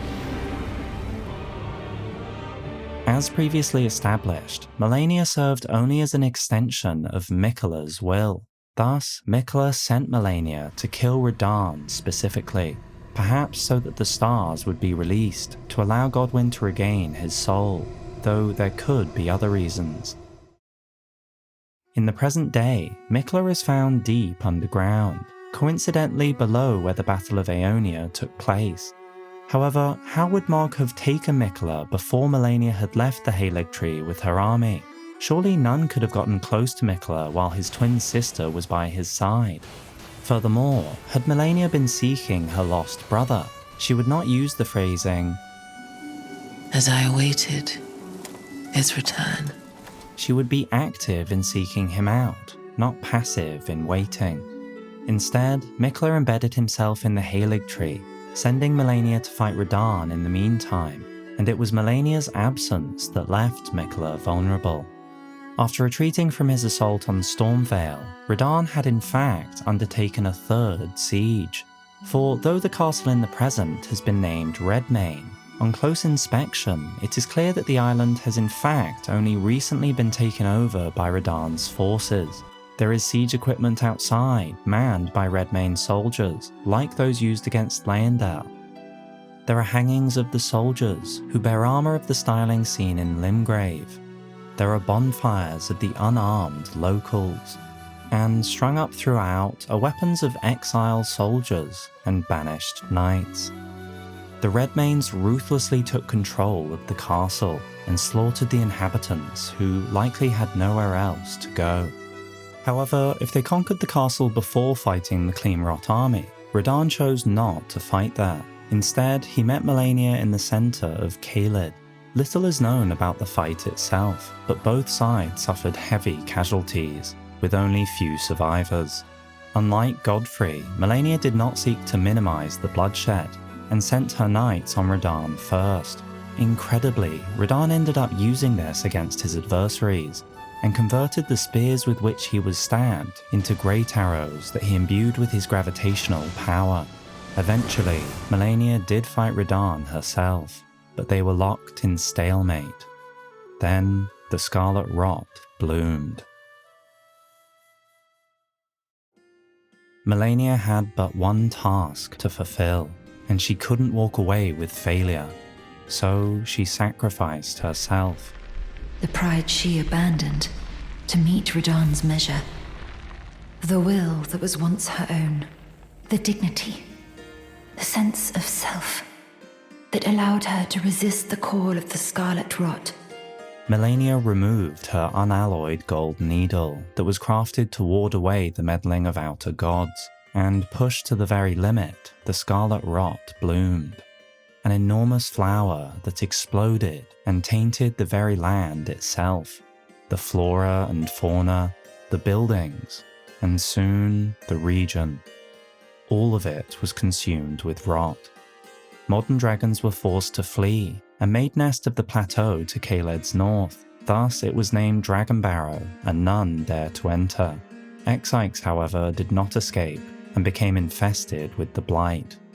The Redmanes either learnt quickly or already knew how to fight the rot, the application of fire in particular.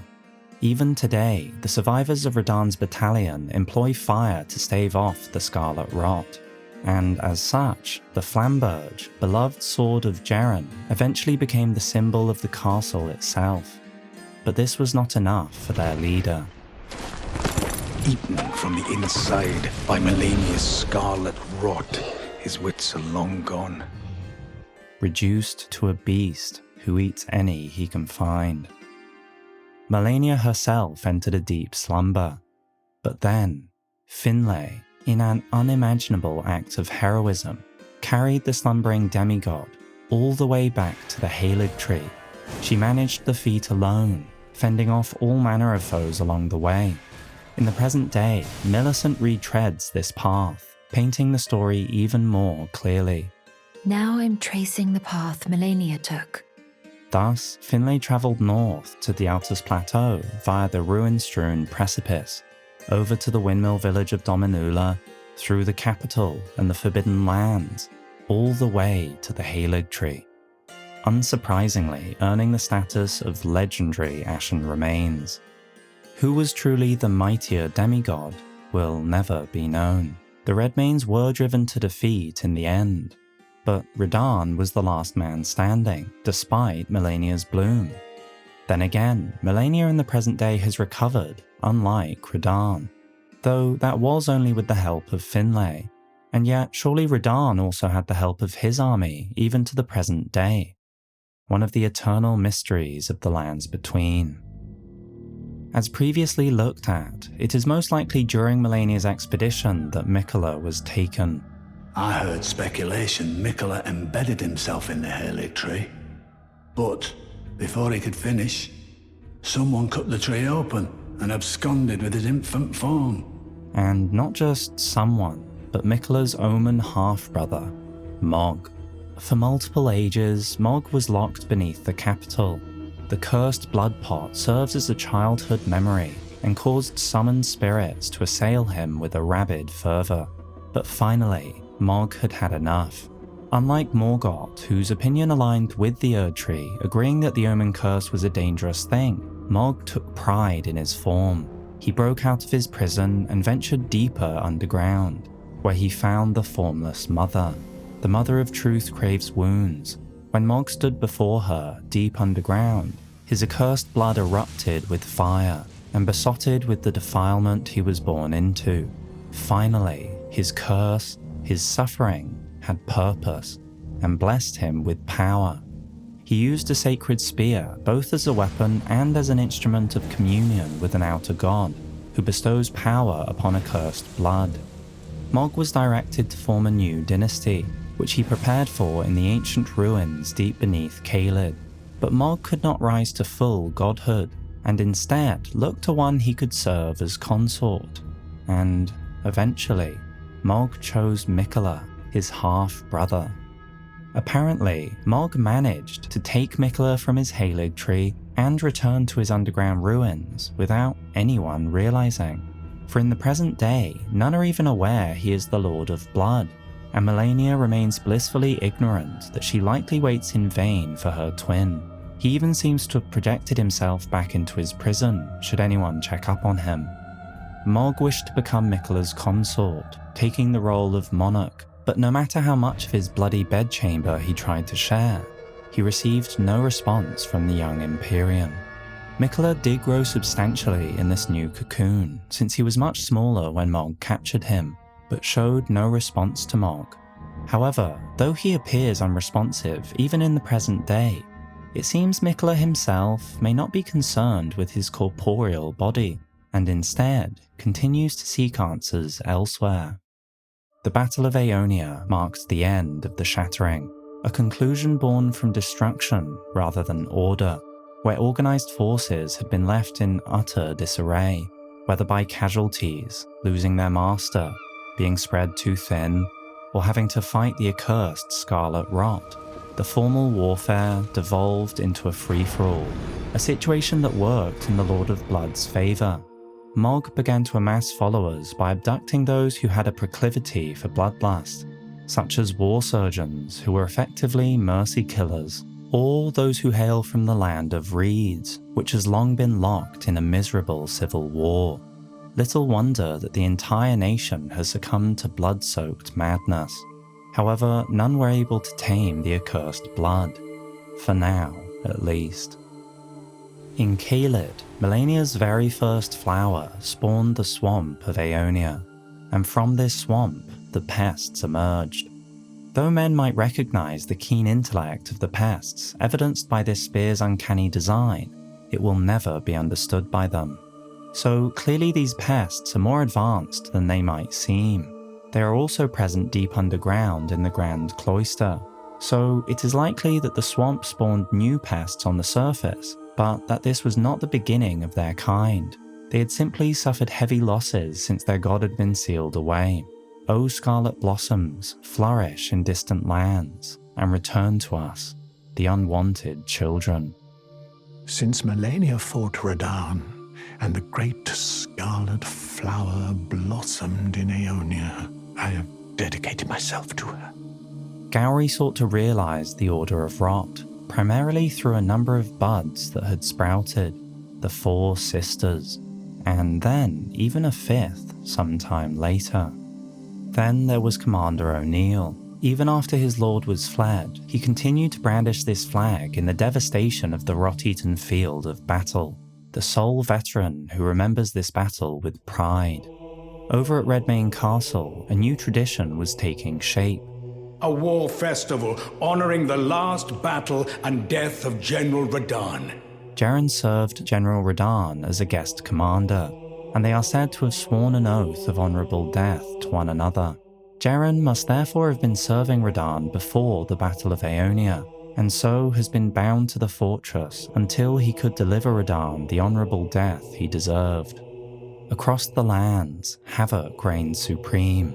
With no one to lead, bandits ran rampant in the wake of the Shattering. Fleur, the Bloodhound Knight, vowed that there was only one lord he would ever serve, a true king, and so the rabid stray never found a master. The Academy never opened their gates again. Such was the havoc across the realm. A war from which no lord arose. A war leading to abandonment by the greater will. This was only the abandonment of the previous figureheads, of the demigods who had been entrusted with great runes and proved to be unworthy. But the greater will has not abandoned the realm. So it is that the Tarnished are guided by grace, called to act. Or perhaps Marika managed to do one final act before she was completely shut down. Whatever the case was, the legacy of Marika's unbeaten army, their ancestors, found themselves seeing grace, and were called to the lands between, the Tarnished. Overseen somewhat fittingly by the Two Fingers once again. The Two Fingers warned the Tarnished, follow the path that has been set for you, and you will make enemies of all others, the monks, the sorcerers, the ancient dragon knights, and the scions of gold. The Lands Between offers no welcome to the Tarnished. Indeed, the Tarnished would even find oppression from the Two Fingers themselves, whose servants served as the assassins of the Round Table Hold. The assassins were charged with eliminating Tarnished who had strayed from guidance. Ironically, the assassins were themselves once Tarnished who had strayed from guidance, and they pursued their duty in the darkness that is without grace. These assassins were called confessors and wore black attire for blending in with the darkness. Even the churches outside the Lands Between, dedicated to the teachings of the Two Fingers, send confessors out to follow the guidance of grace. The Two Fingers even spent resources to try to eliminate the demigod Rani. The Two Fingers and I have been cursing each other ever since, and the baleful shadows are their assassins. Assassins empowered by the Rune of Death.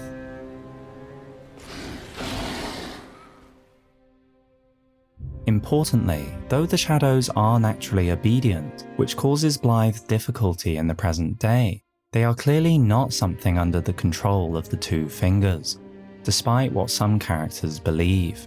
Relic of an assassin who assumed the guise of Rani the Witch's loyal shadow. The likeness is striking. Why would the Two Fingers carry out such a complex and delicate plan of subterfuge if they could simply take full control over Blythe? Nonetheless, Rani managed to evade the attempts on her life, and Iji, Blythe, and Seluvis continued to serve her in her dark path right to the present. However, it is likely Seluvis lacked loyalty even then, since he helped Selen well before his actions in the present day. She owes me for the help I gave her when she was expelled from the academy.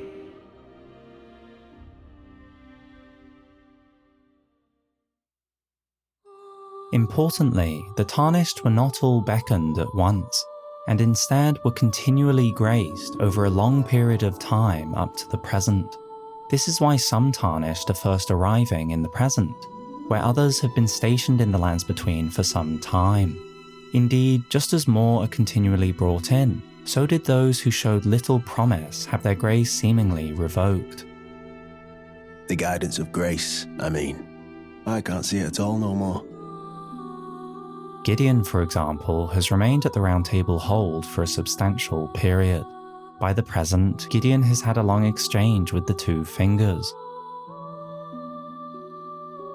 has adopted Nefeli as his daughter, loved and lost, making a rival of Seluvis, and is a self-proclaimed true member of the Round Table, seeing the newcomers as namby-pamby Tarnished.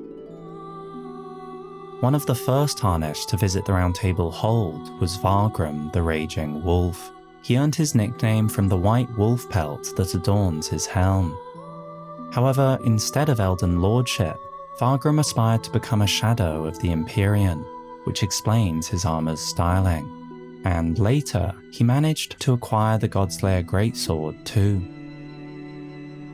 He was friends with one called Errant Sorcerer Wilhelm, who was also one of the first Tarnished to return. Wilhelm once belonged to the Hyridas Conspectus, and so was in all likelihood an outcast from the Academy. A silent seeker of sorcery who had gone so far as to make contact with the primeval current, explaining his expulsion. But Wilhelm was led by guidance into confrontation with his friend Vargrim, and it is said that he was then taken prisoner in Round Table Hold. A very interesting story. It seems that the Two Fingers were not happy with Vargrim's choices, as might be expected, but Wilhelm refused to follow their orders to confront his friend, and thus he was punished too. And so the two remained allies, and continued to fight adversaries together to the present day. Little is known about Mad Tongue Alberic, but this heretical practitioner was an aloof yet disturbed sorcerer said to have been driven mad by jeering tongues during his service to the Round Table Hold long ago. Though in the present day the Round Table Hold is a quiet, calm place, initially the Tarnished were rowdy and plentiful. Hugh likely served at the Round Table Hold from before Marika shattered the Elden Ring, likely cursed. I know he was given this great entreaty to craft a weapon which could slay a god. Hugh served only to craft such a weapon, right unto his dying days, even once his shackles were broken. But no Tarnished ever gave him that chance, none that he could call Lord, at least until the present. However, there were some Tarnished who showed promise over the years, who had the makings of Elden Lordship, and even managed to claim great runes, although these have been lost in the present day. And most promising of all was Vaik. No other Tarnished was closer to the throne of Elden Lord than Vaik. But without announcement, Vaik travelled far below the capital and was scorched by the flame of frenzy. Did he make his choice for his maiden, or did some other force lure him with suggestion? Only once before have I seen two great runes together. So Vike managed to claim 2 great runes and gained access to Leyndell. If not already, Vike joined the dragon cult and quickly rose in their ranks. In fact, of all the knights, Vike the Dragon Spear was the one Lanciax loved the most. Then it seems that Shabriri's words managed to dissuade him from his quest, and he went beneath the capital to the 3 Fingers. Like Vike himself, it has been tormented by the yellow flame of frenzy from within. Ah, Lord Vike, it seems that you are no lord after all. So Vike must have intended to inherit the flame, garnered frenzied followers, and then regretted his actions after inheriting the flame. Perhaps he even requested he be locked in an Everjail to limit the danger he posed. Curiously, he does not make use of frenzy within his Everjail. And also curious is that he was not required to remove his armor to be embraced by the 3 Fingers, which may suggest the Fingers' power was still strong at this time, compared to their withered state in the present day. There was House Hoslow, which has existed for generations. This work of art is handed down through the generations of the illustrious house. The tale of House Hoslow is told in blood. Dialos, the younger brother, was all talk and no trousers, and still remains in the Round Table in the present day. Meanwhile, the elder brother Juno inherited the Hoslow legacy without resistance. And though he would never consider himself a champion, this earned him an invitation to the Volcano Manor, which he discreetly refused, an act that was not received well.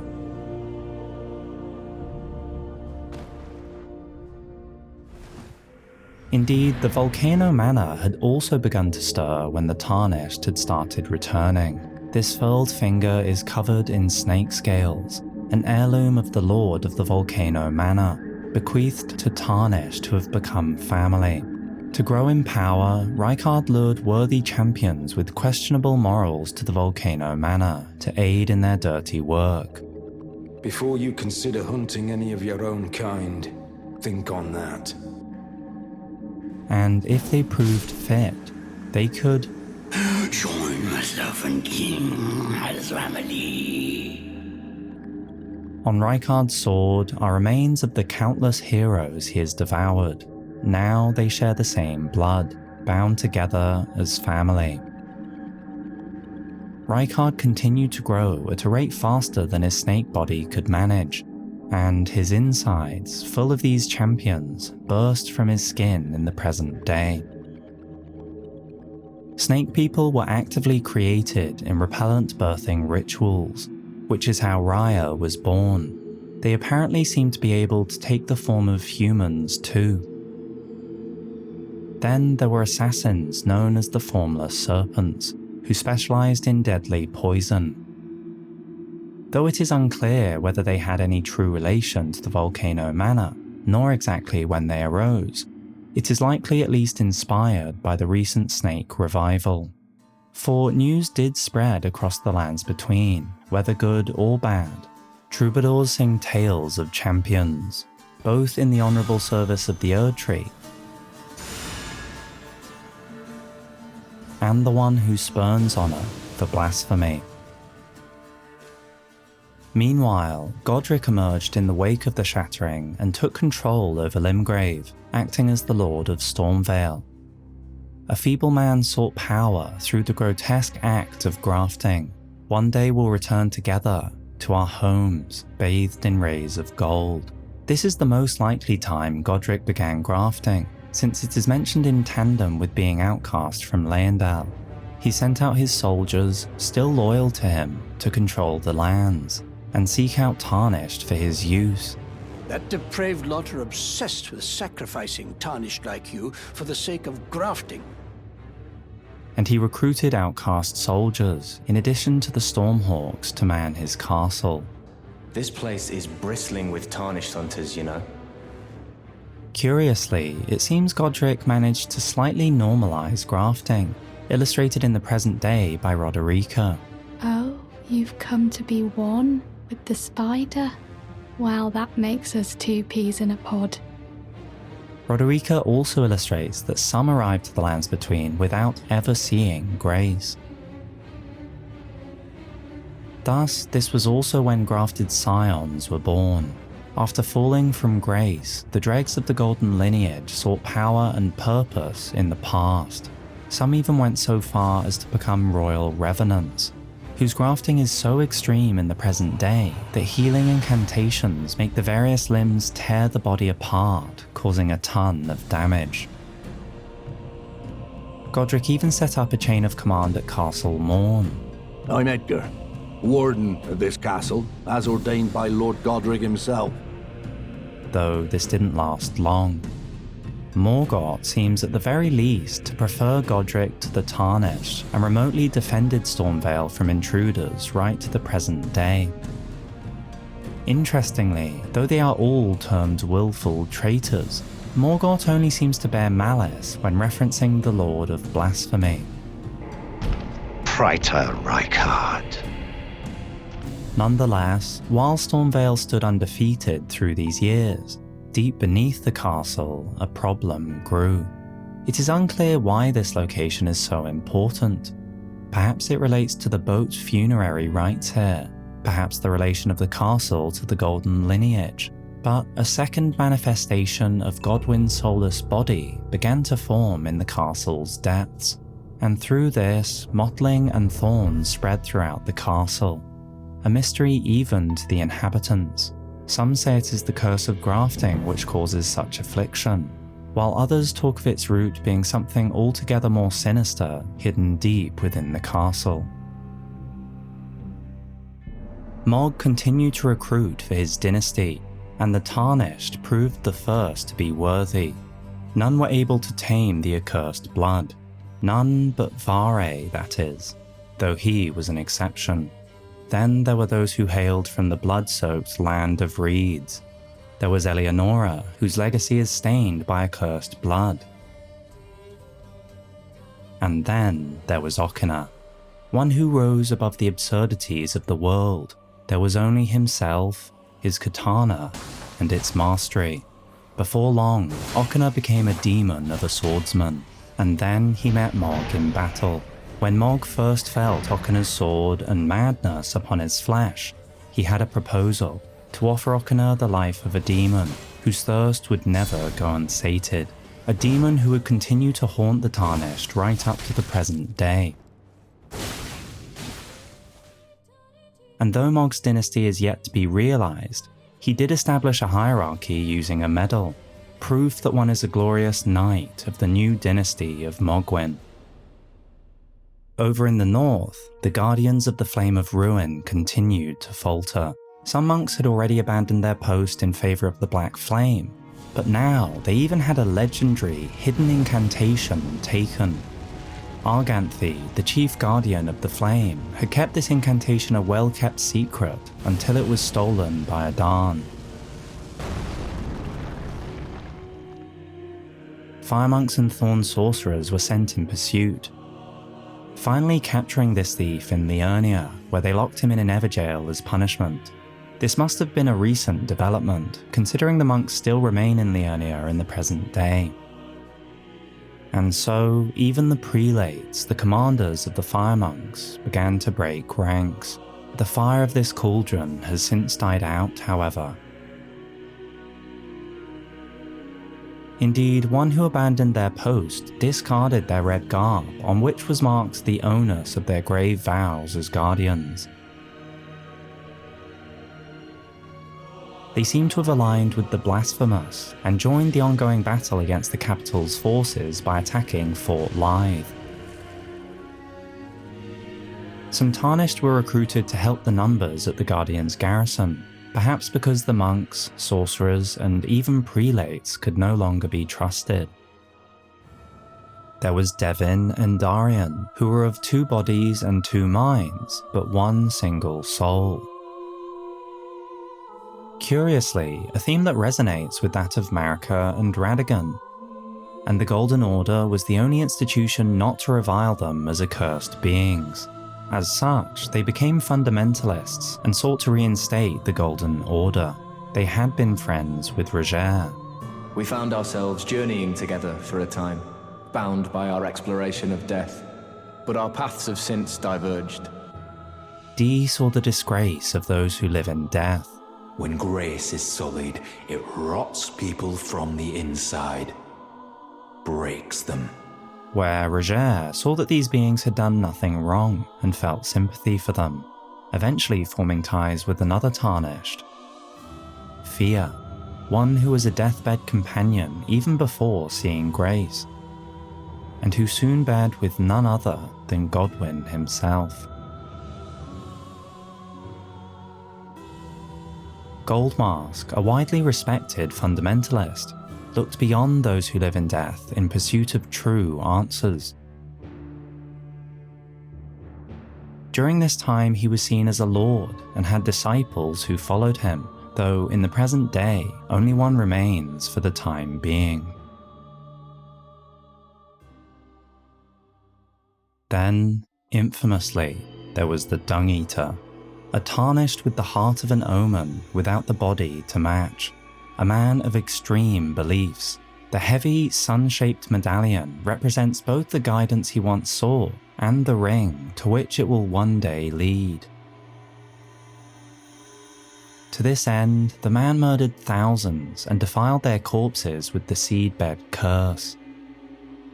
By doing so, he prevented dead souls returning to the Erdtree, leaving them forever cursed, one of the most loathsome things found in the lands between. A man who was worth the resources of locking up beneath the capital, though how that compared to Boggart is unclear. However, even this did not work, and the Dung Eater continued to curse others even as far as the Halig Tree right up to the present day.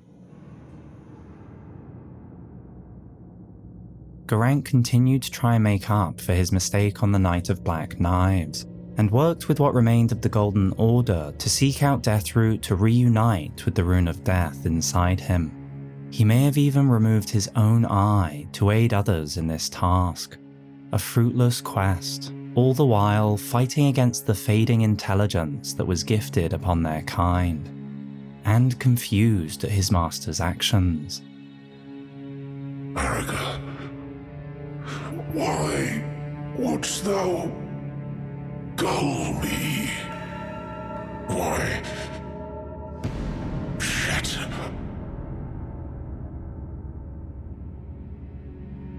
One who hailed from Aeonia, a land of proudly solitary ascetics, at some point managed to at least partly overthrow the Morai rulers at the Shaded Castle. He somehow managed to snatch the family's storied sword from the site of his looming execution and furnished it with battle skills from his home. And with this, he continued to wreak the havoc he had likely been previously charged with. Elima murdered numerous instructors and merchants, and was known as the Bell-Bearing Hunter. There were also the noble living Jars. It is difficult to date these beings. They could even have ancient origins, given how Jars featured in beast culture. Though the Jars are brought to life by human flesh and blood, they are all rather kindly folk. Perhaps they were made to be better than their innards. These Jars seem to serve as an alternative method to bring the bodies of champions for the minor Erdtrees that were growing across the land. There, the avatars would break them, who had emerged in the wake of the Shattering. However, the living Jars were fully sentient, and grew a culture of their own, settling in the east of Liurnia. Once there was even a nameless man who sought to be worthy to join the warriors inside, which may suggest society saw this as an honour, just like Erdtree burial. Unfortunately, new perfuming arts were developed that required fragments of hunted noble Jars. Depraved perfumers are plainly in league with jar poachers, and so the Jars lived in fear, seeking one who could protect them. The Erdtree Guardians spread out across the lands and protected the new minor Erdtree offspring, though not all of these have survived to the present day. Some Tarnished made friends with the Ancestrals, who had rejected the artificial cycles of the Erdtree in favour of returning to nature and life from death. The spiral horn shield was once given to a tarnished warrior who cultivated close ties to the ancestral followers. By this time at the latest, there arose people who collected the power of meteorites. The desperate ones which scavenged for these shards dubbed themselves Star Coolers, and as such, they paid homage to those beings that rose from meteorites, the falling star beasts or malformed stars. And finally, the first ever Tarnished was also called back to the lands between. Godfrey. He had done as Marika originally instructed. He had led the Long March and waged war. During this time, his weapon had been broken in a battle fought as leader of the Tarnished. Finally, he had died, strung up alongside his beast regent Sarosh. But he too was graced once more, and with this new life, he returned to the lands between. After the long march of the Tarnished came to an end, Godfrey divested himself of kingship, becoming a simple warrior once more. This is somewhat unclear. Does it mean he became a simple warrior over in the foreign lands? After all, he is called Hoaraloo when he is gifted grace. Or does this include his return to the lands between? He does act as Godfrey rather than Hoaraloo, right up until his last moments fighting at the foot of the Erdtree, and the transition to become a simple warrior once more doesn't seem reversible, which it would need to be if he had done this in a faraway land previously. Miriel, infinitely wise, whose life has spanned many ages, remains to the present day at the Church of Vows, offering guidance and aid to any that may need it. All things can be conjoined. And there were others who sought to do good within the realm. There was a traveller, an associate of a healer, who is said to be in search of new aromatics and flower gardens, in hopes of treating misbegotten, omen, and all those seen as impure. This healer was most likely Tricia, who dedicated her efforts to treating these impure beings. When her efforts failed, she was their companion as they died, watching over them to ensure that they could pass peacefully, free of pain. A tale akin to the origins of the deathbed companions. The years went on, and more Tarnished were beckoned with grace, all to no avail. The two fingers grew tired, aged, and trembling.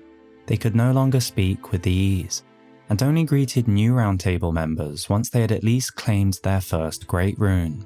They lost many of their servants, as suggested by the phrasing that they once served. The lands between, at every level, was broken. Just like the simple weathered straight sword, though the Erdtree styling is still visible, time has not been kind to this sword, now merely a shadow of its former self. Gravekeepers were insect-ridden. There was no longer any societal hierarchy beyond the small factions that fought on, and aristocrats or nobles became wanderers, abandoning their birthplace after the Shattering. These undead wanderers are the pitiful product of unending life. This even included the aged, which serve as an apt comparison to the stability of the previous era. In the capital, there arose Oracle envoys. It is said that when Oracle envoys appear playing their pipes, they do so to herald the arrival of a new god, or age. Soon, one capable of changing the age itself would arrive. Unless, perhaps it is too early to sound the call. These oracles also appeared at the Erdtree, which suggests that despite everything that went awry, Miquella had created something which could bring forth a new age. Could this be what Gideon implies when he says, "Perhaps the Queen's sorrow was justified"? That Miquella was the best chance of the demigods, and when he learns of Mog's actions, he understands the truly hopeless situation that Marika must also have realized. Until, finally, there was one other. Whom grace would again bless. Who may just be worthy of becoming a lord. Tarnished, O tarnished, seek the Erdtree and stand before Marika, its queen. Become the Elden Lord. And so, just as Marika's reign was built, so would it fall. Despite everything she did to avoid fate, the cycles of nature are inevitable. And the rest is history.